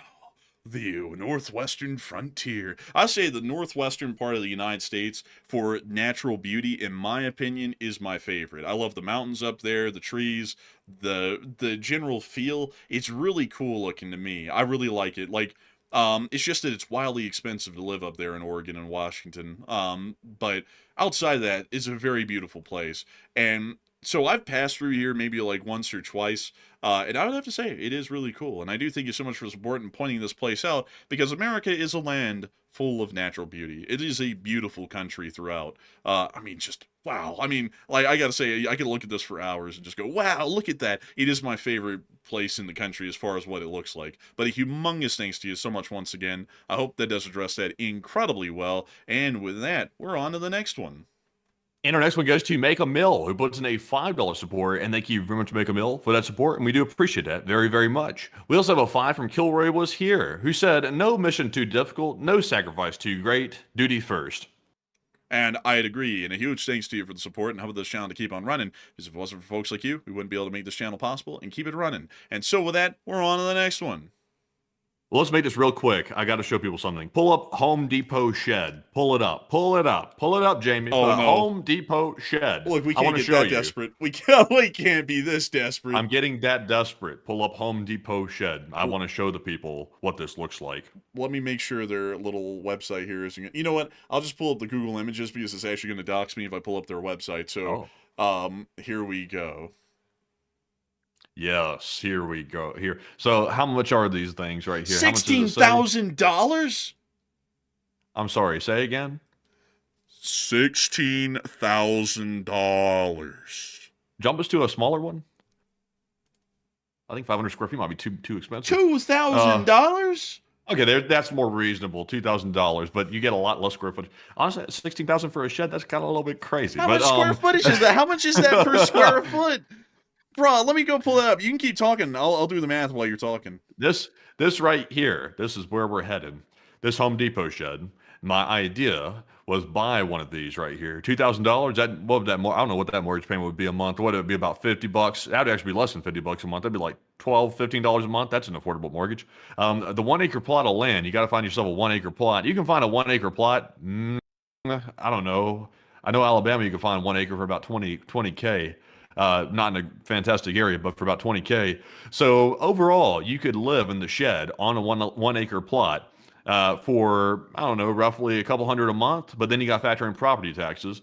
Also, upkeep. Can you imagine the upkeep on this thing? I mean, it's probably not that bad for upkeep. I mean, what do you got to do? Put some spackling on it, like once every year or something like that, possibly. Or you might have to buy a brand new one. You can just buy a brand new one after like a couple of years. I mean, it's $2,000. Just buy a brand new one. Still cheaper than a house. Man, Youngblood gonna be living in the Ted Kaczynski fit, the 10x12 shack in the Hey, acre. yo. Look, bro, like, Hey, yo. bro, Well, like, at least it's not like a busted up school bus that pulled up into Alaska's wilderness or something. I'm so cold. It's like, bro, why'd you go out there like that? You're wearing shorts, man. But anyways, this thing, crazily enough, Matthew, is probably more than commercial square footage in price because it's about $18 a square foot. That's pretty affordable. I think the average home today is like 200 a square foot. But how much is a commercial square foot, though, on average in this country? Let's see. Average. Yeah, but you can't live in a commercial building, though. They'll kick you out. They'll evict you. Let's see here. So. And don't even bring up the idea of living in a storage locker. Oh my you God. can't do that either. They'll kick you out. So commercial building square footage is $18 a square foot. So this thing is as expensive as living in a commercial building. Now, you can't live with in a commercial building though. With a commercial building though, you gotta get like a whole floor. Like they don't let you just take like a small corner. You gotta get like a huge amount for that $18 a square foot. But I'm just saying though, isn't that kind of a little ridiculous that living in a garden shed it costs as much as commercial like full floor space per square foot? Doesn't that seem a little ridiculous? It does seem a little ridiculous. I got a better idea. You have a pickup truck, full-size pickup truck, and you put one of those camper shells in the back, and you build it out, the little camper shell area in the back, really nice. You have like a bed, you have like a little battery-powered fridge in the side of it and stuff like that, and you simply live in that 5 by 5 square foot camper bed on the back of your truck. You don't have to pay property taxes at that rate. The only problem is you won't have a physical address, so that makes everything difficult. Also, you don't have a shower either, so that makes things difficult as well. It's just tough. And also you can't go live on it. Yeah, I found this out too. You cannot go live on public lands. Like, the BLM lands out there. You can't go live on those. You can only be out there for like a certain amount of time. Then you got to get up, get out. They don't let you stay. So there's no rest for the wicked. Man, it's a tough life these days, folks. It's a tough life. But with that, we're on to the next one. Also, moving on to our next one. This one goes to Ed, who puts in a 5. He said, Irish Ed here, and what are the odds that Russia sent a small nuke warhead when their cargo planes a few weeks ago? And also, Iran might be trying to do some other weapons production, possibly. I would say that the chances are probably a little low. I don't think the Russians would want to provide Iran with a nuke because Iran's really unstable and they could also possibly use that against Russia in the future. And the Russians wouldn't want to give them that ability to do that. So I would say that the chances are a little low in my opinion. But I do thank you for the support and help with this channel to keep on running. And I hope that does address that well. And also, I saw someone say, let's see. Oh, dang. Let's see. So I can't find it. Dang, we're just going to have to move on. It's unfortunate. It was a good one, though. But anyways, with that, we're on to the next one. Also, moving on to our next one here. People are killing me right here with these things in the chat. Also, by the way, I wasn't talking about van life, by the way. I see people everywhere saying, well, Matt, that's van life. Like, van life's existed forever. I know about that. I've seen, like, the vans that people, like, outfit. Those are basically, like, van RVs, though. I'm talking about, like a pickup truck, you know, like an F-150 or something, and you put, like, a camper show on the back of it. That's what I'm talking about. That's really, like, that's really pushing it, because you don't have any way to stand up in a pickup bed, even with a camper show on the back. At least in the van, you can stand up at least. But I've seen those van life people. Like, that looks like it's fun for maybe like the first couple of months, but after that, I think those people are getting miserable. I think they're getting really miserable in that van. And those vans aren't cheap. Like, if a Sprinter is not cheap. Sprinters used to be cheap. They're not anymore. They're crazy expensive now, because I think they're appealing to the van life people. So they're selling more and they raise the prices. So I don't know. Like, I don't think that's really viable. I think it's a waste of money to do the van life thing, because you don't really get your money back when you go to sell it. But anyways, jumping, yeah. Buy yourself a good old nag, get a saddle, and go off into the Rockies and be a trapper for a living. That actually might be a trapper. I don't endorse illegal activities like that. Bruh, trapping is totally legal. Are we talking about the same? Yeah, like trapping beavers for fur pelts. Oh, what the hell are you talking about? Like, I thought you were talking about like the trap house or something. Bruh, what trap houses exist in the Rocky Mountains, bruh? Like, hey, I don't know. Man, I haven't been out there. Deep in the wilderness, Matthew is planning on selling little baggies to bears. like the bear comes up, I'll have a gram on go. It's like, you what? Bruh, like, man, nobody knows what a trapper is. Like a fur trapper, you know, the guys who used to make their living, like, you know, hunting down animals or setting traps to trap the animals and then kill them and then sell those their existed fur a long pelts. time ago. The modern day trapper is completely different. Man, you know, honestly, I think a better idea would be to buy that good old nag and a 6-shooter and go out into the woods and be a drill beater. like a drill beat in the Rockies, bro. You know what I mean? Like, you know, the song type, the drill beats. Oh, that's not called a drill beater. That's called drill beats. I don't know. Yeah, but if you're a singer of drill beats, then you're a drill beater. I mean, that verbally possibly works. Yeah, that verbally works. Like I don't think that's in the Oxford Dictionary, but that's in my dictionary. But anyways, so we're on to the next one. And our next one here goes to none other than Jacqueline. And thank you very much, Jacqueline, for that support. They said, keep their faith, things will be better. Pen home, but with taxes and upkeep is hard. And they can take your home if you miss 3 years of taxes. And yes, that is true. That is true. The church is our geocentricity store, all ages these days. That's interesting. I thank you so much for support and sharing that with us. And hopefully things will get better one day. And I hope that with a lot of hard work and good effort and a lot of honest voting, not for crooks, we can make it a better country. And so a big thanks to you so much once again for the support and helping this channel to keep on running. And with that, we're on to the next one. Also, I'm seeing a lot of people bringing up the idea of sugar mama. That's what I'm seeing. A lot of people bring that up. I don't know about that. I don't know about that. In fact, actually, it's only one person bringing it up. They just keep bringing it up multiple times in a row. I thought it was multiple people saying that. It was actually just one person. It's armchair expert that keeps bringing that up over and over and over. I thought several people were saying that, but it's just him. But anyways, jumping into our next one here. This one goes to Samams, who puts in a 5. They said 30 cargo planes landed in Iran in less than 40 days. Look serious. They jammed the Starlink signal using Chinese technology, and they're hiding things. Interesting, and we'll have to look into that. And a big thanks to you for the support and helping this channel to keep running. And we're on to the next one. And this one goes to Matt Joff, who puts in a 5. And they said, are the 82nd or 101st in theater if needed to lock down uranium? DA, establish airfield rangers. From what we know, the 82nd or the 101st is either at Koglasanu, one of them is, and the other's probably back at Fort Bragg. That's what we're thinking right now. We don't think any of them are in the Middle East at the moment. So with that, I hope that does address that well. And a big thanks to you for the support and helping this channel to keep on running. And with that, we're on to the next one. And this one goes to the B Knight 3, who puts in a 5. And thank you very much to B Knight for that support. He said for Super Earth. For Super Earth! Bam, bam, bam, bam. Bam, bam. You know what we're talking about, right, Matthew? You know what we're talking. You know the thing. Yeah. All right. And with that, a big thanks to you for the support. We're on the next one. Also, real quick to answer the poll, what's your favorite cheese? A mild cheddar won out with 46% of the vote. Smoked Gouda won out with 39% of the vote. Smoked Gruyere won out with 9%. And butter Kass, which translates in German to butter cheese, is 5%. I think a lot of people don't know what that is, but it's good. I can tell you. But smoked Gouda for the win. Enforcer, what say you? I'd say mild cheddar is a pretty good option, but it's good to see that the winners were up top. And so a big thanks to you all for voting, and we're on to the next one. And our next one here goes to none other than Sarah M. Baker. And thank you very much, Sarah, for that support. And he put in a 5. And he said, for the Shah, there will be referendum. He don't want the position unless the people want him. We all want him. Please go watch all of his speeches. I thank you for the support, but the thing is that I don't really, I don't mean to say this in, like, an offensive way, but I don't really care what people give as speeches. Politicians in America give speeches all day long, and they promise everyone the world, and they deliver on none of that. Neither the Democrats nor the Republicans follow through on anything they say. Why in the world would someone who's vying for a political position in a country like him be honest on something? Like, none of them are. Like in Britain, every member of parliament lies out of their teeth. In America, every Congress member lies out of their teeth. In Russia, every member of the Duma and Putin lies out of their teeth. Everyone in the Chinese Communist Party lies out of their teeth. Everyone in the Japanese parliament does the same. So why would Pahlavi be the exception to that? Why would he follow through with exactly everything that he says?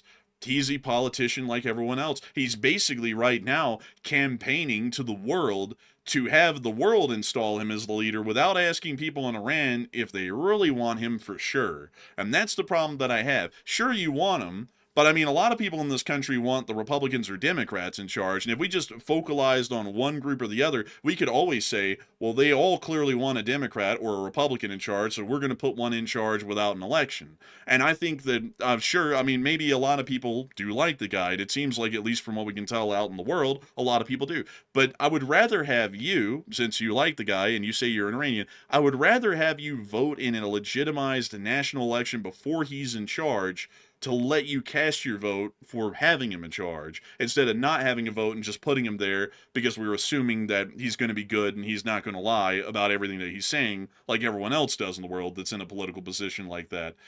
So what if the Iranians want a dictator? If they say they want a dictator, would you be against it? No, I mean, if that's what they want, that's what they get. I mean, culturally, the truth of it is that there has never been a successful democracy in Iran, so it is highly likely that they are probably going to vote in a referendum for some form of constitutional monarchy that leans into some executive powers that will be held by the monarch or the sovereign. So it's highly likely that that'll be the case. And if they want that, that's what they get. If they want an absolute monarchy like in Saudi Arabia where Pahlavi is just the guy, I mean, that's what they get if they vote for that. But I think they ought to have a vote on it, though, to see, because what if they don't want that? Like, what if they don't want a government that has a sole sovereign with absolute power like Saudi Arabia? What if they want a federal republic? Well, we've just absolutely squash their democratic responsibilities to self-determine their own government, whether it's a dictatorship or not, and we just told them what they're having. And I don't really like that. I think that at the very beginning of the after Khomeini's government collapses and there's basically nothing in Iran at that moment and a government's being built up, I think for that one moment, if Iran votes to have a dictatorship from that point forward, I think they ought to at least vote on it and see what they actually want.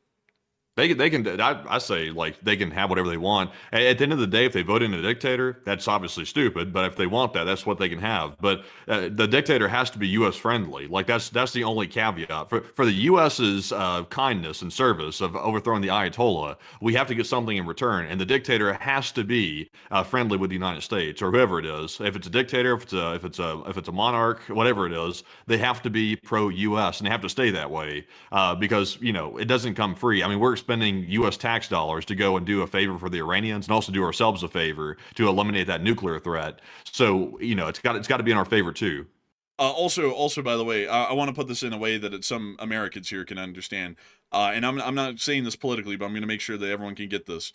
So what people are advocating for in Iran, here's why I have an issue with it. It's like say the last president, who was Biden, would say, okay, we need to run a legitimate election on who people want. I'm going to oversee the election, and I'm going to be running for president, and then Trump's going to be running for president. Would you trust him to make the right call, considering that he's the one overseeing the election and he's also running in it? No, there's an inherent bias involved there. Now let's flip it for the Democrats and the liberal-minded people that we have here tonight as well to make it even. So let's say Trump is the president right now, and then he goes, "We want to make sure to have a fair election. I am going to personally oversee the national election and its results, but I'm also going to run in that election for the president." Would you trust that? And much like the last scenario, no. He's running in the election. He's also running the election.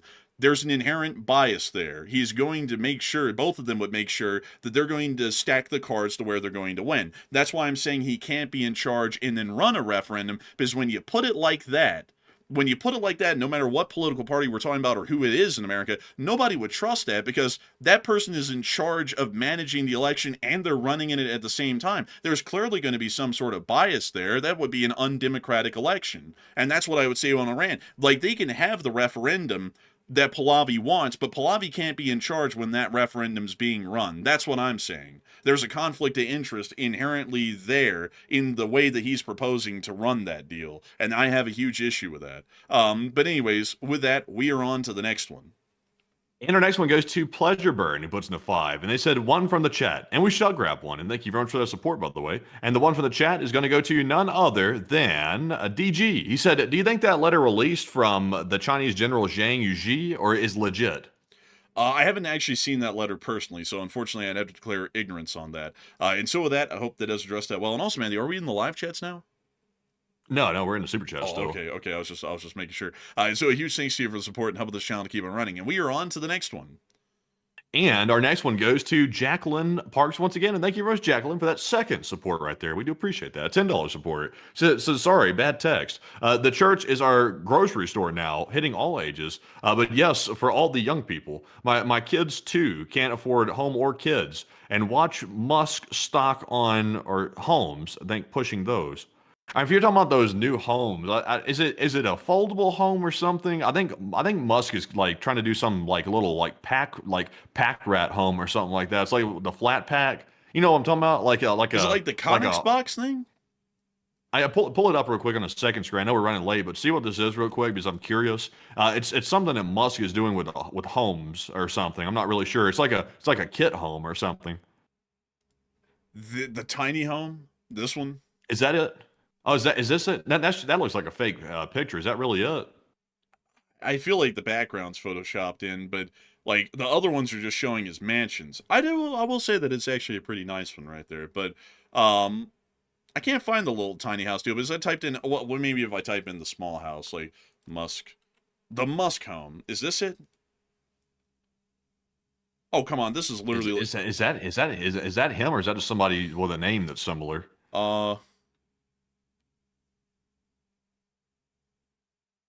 I have a feeling this isn't him. This doesn't look like something Musk would do. This is like a Shopify store. It is kind of. Musk small houses. Elon Musk small house. Let's see.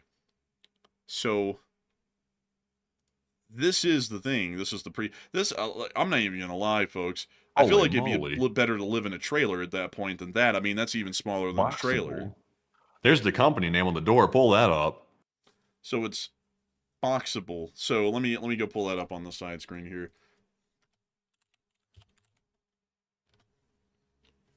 Oh, like we're gonna start living in like a fancy cardboard box. Oh my God, dude! It's literally just it's a cube. Look at how big that is. Oh, wow. How much is it? I don't even know. The baby box. Dude, that's not even big enough to live in. That's barely big enough for like a bed. It's a 10 by 12. It's a 120 square foot little building. It's 10 feet deep and 12 feet wide. No, hell no. I wouldn't live in that. How much? Well, you scroll down and see what the other model is. Like, what's the other one? Larger buildings. Okay, so go up to the casita, that top one. This seems to be their baseline sort of. Order now. How much is this thing? What the hell happened? Oh, you can't even get a price. You have to email them. Let's see. Let me pull it up. Boxable cost so it's 361 square feet, at least according to the Google AI overview. That's the casita. What? That's not the baby box. The baby box is 120. Says get a boxable casita for as little as $900 a month and only $250 down. But how Where much do you are put the they, damn though? thing? Like, well, I mean, you gotta put it on somewhere, like land or something. Or where do you put it? I don't even know. I have no clue. Is there like, do they sell like plots? Like, do they buy land and let you buy like a little plot to put that on or something? Like, like a trailer situation where you like have a plot to put the trailer or something. Like, I don't know how this works, but it seems a little bit strange. Okay, so I got a surprise on this. You ready? Yeah, yeah. $60,000. For 300 square feet, I mean, how does that translate to per square foot? Let's see. Let me do the math on that really quickly. Seems rather high. $60,000 divided by 360. So that is a price of $166.67 per square foot. Well, that's basically the cost of a real house. You're just getting a lot less square footage, but you're paying the same square footage price almost as like a legit built home. That is That's bad. ridiculous. Yeah, that is ridiculous. I would not get one of these. This is like, this to me is basically a ripoff. At that point, you might as well just go ahead and start, just keep saving up to try and get a house eventually. Because I bet you, considering that this thing is a prefab, it's not going to last that long. Because at least from what I know in construction, prefabs do not last that long compared to traditional structures. So, I mean, basically, it's like just basically throwing money down a drain, in my opinion. So, yeah, I wouldn't really Not to want mention, to. I'm like, these things don't seem like they would have resale value. I'm not sure if they will or not. It's like, who's going to buy a used box? It's like, I mean, is there a market for this? I'm not sure. Like, I'm not even sure what the hell the thing's made out of. It doesn't seem like it's going to hold value like a normal house would. At least in my personal opinion, it doesn't seem like it would. Yeah, I mean, like, this is. I wouldn't get one of these. I just wouldn't. Like, I would just get a normal house at this point. And I mean, look at this thing. Like, I don't trust something where the roof is deployed on an office wheel on a chair. Like, do you see that? Like when they open the roof, look at that. It's deployed with a little like office wheelchair. Look at that. They just keep showing it over and over. Watch when the roof deploys. Do you see that? Yeah, I do see that. That's kind of That is crazy. ridiculous, dude. That is literally the wheel that goes on the bottom of an office chair, and they're using it to deploy the roof. I wouldn't trust this thing at all. Like, I feel like looking at that, that just destroys my confidence in the roof. Like, a strong gust will probably lift the roof up, and you'll get a strong draft coming in. Like All right, all right. Go ahead and do it. Tell them they can start building the commie blocks. dude, this is literally just like a Khrushchevka, one apartment room at a time. It's Like, individualized though. It embodies the spirit of individualism. It's not quite commie. It's commie in construction, but it's not commie in theory. bro, we're about to be moving on to these. They'll actually, next thing you know, Elon will announce that these things are actually stackable and linkable, so you can actually hang out with friends and neighbors. And we're literally just gonna get modular Khrushchevkas eventually, just all plopped together. I would rather buy a used container from like a container ship, a Connex box. I would rather buy one of those and like frame it out in the interior with like plywood or something and paint it and put sheetrock up and stuff like that. I would rather do that than buy one of those things that you're looking at right there. At least you could technically like put the Connex box into the side of like a dirt mound or something like that. You could basically have like a bunker house, which would be a lot cooler than a boxable. Bruh, dude, I just imagine, man, you go to work one day in your slate. Yeah, bruh, you like own a slate. You'd walk out of that thing, the box, you go to work, and while you're at work, someone comes by with a car jack, boosts your shit, and you come back home and the house is gone. It's like, where did he go? It's like, bruh, dude, I would not get one of those. I feel like you actually pack up one of those things and take off with it, like go driving down the road, just boost a box out of some place's property. I mean, I would. I mean, hell, if you don't care about building materials, you can always just go to like Lowe's or Home Depot and buy the extra large boxes and tape them together until you get a full size house. Bro, man, what we're returning to, man. Like this lets y'all all know the boomers don't really know what's going on here because we're about to be returning back to these, aka the Hoovervilles. We're about to be getting back into this whole deal because that thing is not that far cry from this. Like, really. Yeah, really, honestly. It's like also, what do you tell somebody? Like, if you want to bring somebody over to your place or something like that, you're like, hey, you want to come hang out in my box? Huh? Your box. Yeah, you want to come hang out in my box? And they come over and they see that you're living in like a big refrigerator, like a deployable refrigerator. Basically, is what you're living in. I mean, that's a little bit. And also, then you tell them the price tag on it. They're like, wait a minute, you paid the same price per square foot to live in that as a normal house, and it's basically like a foldable fridge. And they're like, yeah. And they're like, oh man, that's a sucker. Listen, Tommy. I live in the meat freezer, like on the side of the road, like it's on the frontage road. Man, I'll tell you what, put some speakers in the box and have the box bumping. Oh my lord, man. Man, yeah, a party in a box. That's like a party in a box. That's what you can say. That's what you can tell people when you say, okay, come on over. It's the party in the box. Dude. Imagine the women would love you. Party in the box. They would love it. They would be like, my God. wow. Oh my God. It'd be like, oh wow, look, this guy's made it. He's bought a box for the same cost as a house. I can't even make the joke I want to make, man. This is just too close to being on the nose that what you're saying right here. Like, yeah, armchair expert knows what's up. Oh man, dude, you're going through that whole deal, and I was like, oh my God, there's gonna be a double entendre behind this one, man. I was like, oh my lord, do you get it? Like going over to what do you mean? Go pull up what you were saying, like the name of the building. Go pull that up and type in slang behind it, and go look at the definition real quick, because there For the word box. Yes. Like go type in that in slang and go see what you get. What the? You were saying party in the box. I was like, what the hell does this mean? Like, why is every word turning perverse? Like, what? I mean, how's the word box turn to something perverted like this? When did this happen? You were going through that whole deal. You were like, hey, you want to see my box? I was like, oh my God. What? I mean, we can't even say the word box anymore without it being something vulgar. Bro. What is when did this turn into this? Dude, it's been that way for decades, man. That was like something from back in the 80s, man. Like, it's been like that for a while now.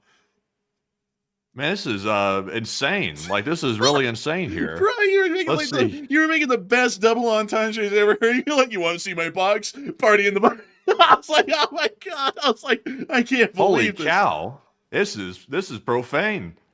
Oh my lord. Oh well, anyways, we got to get on to some more questions here. But anyways, I hope y'all enjoyed that one, folks, because that was hilarious, man. Honestly, you didn't even intend for it to be, but that was like a comedy routine right there. That was like, you could do that as stand-up. You really could, and that would be a killer. Like, you would be killing it, Jerry, killing it. But anyways, with that, we are on to the next one. I never knew that. Like, interesting. I never knew that. That's interesting. But anyways, moving on to our next one. Here. I have to reconsider my life. But the next one goes to Kyle Padell, who puts in the 10. And Kyle said, LSA, the best news. I'm 32, living in a single-family home in Oklahoma. Every house in my neighborhood is built in the 60s for $180,000, and I bought my house in 2020 for $121 in Norman. Oh, nice. That's actually very affordable right there. And I got to say, a big thanks to you for the support and helping this channel to keep it running. And that's good to hear that you were able to find a really affordable house right there. That's actually pretty good. And so with that, I hope that does address that well. And a huge thanks to you once again for helping this channel to keep on running. And with that, we're on to the next one. And our next one here goes to, I can't make that joke, but anyways, moving on to our next one. This one goes to Taoist Auditor. Now that I know what that means, I do have a lot of jokes up my sleeve. I don't know what that means, but we're going to move on because we're not trying to be profane quite like that. But our next one goes to Taoist Auditor, who puts in the 5, who said, to make money, invent something.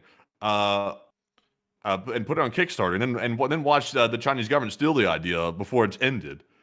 Oh yeah, and then watch someone else steal it and then patent it. Like, and then you're screwed. It's like, damn. But beyond that, I gotta thank you so much for the support. Help this channel keep it running. Good idea though. And with that, we're on to the next one. And our next one goes to TK, who puts in the 5. They said, what's your guys' knowledge on quantum computers? They seem to be a big game changer than AI.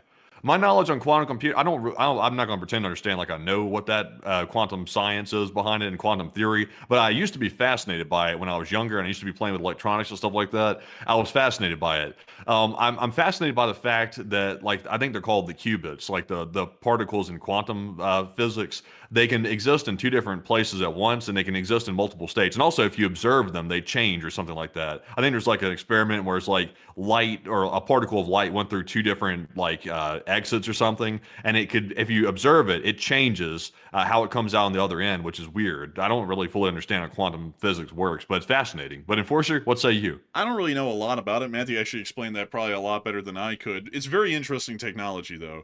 But I do thank you, Master, for the support and helping this channel to keep on running. And with that, we're on to the next one. And our next one goes to Taos Auditor, who puts in a 5. And he said, have you seen the reclaimed aircraft, 707s, etc., converted into homes? Plumbing is there. Just need some acres. I have seen that. It is pretty neat. But I personally wouldn't want to live on an old 707. I would like to fly in one, though. That would be pretty cool. But a huge thanks to you so much once again. And with that, we're on to the next one. You know, funny thing is, real quick, I actually thought about going and majoring in physics because I was so fascinated by it. I was like, I would like to go do that because I was always fascinated by science classes and things like that. But the problem is, though, the math scared me away. I decided not to go for it because of the math. And also, I was advised not to go into something difficult. I was told to pick an easy major, which turned out probably not to be the best idea. So considering the fact that I did not, really want to go to law school.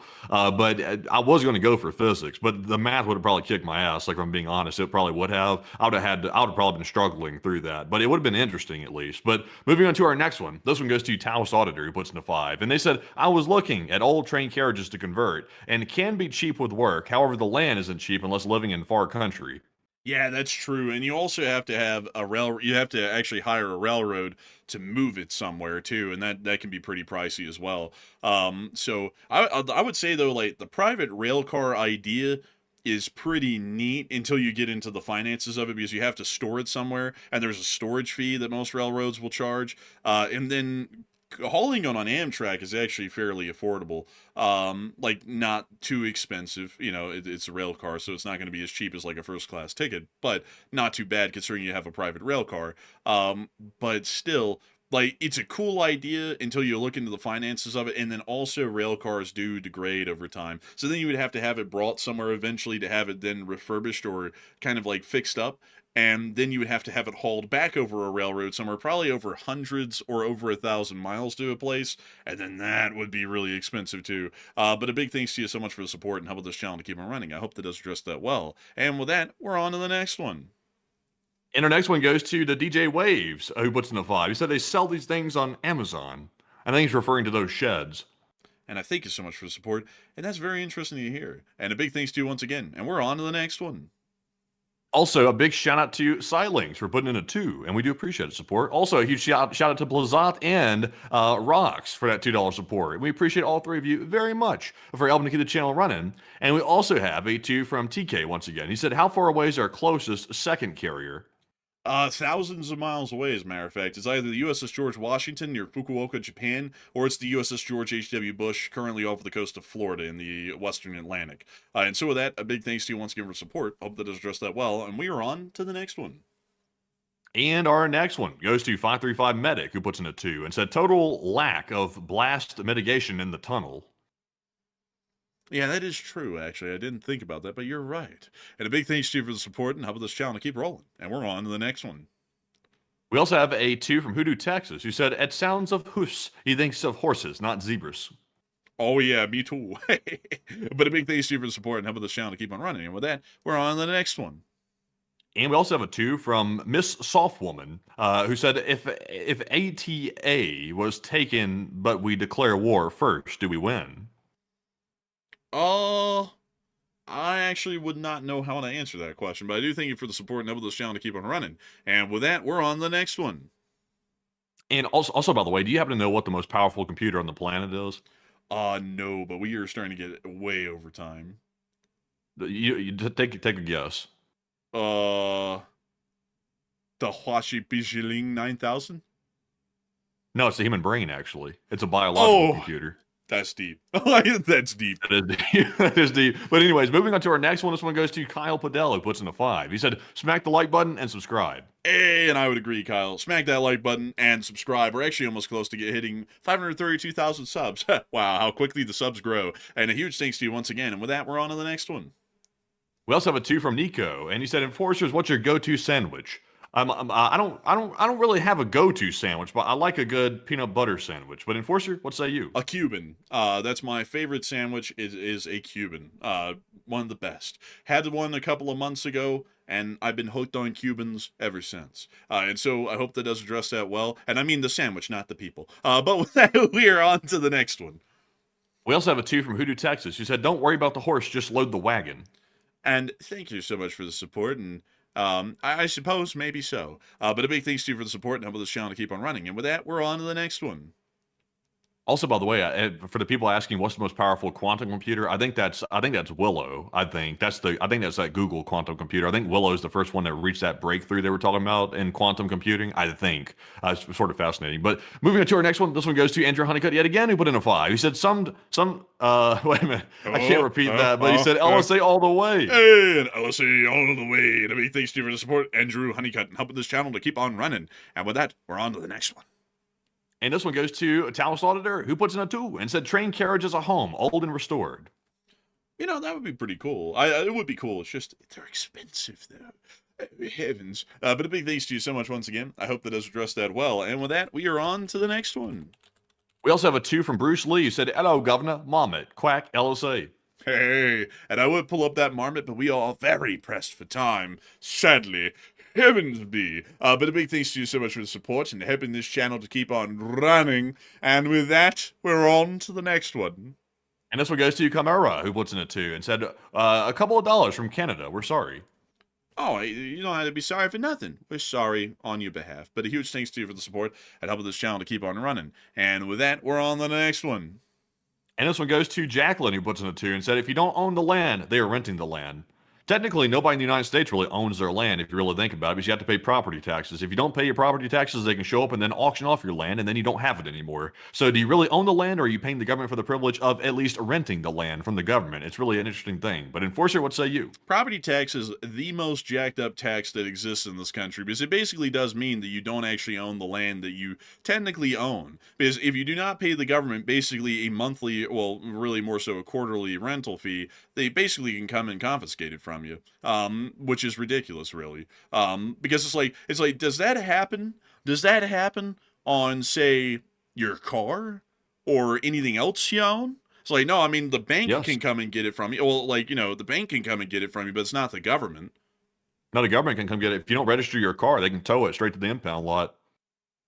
You know, I just realized that you're right on that, and I completely forgot about that. You know, there's a lot of things that are really jacked up with the tax codes in this country. Like, I'm just going to be honest with y'all. Like, I don't think that property tax should be a thing at all, because that's ridiculous. You have to pay the government basically a rental fee to technically, quote unquote, own the property, and if you don't, they can just auction it off to someone else. It's like, you don't own it at that point. It's like, it's just conditional on the fact that you can pay the taxes. Otherwise, they're going to come and grab. I mean, that is truly something else. But anyways, with that, we're on to the next one. And with that, folks, it's now time to jump into our live chat questions. And jumping into our Morse code decoders, we had Paul, Kevin, Mason, Joni, Norm, Arabelle, Heroic Fluffness, Kush, Kopiteric, Sire, Brian, Blairstown. They said, the Morse says, it's pretty clear to me that Khomeini is shaking in his boots at this point, not looking good, in LSA. And ding, ding, ding. That's the sound of money. Y'all got the nail on the nail. The least winger civil core is always getting it correct, and we always greatly congratulate y'all for that. And we also got a 2 from Doom Wizard, who said, just say no to tiny homes. And I agree. If people back in the day didn't have to live in tiny homes, why the hell do people nowadays have to live in tiny homes? That's my question. Checkmate. But a big thanks to you for the support and helping this channel to keep on running. And with that, we are on to the third to last question of the night. Also, someone said you don't have to register your car. I'm not sure where you live, but you got to register your car pretty much everywhere you go. If you haven't, you may have been skirting around the law a little bit. Not that I'm looking or paying attention to it or anything like that, or snitching, but, you know, I think you have to. But jumping into our next one, this one goes to none other than Jay, who said, where would we even find the Ayatollah in the leadership? Don't they live underground for the most part? They live in the Lavazan neighborhood underground. Generally, that's where we think they are. We might be wrong on that, but we think they're here. If not here, then it's somewhere else around Tehran, most likely. So I hope that does address that well. And with that, we're on to the second to last question of the night. And also, a big shout out to Quantum Fighter who put in a 5. He said, heard about a certain company allegedly selling EW equipment to the Ruskies. How should the punishment be if true? I would say that some sort of a significant fine should do the trick.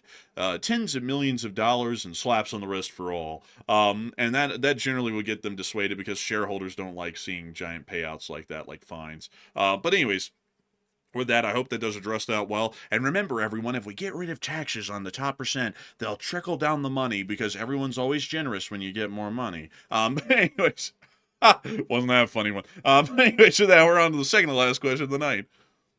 And this one goes to Jay Murr, who said, enforcers, any truth to the reports that the Saudis have denied the U.S. use of their land for any actions against Iran? I believe that I've heard something about that, but I wouldn't be entirely too sure on that. Sometimes they make statements like that, and then the last time something happened, we saw that a lot of U.S. aircraft actually took off from air bases in Saudi Arabia to get involved in the fun. So I hope that does address that well. And with that, we are on to the final question of the night. And so, who is the lucky last person who threw in the lucky last question of the night? And this one is going to go to none other than, let's see here, I'm trying to pick from all the last ones. They said, this one goes to ULF, who said, what about the Chinese and Russian assets in Djibouti? What about those Chinese and Russian assets in Djibouti? I don't think the Russians actually have a facility in Djibouti. The Chinese do, but I don't think the Russians do, if I'm not mistaken. Man, Djibouti must be in Iraq the way they bagged that down. Yeah. Oh, look, here's the Marine Corps rail line right here. And then here's the Chinese base right here. This is the Chinese base, or Chinwis, as they called it here on Google. Djibouti. There it is. This is it. But the U.S. military also has one here as well. I've just got to think of where it is at. I think it's on the other side of town, if I'm not mistaken. Yeah, I think it is over here, actually. I think it's at the... Yes, it is. Here it is. So the Chinese are on the western side of the city of Djibouti over here. We're on the eastern side, nearest to the airport. So I don't think the Russians have a base here. I think it's just us, if I'm not mistaken. But I hope that does address that the best I possibly can. And with that, we have reached the end of tonight's stream. And what a long stream it was, folks. But 188,000 people have watched this stream since it started, and we had a peak viewership tonight of 18.6 thousand people. I thank you all greatly for enjoying this show, and of course, giving your time to listen to the news. We'd love to know that a lot of people consider this channel to be their primary source of news, and we hope that you'll continue to view this channel as your primary source of news. We will see you all tomorrow at 10 p.m. Eastern Time to cover the next 24 hours of the news from around the world. And if there is a short war video to be made, Enforcer Matt will be the one making it. And so with that, good night, good luck, take care, stay safe. Slava Ukraini, Ram Slava, long live the East Spring Army, and long live the Republic. And with that, folks, we will see you all tomorrow on the nightly War News stream at 10 p.m. Eastern, and also maybe midday tomorrow for a short war video if there is enough news to cover. And tomorrow, excuse me, by the way, I'm coughing up and it's getting me choked up thinking about this. But tomorrow starts the watch hour. Tomorrow will be Friday, which actually it's already tomorrow right now. But in the evening, though, it will be about time to start looking out for possible strikes on Iran. So we will be on high alert for the next 3 days at least to see if something is going to be happening, because it could be happening and over the next 3 days. So with that, folks, we will stay close to the HQs to be able to cover the news if it breaks out live, and we will run an emergency stream when it does happen. And with that, we will see you all then. And of course, Slava Ukraine, Herom Slava, get some rest, and good night.